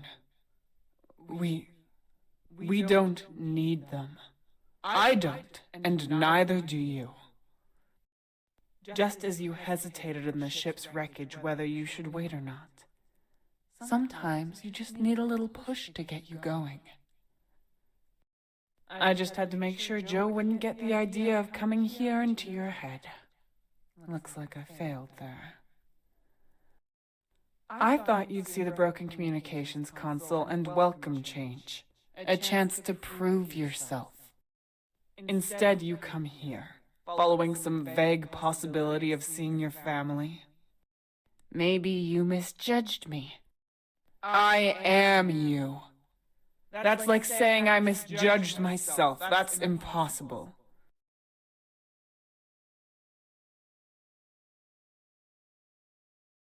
Here's the station workers' evacuation point. My family has to be around here somewhere. You're almost there. But they've moved on, without sparing a thought for you. Do you believe me now? You can only trust yourself, ourselves. They're not here anymore. I won't allow you to find them. You just destroy everything we've worked for. What? Wait!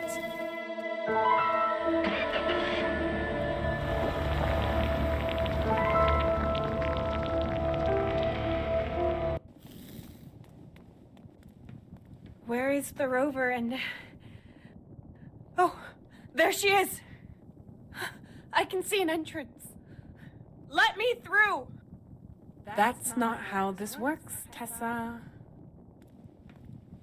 What are you on about? How do you know where I want to go?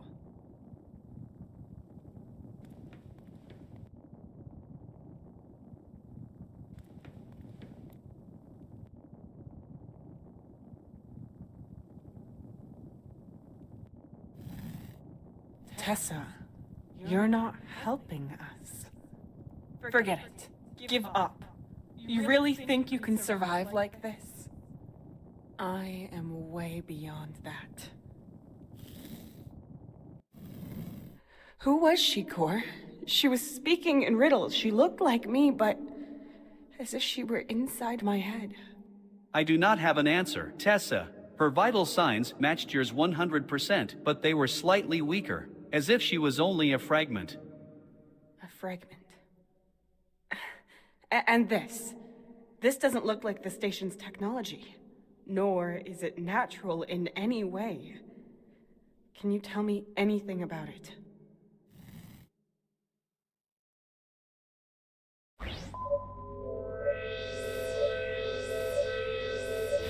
Too much information. C.O.R.E! No signs of life. Okay. There's only one way anyway.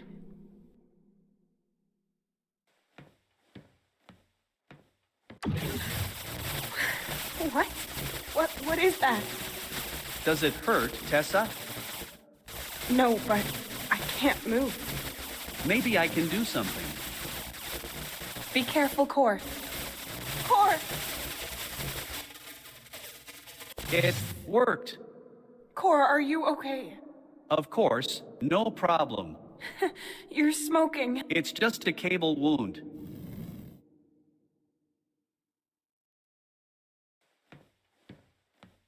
What is that? There has to be a way to turn it off. Ah, damn it! Wait. No, C.O.R.E, don't!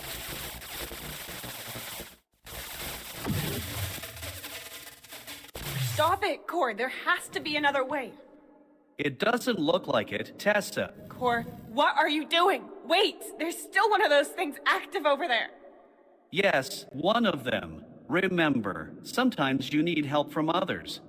But that doesn't mean you should go too far. You won't survive that. You can leave it to the other person to decide how far they should go. Either way, you need to get in there. I am detecting 2 life signals. It's unpleasant, but unavoidable. C.O.R.E, don't! Stay with me! No! Oh, C.O.R.E, come on. No. My little friend, you didn't have to do that. Fine. I'm sure you did that for a reason. Thank you. 2 life signals, he said. I have a bad feeling about this.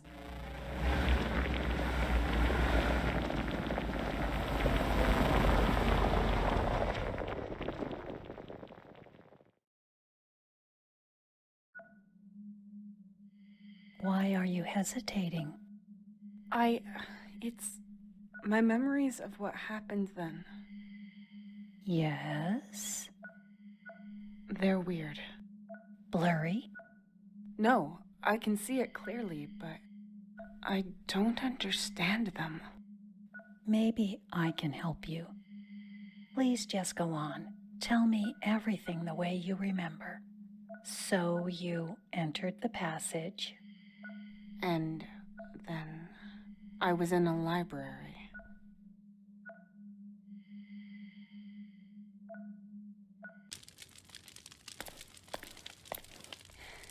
Incredible. I thought this was a strange but natural feature that was used as a shelter, but this?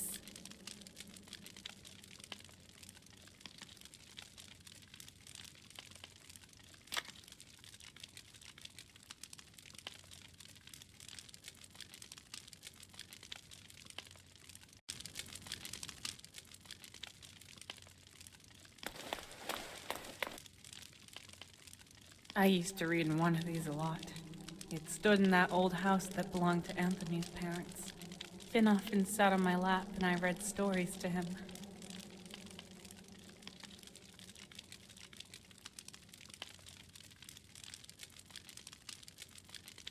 Now, I'm going completely insane.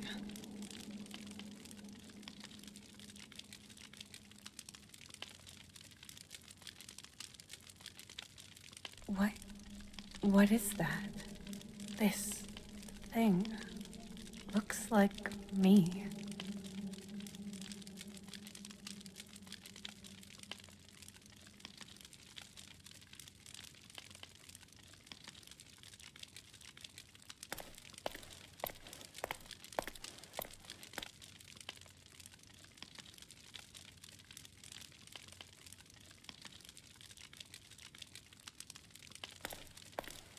It feels like happiness. It's scary, but it also feels so familiar.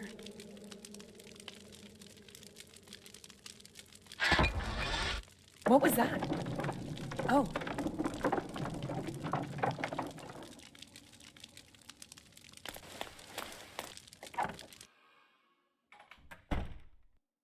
Tony? Oh, there you are. I've been waiting for you. You okay? I know, I had to work longer. An important project had to be finished today. What? Is that me? I see. Well, our little man is still awake and refusing to sleep. I know it's my evening, but I think he'd like you to read him a story. Oh, yes, of course. I'd love to, but I'm just so tired. I promise I'll come home sooner in the future. It's okay. I understand. Too bad he can't. Yes, I'd be grumpy too if my only problem was the wrong person taking me to bed. Right, Finn? I can't. Not today, honey. I've been reading all day long. I think I'd fall asleep before him. Okay, Tessa. I understand. I'll take him to bed with me. Yes, I'm sorry. But yes, fine. I'll sleep in the spare room. Thanks. Good night. This isn't real. I'm in our old house. This was years ago. Back on Earth.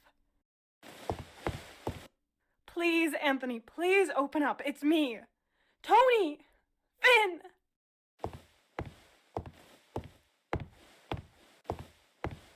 I vaguely remember. I was working overtime, but I don't remember why. Or what I was working on. I remember I had to read a ton, and even had to take eye drops to relieve the strain. Field reports, maybe? New expeditions? But what's this here? Honey, we have to get going. See you this evening. Come on, we're late. Tony! Finn, please wait!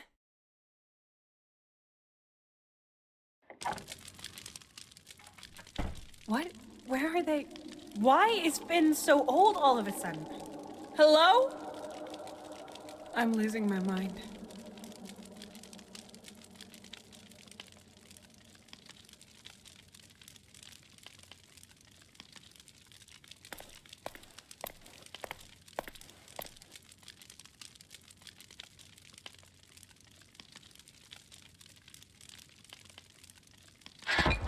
There it was again.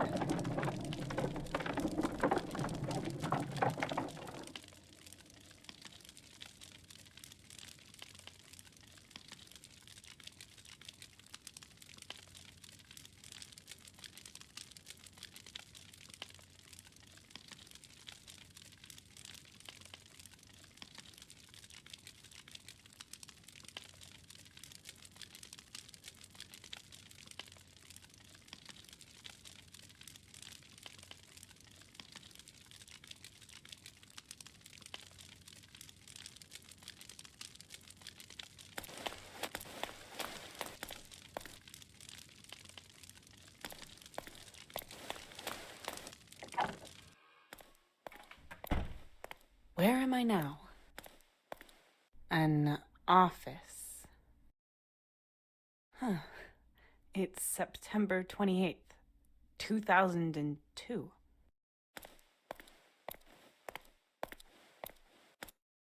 On that computer. Shambhala Group, Inc., publishing company.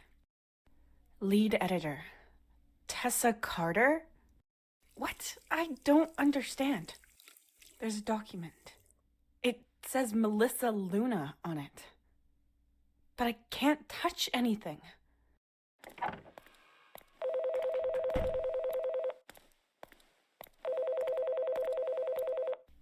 Oh, damn it. Hey, honey, I know I'm late. I'll head out in a minute. I see. Why are you working so late again? Lots to do. I have to edit a pretty long chapter. Sure. I tried to call you earlier. I guess you haven't listened to your voicemail? No, sorry. Great. Would have been important to me, but whatever. I'm gonna need my black tie tomorrow, the one Mark borrowed. You got it? He's already gone. Ah, of course. Because he knows he's got a life beside work. I should have known. I just forgot. Yes. Fine. But is everything else prepared for tomorrow? Tomorrow? Tomorrow. Tomorrow is... September 29th, 2 p.m. Noah. Oh, I'm sorry. Sure. But you're the lead editor who can postpone meetings and leave whenever she wants. Isn't that what you said? Honey, the funeral is at 2 p.m., 1400. I'll get Finn and take him with me. We'll meet there. Please come. There's a meeting at 11 a.m. I can't postpone it anymore. But it won't take long. I'll be there. Good. Don't make too much noise when you come home.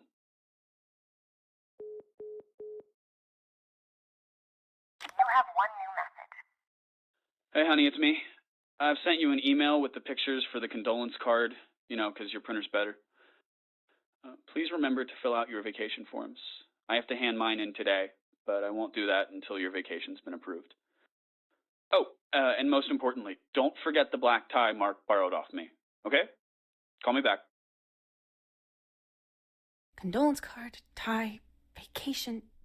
Damn, I keep forgetting stuff like this. Secretly writing a book at work might not have been the best idea. But just a few more weeks and it's done. He could give me some space, to be honest.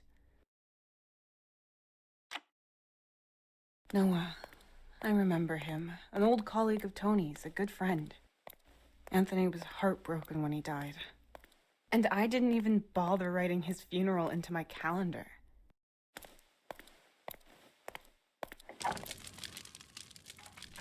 They seem like memories. Familiar and clear. I could even remember parts of the conversation. I've never worked in an office like that. Have I? Neither with the IMC nor with the Shambhala group. And the date. Everything is reverberating in my head. September 29th, 2 p.m., 1400. But the year, 2002?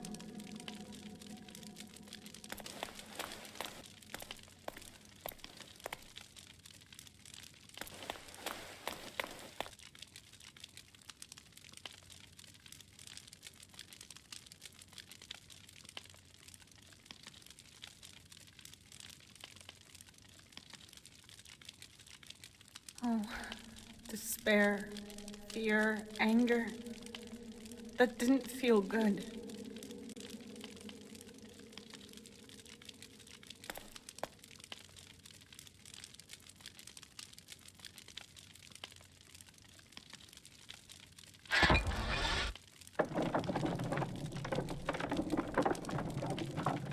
That sounded like another door. Am I finally going to find them?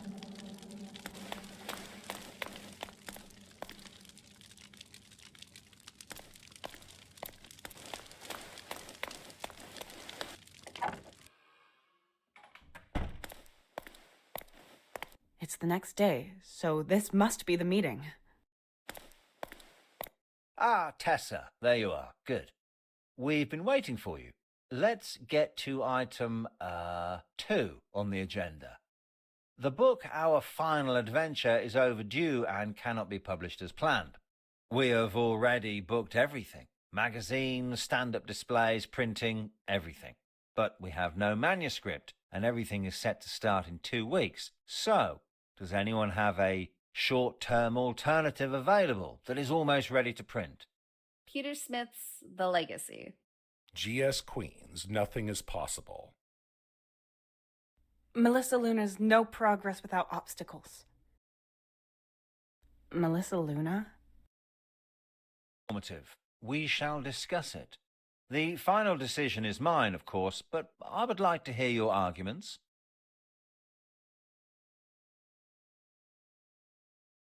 What is she doing? She needs to go. The funeral is at 2 p.m. Okay, that's settled. GS Queens, nothing is possible. Good. Christine, contact the author. I want the current manuscript with all the necessary changes marked on Tessa's desk today. Understood. Are you okay? Mark! Yes, I'm fine. Why are you so passionate about this book? I've never seen you like this. It's not bad, but it's got some fundamental flaws. The things it tries to convey are interesting, but it's not what I'd call completely thought out. The planet is cool, but also sort of barren. It's mine. What? I wrote it. You're Melissa Luna? Yes, and I'm not sure you fully understood what it's trying to convey. It's about a single person making the difference. No matter how small a cog you may be, you just need to know how. That's a good sentiment, but, well, it doesn't quite come through. Why didn't you say that in the meeting? I wasn't quite myself, and, well, it didn't feel right. I can't defend it like it's my own book. And I had to get going and leave. Today is the funeral of Anthony's friend. I can't be late. Oh, damn, he's gonna kill me. When do you need to be there? 2 p.m. That's soon. Are you gonna make it? Well, first I'd have to find out where the event is happening, and then I'd have to get there. Do you have one of those newfangled sat-navs for your car? No. Okay, come with me. I'll take a road map and navigate you from the passenger seat. I'm finished here anyway. That would be perfect. Thank you. Let's get going then. She's not well. I was tired and angry and worn out. Oh, I think... No. Please keep calm. You've almost got it. Melissa Luna. She looks like me. Why? Why? You know it. Deep inside you know. You know exactly. But you have to be honest with yourself. It's going to hurt. I cannot change that. But this is the only way you can help yourself. My...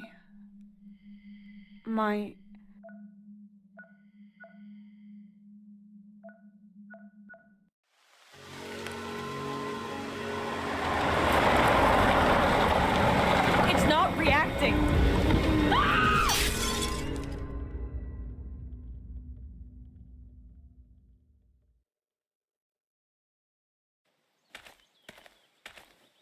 That's my car. Tessa? Tessa, can you hear me? Tessa! Oh God. Oh, he's injured and bleeding a lot. Hello? Hello? My name's Mark Bennett. We've had a car accident on the forest road from Springfield to Fairview. There's a creek next to us. Please, send help quickly. My friend is unconscious and injured. Come on, Tony, pick up. Yes? Hello, Mark? Tony, I can't understand him anymore. He's lost consciousness. This is all my fault. And I pulled Mark into this.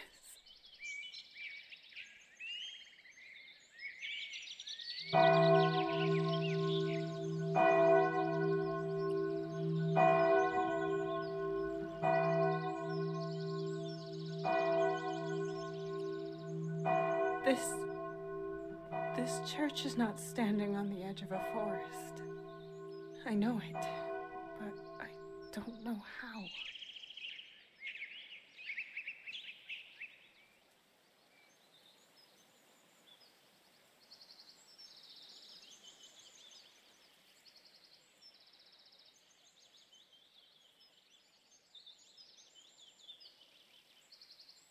I'd like to help them, but they're both gone.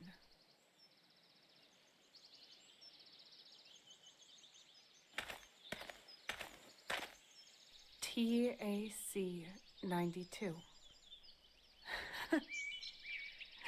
Of course. Tessa and Anthony Carter, married 1992.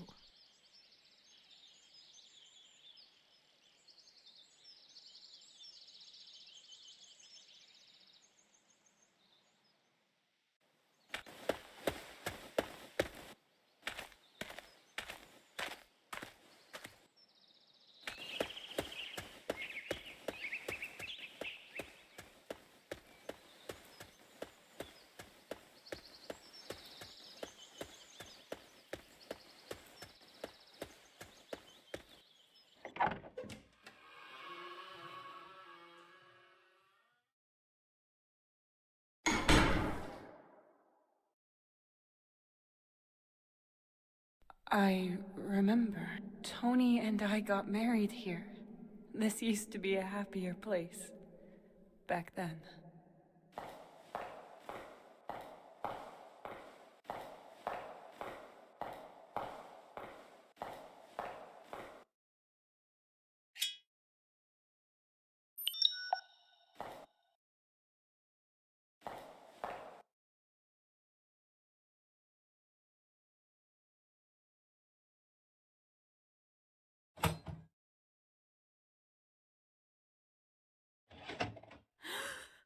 Mark, no! Please, this can't be happening.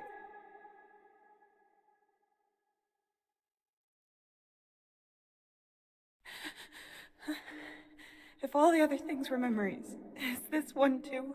Or is it just me worrying? I was unconscious in the car. How should I know if he's dead? Please don't be. What is that? This door doesn't fit into a church like this one.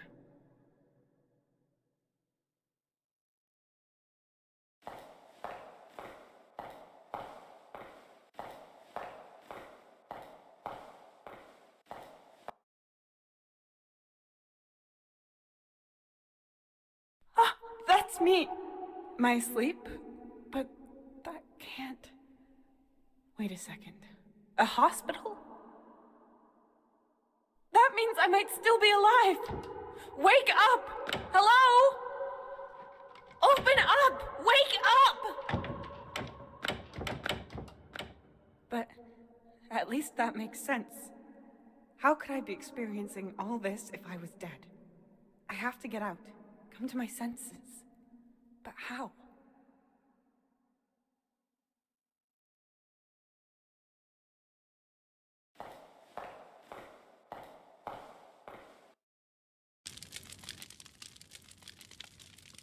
And I had to get going and leave. I know what I'm doing. Maybe there's a way to... Quiet! Just leave me alone. Let me think. Don't you understand? We have to get out of here. There has to be a way to wake up. I wish I could just do everything differently. What? Let's see. Why? Melissa? Yes. Why, Tessa? What is your goal? You did what you always do. It's just in your nature. Even if you could change it, are you really going to betray yourself? Do you want to sit around doing nothing? We're in a coma. Don't you get it? We might die or just lie around for years immobilized. Don't you want to live again? Yes, I know. I don't want us to change just so we can live. It's a fight that you can't win. You won't change. It's hopeless. I already did. You knew this whole time? We, Tessa, we knew the whole time. But your head refused to think about it, and instead just threw itself into the next adventure. That's how much you devoted yourself to thrills and being alone. As an author, as an explorer. You don't want to change. You're just scared of dying. You're fighting for your life because the only thing you don't want to explore is what lies beyond. Nothing else. But as soon as you're back, you'll be just like you always were. I'll show you who I am.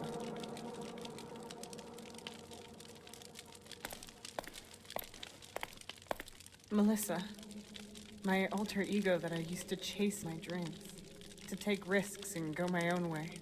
Maybe the part of me that doesn't want to be a part of something bigger.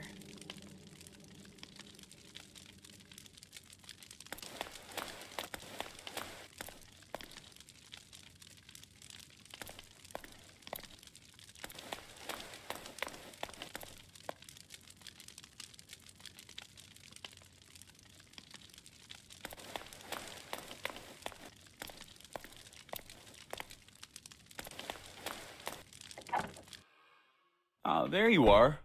I've been waiting for you. I'm sorry. I know it's my turn tonight, but our little man is still awake and refusing to sleep. I think he'd like you to read him something. I'd love to. Great, thanks. I'm honestly pretty exhausted from work.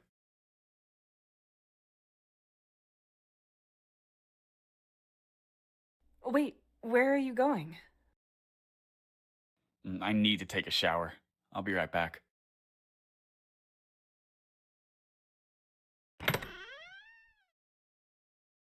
I feel exhausted all of a sudden. Just like back then, I suppose. And I'm wearing completely different clothes.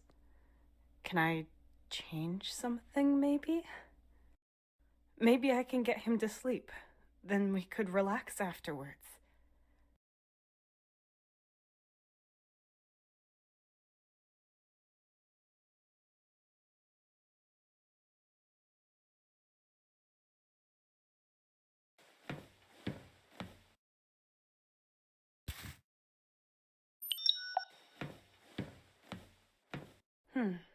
Which one of these?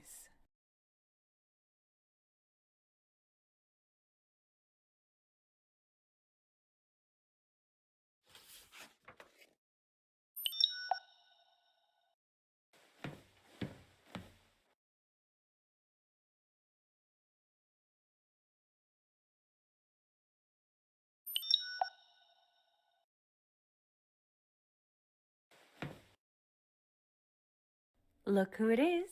Yeah, you like him, don't you?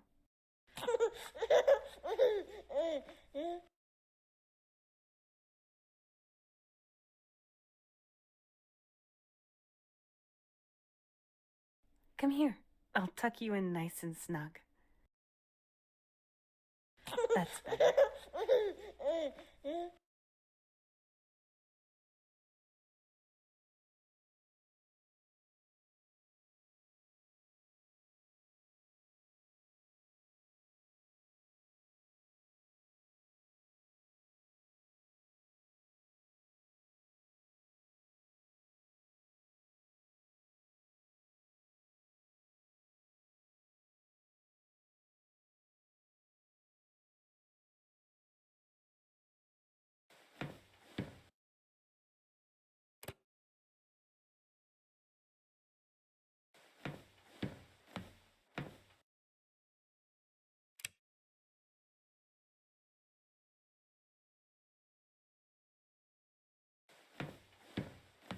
Once upon a time. And he's asleep. I remember I used to watch him sleep. I needed that. Oh, hey, it worked. You just need to know how. Yeah, well, you've got a knack for it. It's late, and I'm exhausted. I'm going to bed. Are you coming? I don't think that's possible, but wait.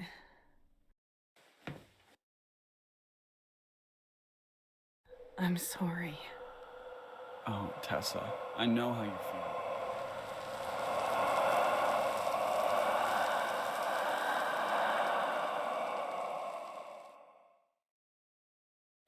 Too late.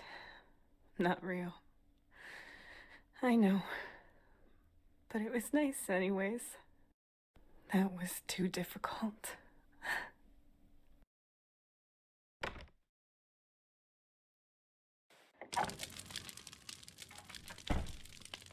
It was exhausting to take care of him after work, but now it feels more like a blessing.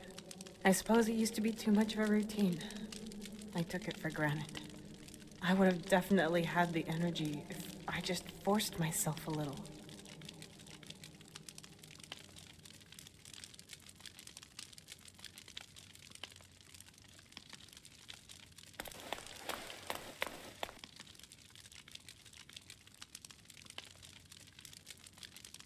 Yes, that felt lovely.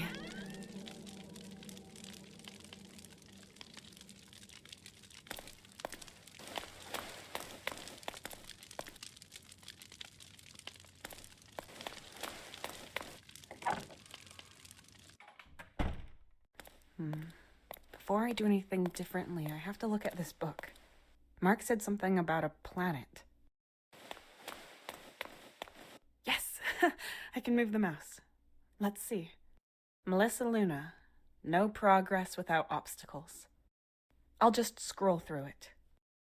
A man called Nolan crashes on a planet with no emergency signal. There's a space station in front of him. The letters IMC are visible. He finds out that he used to be this station's commander.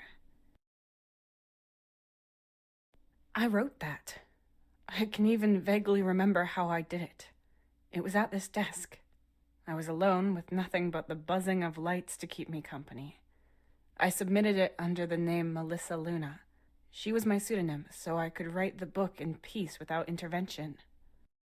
Tony had no idea and probably kept wondering why I was at work so long.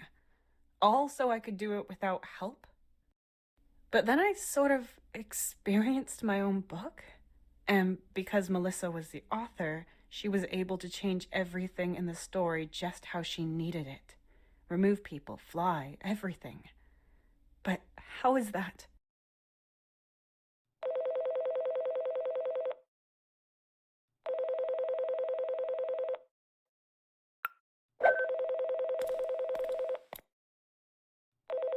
Hello? Hi, it's me. Still at work after all?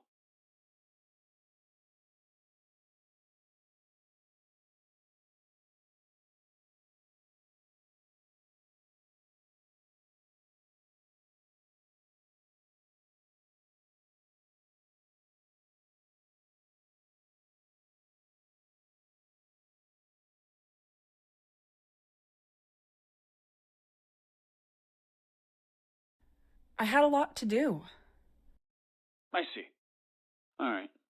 I tried to call you earlier. Guess you haven't listened to your voicemail?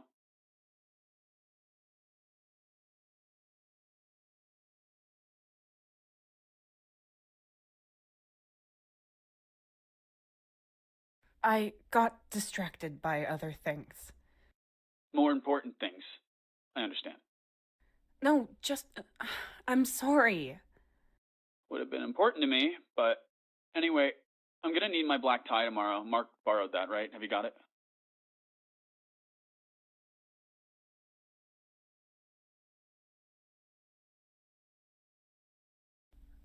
He's already gone. Of course, because he gets off from work on time. Or maybe he checks his voice messages in case there's something important going on in his private life. I'm sorry. But everything is prepared for tomorrow?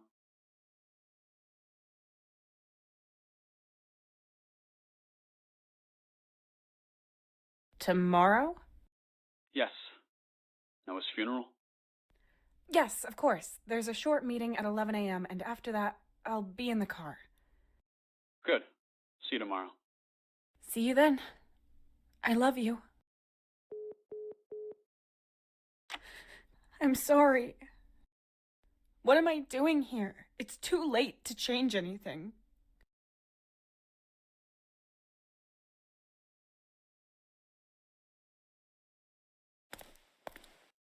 When was that call again?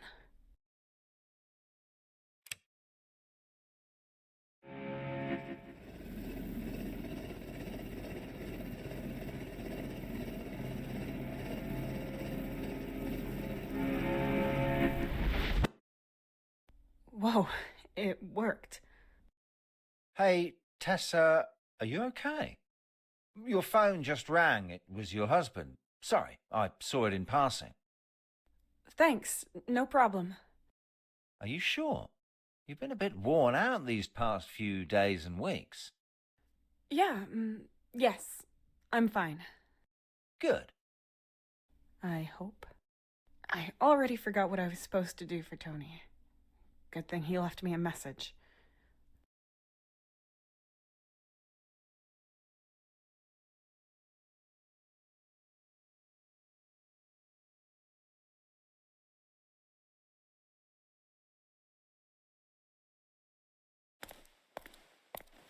Hello, Mr. Bishop. Good day, Tessa. Could we postpone tomorrow's meeting? I have to be at a funeral. And you only got informed of this funeral today? Tomorrow is an important day. The meeting is crucial and you have to be there. Yes, I forgot to tell you. I'm sorry, but everyone else has already left. Next time tell me in time. Otherwise we'd have had the meeting today.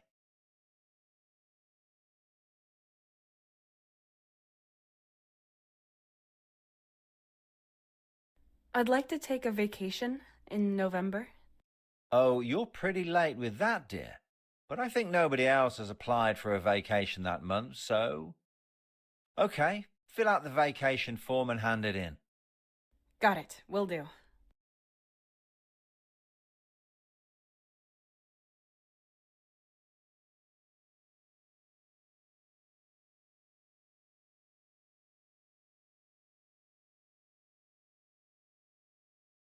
See you later, Mr. Bishop. Bye, Tessa.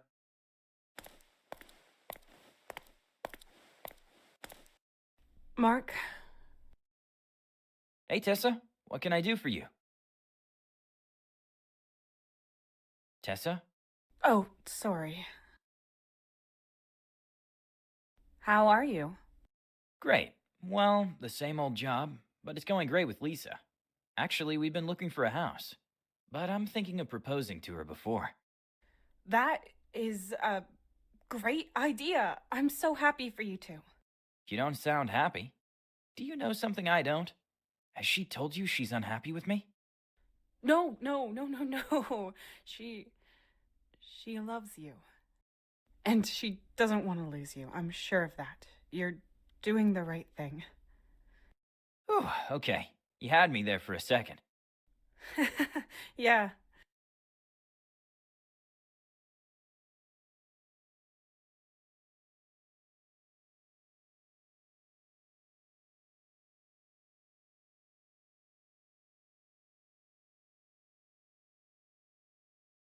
I'm so sorry, Mark. What? Why? I've been neglecting you. I remember you wanted to talk to me, but I was too busy. Don't worry, Tessa. You've got a lot going on. I understand. It's just pretty stressful right now. All I wanted was to let you know that I'm always there, in case everything's too much for you. I'd be happy to look after Finn if you and Tony would like an evening to yourselves. But if everything's okay with you, great. I'm glad to hear it. I'm fine. Spending a lot of time outside, or tinkering with some devices, you know? Really clears your head. Maybe I should do that too.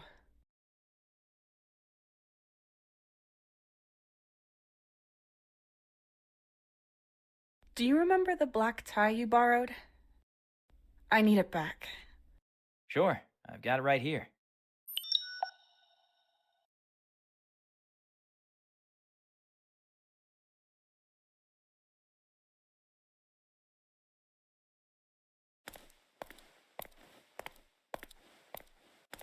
Hello, Mr. Bishop. Good day, Tessa. I'd like to take a vacation in November. Oh, you're pretty late with that, dear. But I think nobody else has applied for a vacation that month, so... Okay, fill out the vacation form and hand it in. Got it, will do.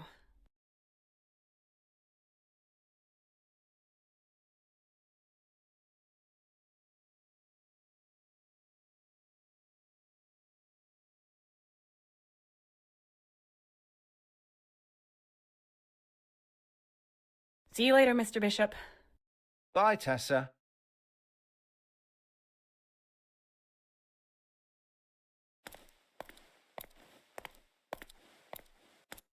The condolence card for Noah's funeral tomorrow. It still needs our picture and my signature. I'll take a pen, too.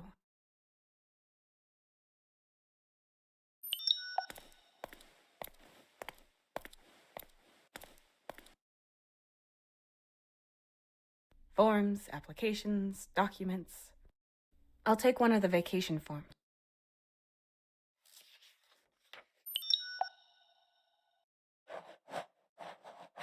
And finished. Let's see.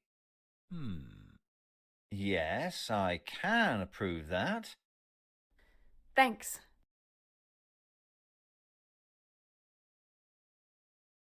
As neatly as possible. Done. Now all I need is a photo.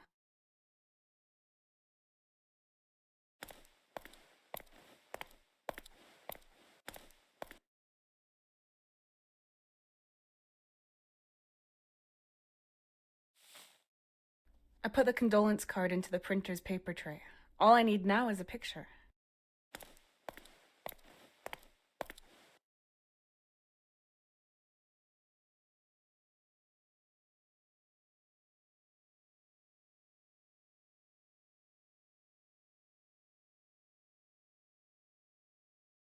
The card is inside the printer, ready to go.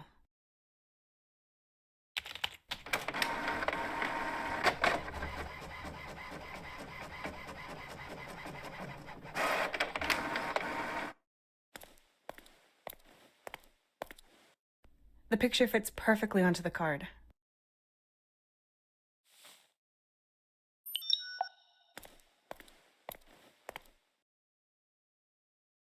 Good. I should have everything.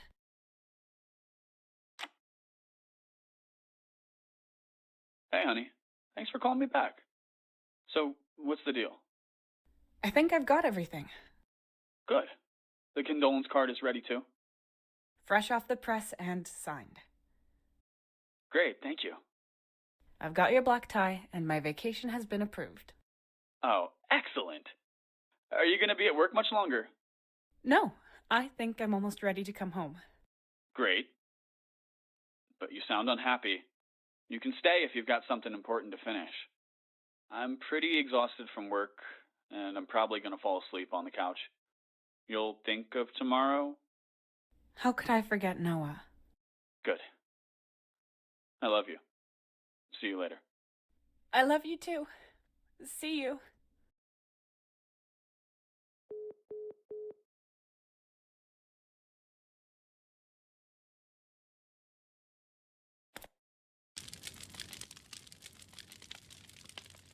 Simply put, in hindsight, it probably wouldn't even have had any negative impact on my job or the book. Still, back then, I ignored those facts, telling myself I had to concentrate on what I was working on. If there was any job I was forcing myself to do, then it was one I imposed on myself. There's one door left. But is this still not enough to wake up? I understand now. All of it.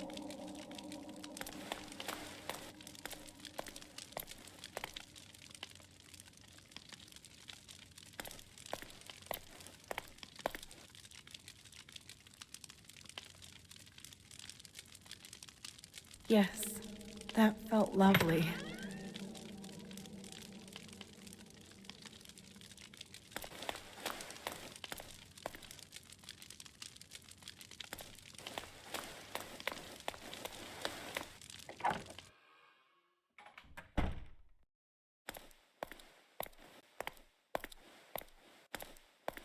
It's the next day, so this must be the meeting.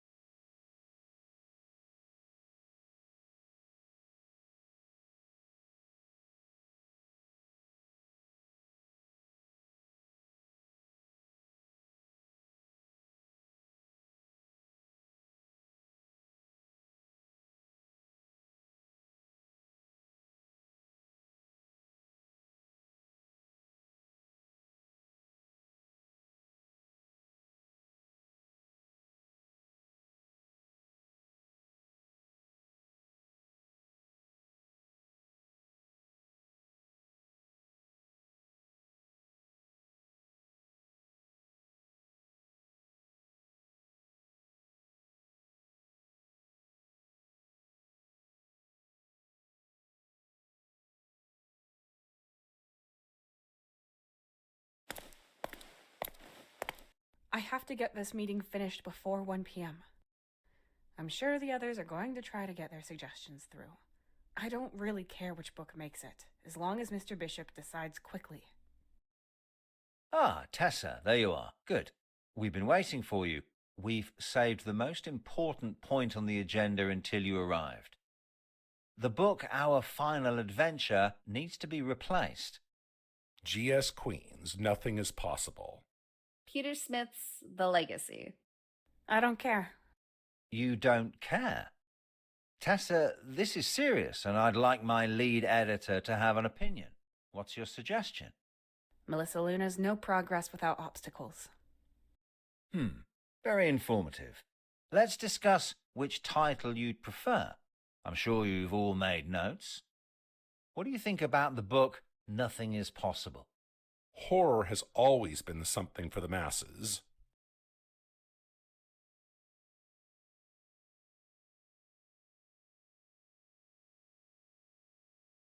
That's not completely true.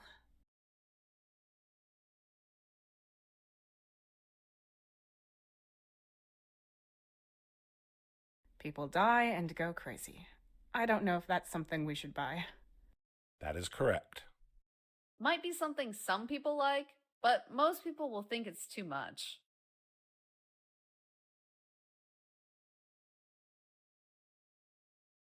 That's right.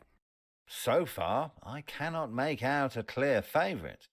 What do you think about the book No Progress Without Obstacles? A round speaking robot who can project holograms. Seems familiar.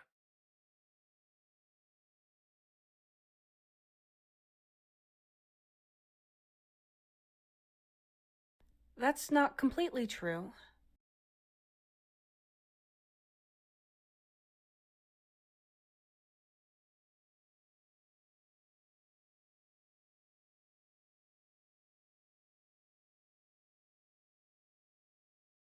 The author would not have delivered this quality at the beginning of the development.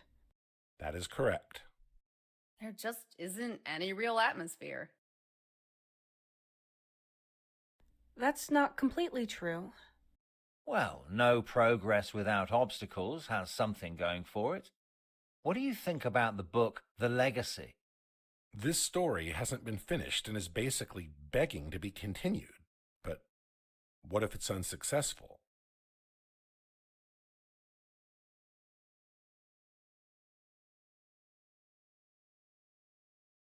That's right.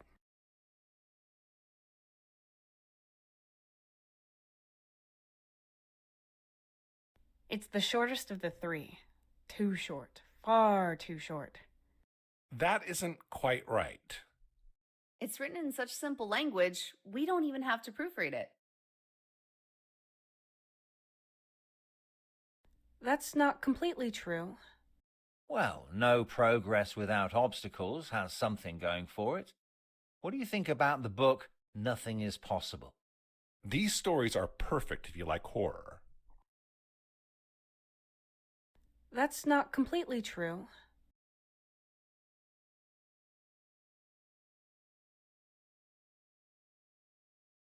It's not easy for morbid books. That is correct. Somebody is constantly fighting or is delivering a flat one-liner. They don't talk enough. That's right. Well, No Progress Without Obstacles has something going for it. What do you think about the book No Progress Without Obstacles? 600 pages are far too many for this story. That's not completely true.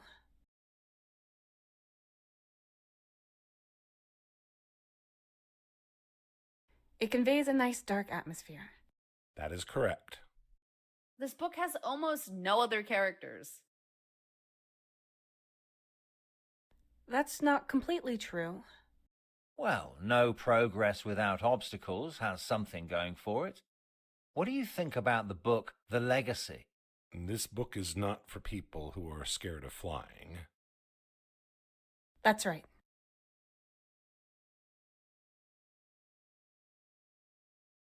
I heard the author was pretty inexperienced.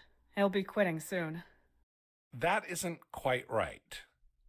We might not get through to the people who don't like fantasy, but it's good to have a target audience.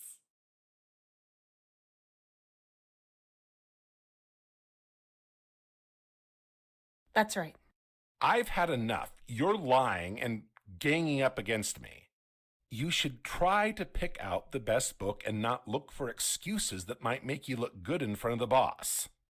Boy, oh boy. Ethan? Ethan? Well, no progress without obstacles has something going for it. What do you think about the book Nothing is Possible? This book is the perfect mix. That's not I've had enough. You're lying and you should try to pick out the best book. Boy. Christine, please. This is an unknown author. That isn't quite right. There's bad language and swearing.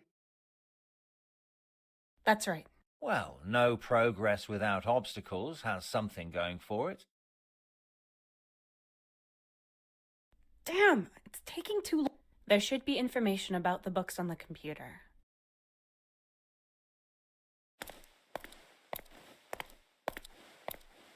I have to get this meeting finished before 1 p.m.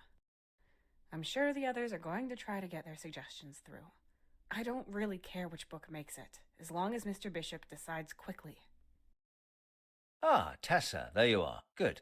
We've been waiting for you. We've saved the most important point on the agenda until you arrived. The book Our Final Adventure needs to be replaced. G.S. Queen's Nothing is Possible. Peter Smith's The Legacy. Melissa Luna's No Progress Without Obstacles. Very informative. Let's discuss which title you'd prefer. I'm sure you've all made notes. What do you think about the book Nothing is Possible? This one cuts deep, something that sticks with you for a long time. That's not completely true.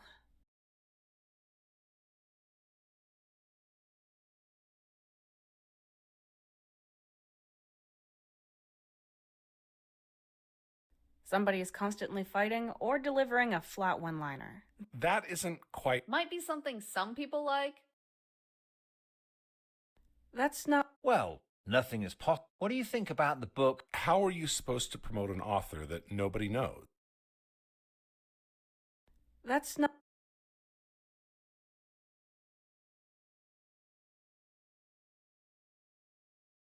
The author would not have delivered this quality at the beginning of the development. That is correct. Pretty confusing story, if you ask me. That's not completely true. Well, no progress without... What do you think about the... Nobody knows the author. That's right.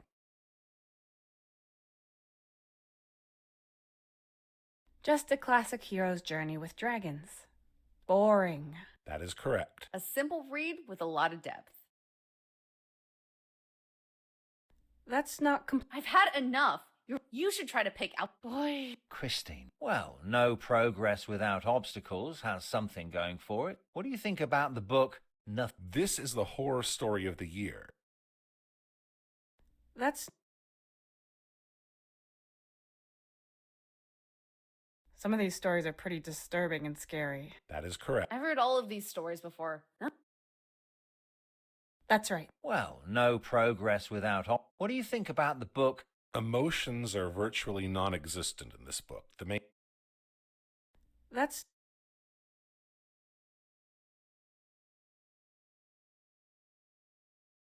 Grammar and spelling are great. That is correct. It conveys a nice dark atmosphere. That's right. Good. That's me sold. Very informative. We will publish No Progress Without Obstacles. The others just can't keep up. Okay.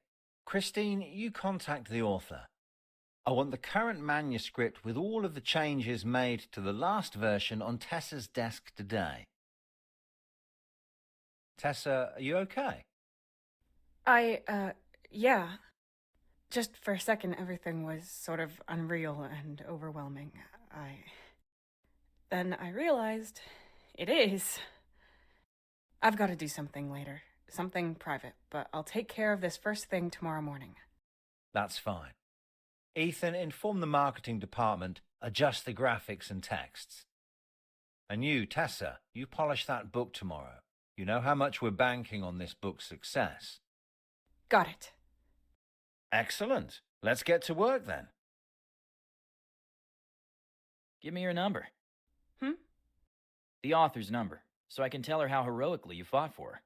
I mean, it was like a lioness defending her cubs. She was.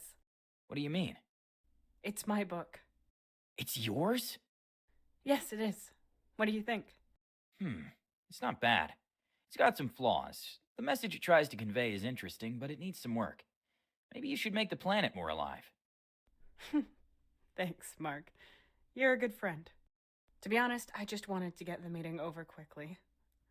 Why? What are you up to? It's one of Tony's colleagues' funeral today, at 2 p.m., and I have to find a way of getting there. Oh, my condolences, but that might be difficult. I could accompany you and navigate. I'll manage. I should have enough time, but thanks, Mark. For everything. Hey, I'm just a technician. Nothing to thank me for. Whatever you say. See you later, then. Time to fight some printers. See you.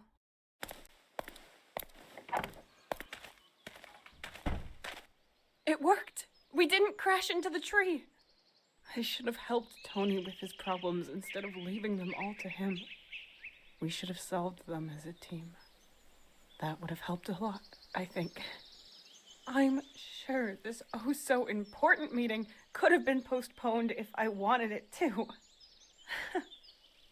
But I was concentrating on myself too much. But all that would have only avoided this accident. Everything would have come crashing down at some point.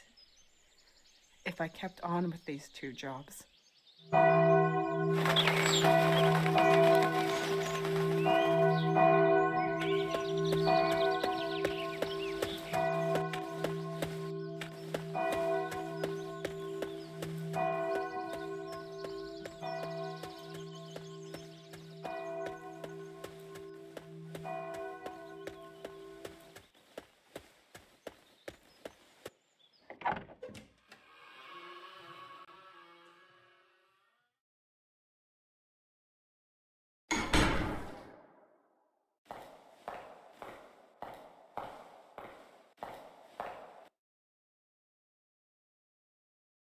My beloved Tessa, you are my rock, my monolith.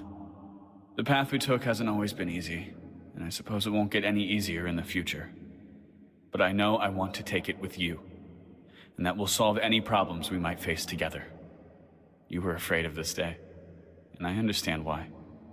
Maybe more than anyone else. We all know you as someone who takes care of everything. Someone who goes through life with courage. Who never leaves anything behind and always keeps cool in the most difficult of situations to find a solution. We love and admire you for that. Especially me, as you know. But I also know how much it takes for you to play the part of a goal-driven person who will be steadfast and immovable as a rock in an earthquake. Self-doubts and setbacks get to you, especially in your job as an author. And that just makes me love you even more. Not because you have weaknesses, but because you can still see them next to all your strengths and qualities, even though you try not to show too much of it. I'm not here today to be a burden, to be someone you have to take care of. The two of us, this relationship, shouldn't be something else for you to take care of. I want it to be a thing of mutual support. Because the more you use your strength to take the burden off others, the happier we are seeing you without those weights on your shoulder at all. Seeing you laugh, content, and free. I want to make sure you can be that way more often. Even though you won't make it easy for me.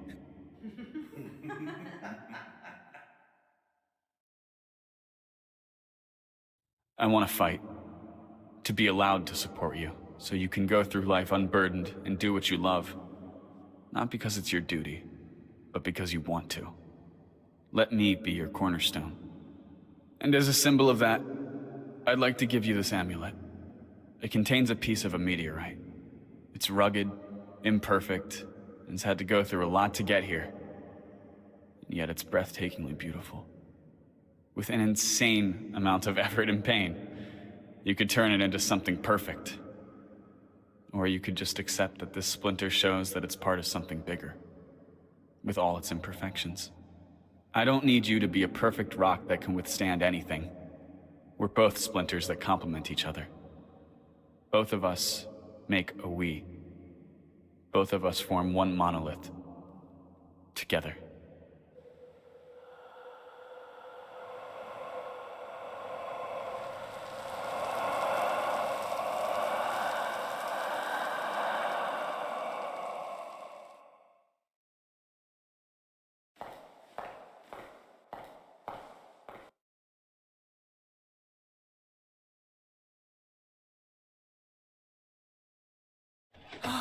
Empty. Thank God. Except for the amulet Tony gave me on our wedding.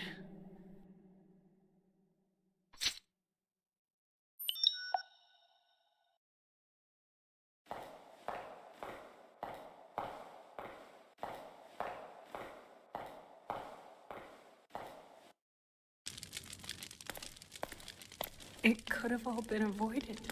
With small things, again and again over the last few years. I should have listened to him more, trusted him more. Instead, I tried doing it alone, no matter how hard it was. And now, all the doors are closed. Is there really no way?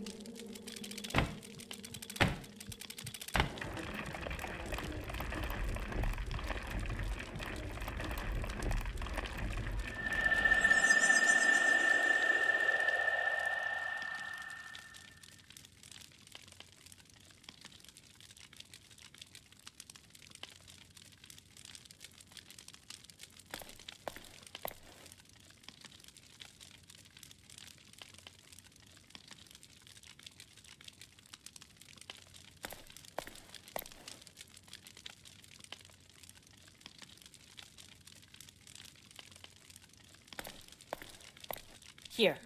That's the amulet Tony gave us on our wedding.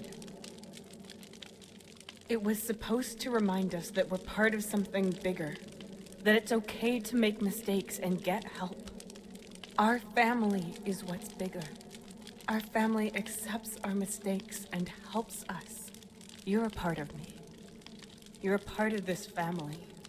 You're saying you can see a way out for yourself? For us? Even though we would have to change? Yes. But you're right too. We always wanted to be steadfast, independent, and autonomous. And we are. But we have to make a choice. We can either be alone and never compromise again and show everyone what we can do. Or we can be together with Anthony and Finn, which would mean compromises for all of us. I've made my decision, independently, autonomously, in their favor. But you have to come with me. Otherwise, we'll just keep fighting in here forever, never achieving anything. When we wake up, you're going to have to account for all this. And implementing and keeping these changes will be unpleasant.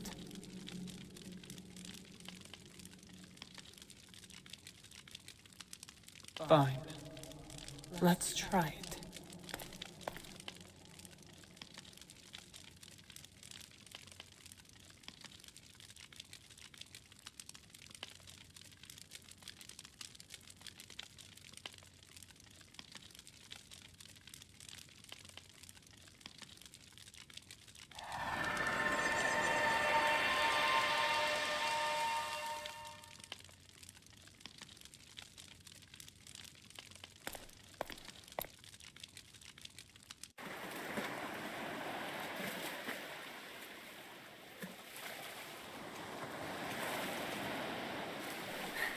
I think I'd be a good lead editor. Well, that'd be perfect for you. You probably wouldn't have time to write your own books anymore, but I'm sure you'll be happy working on other books too. But don't just do it for the money. I'm still here too. It's not just your responsibility.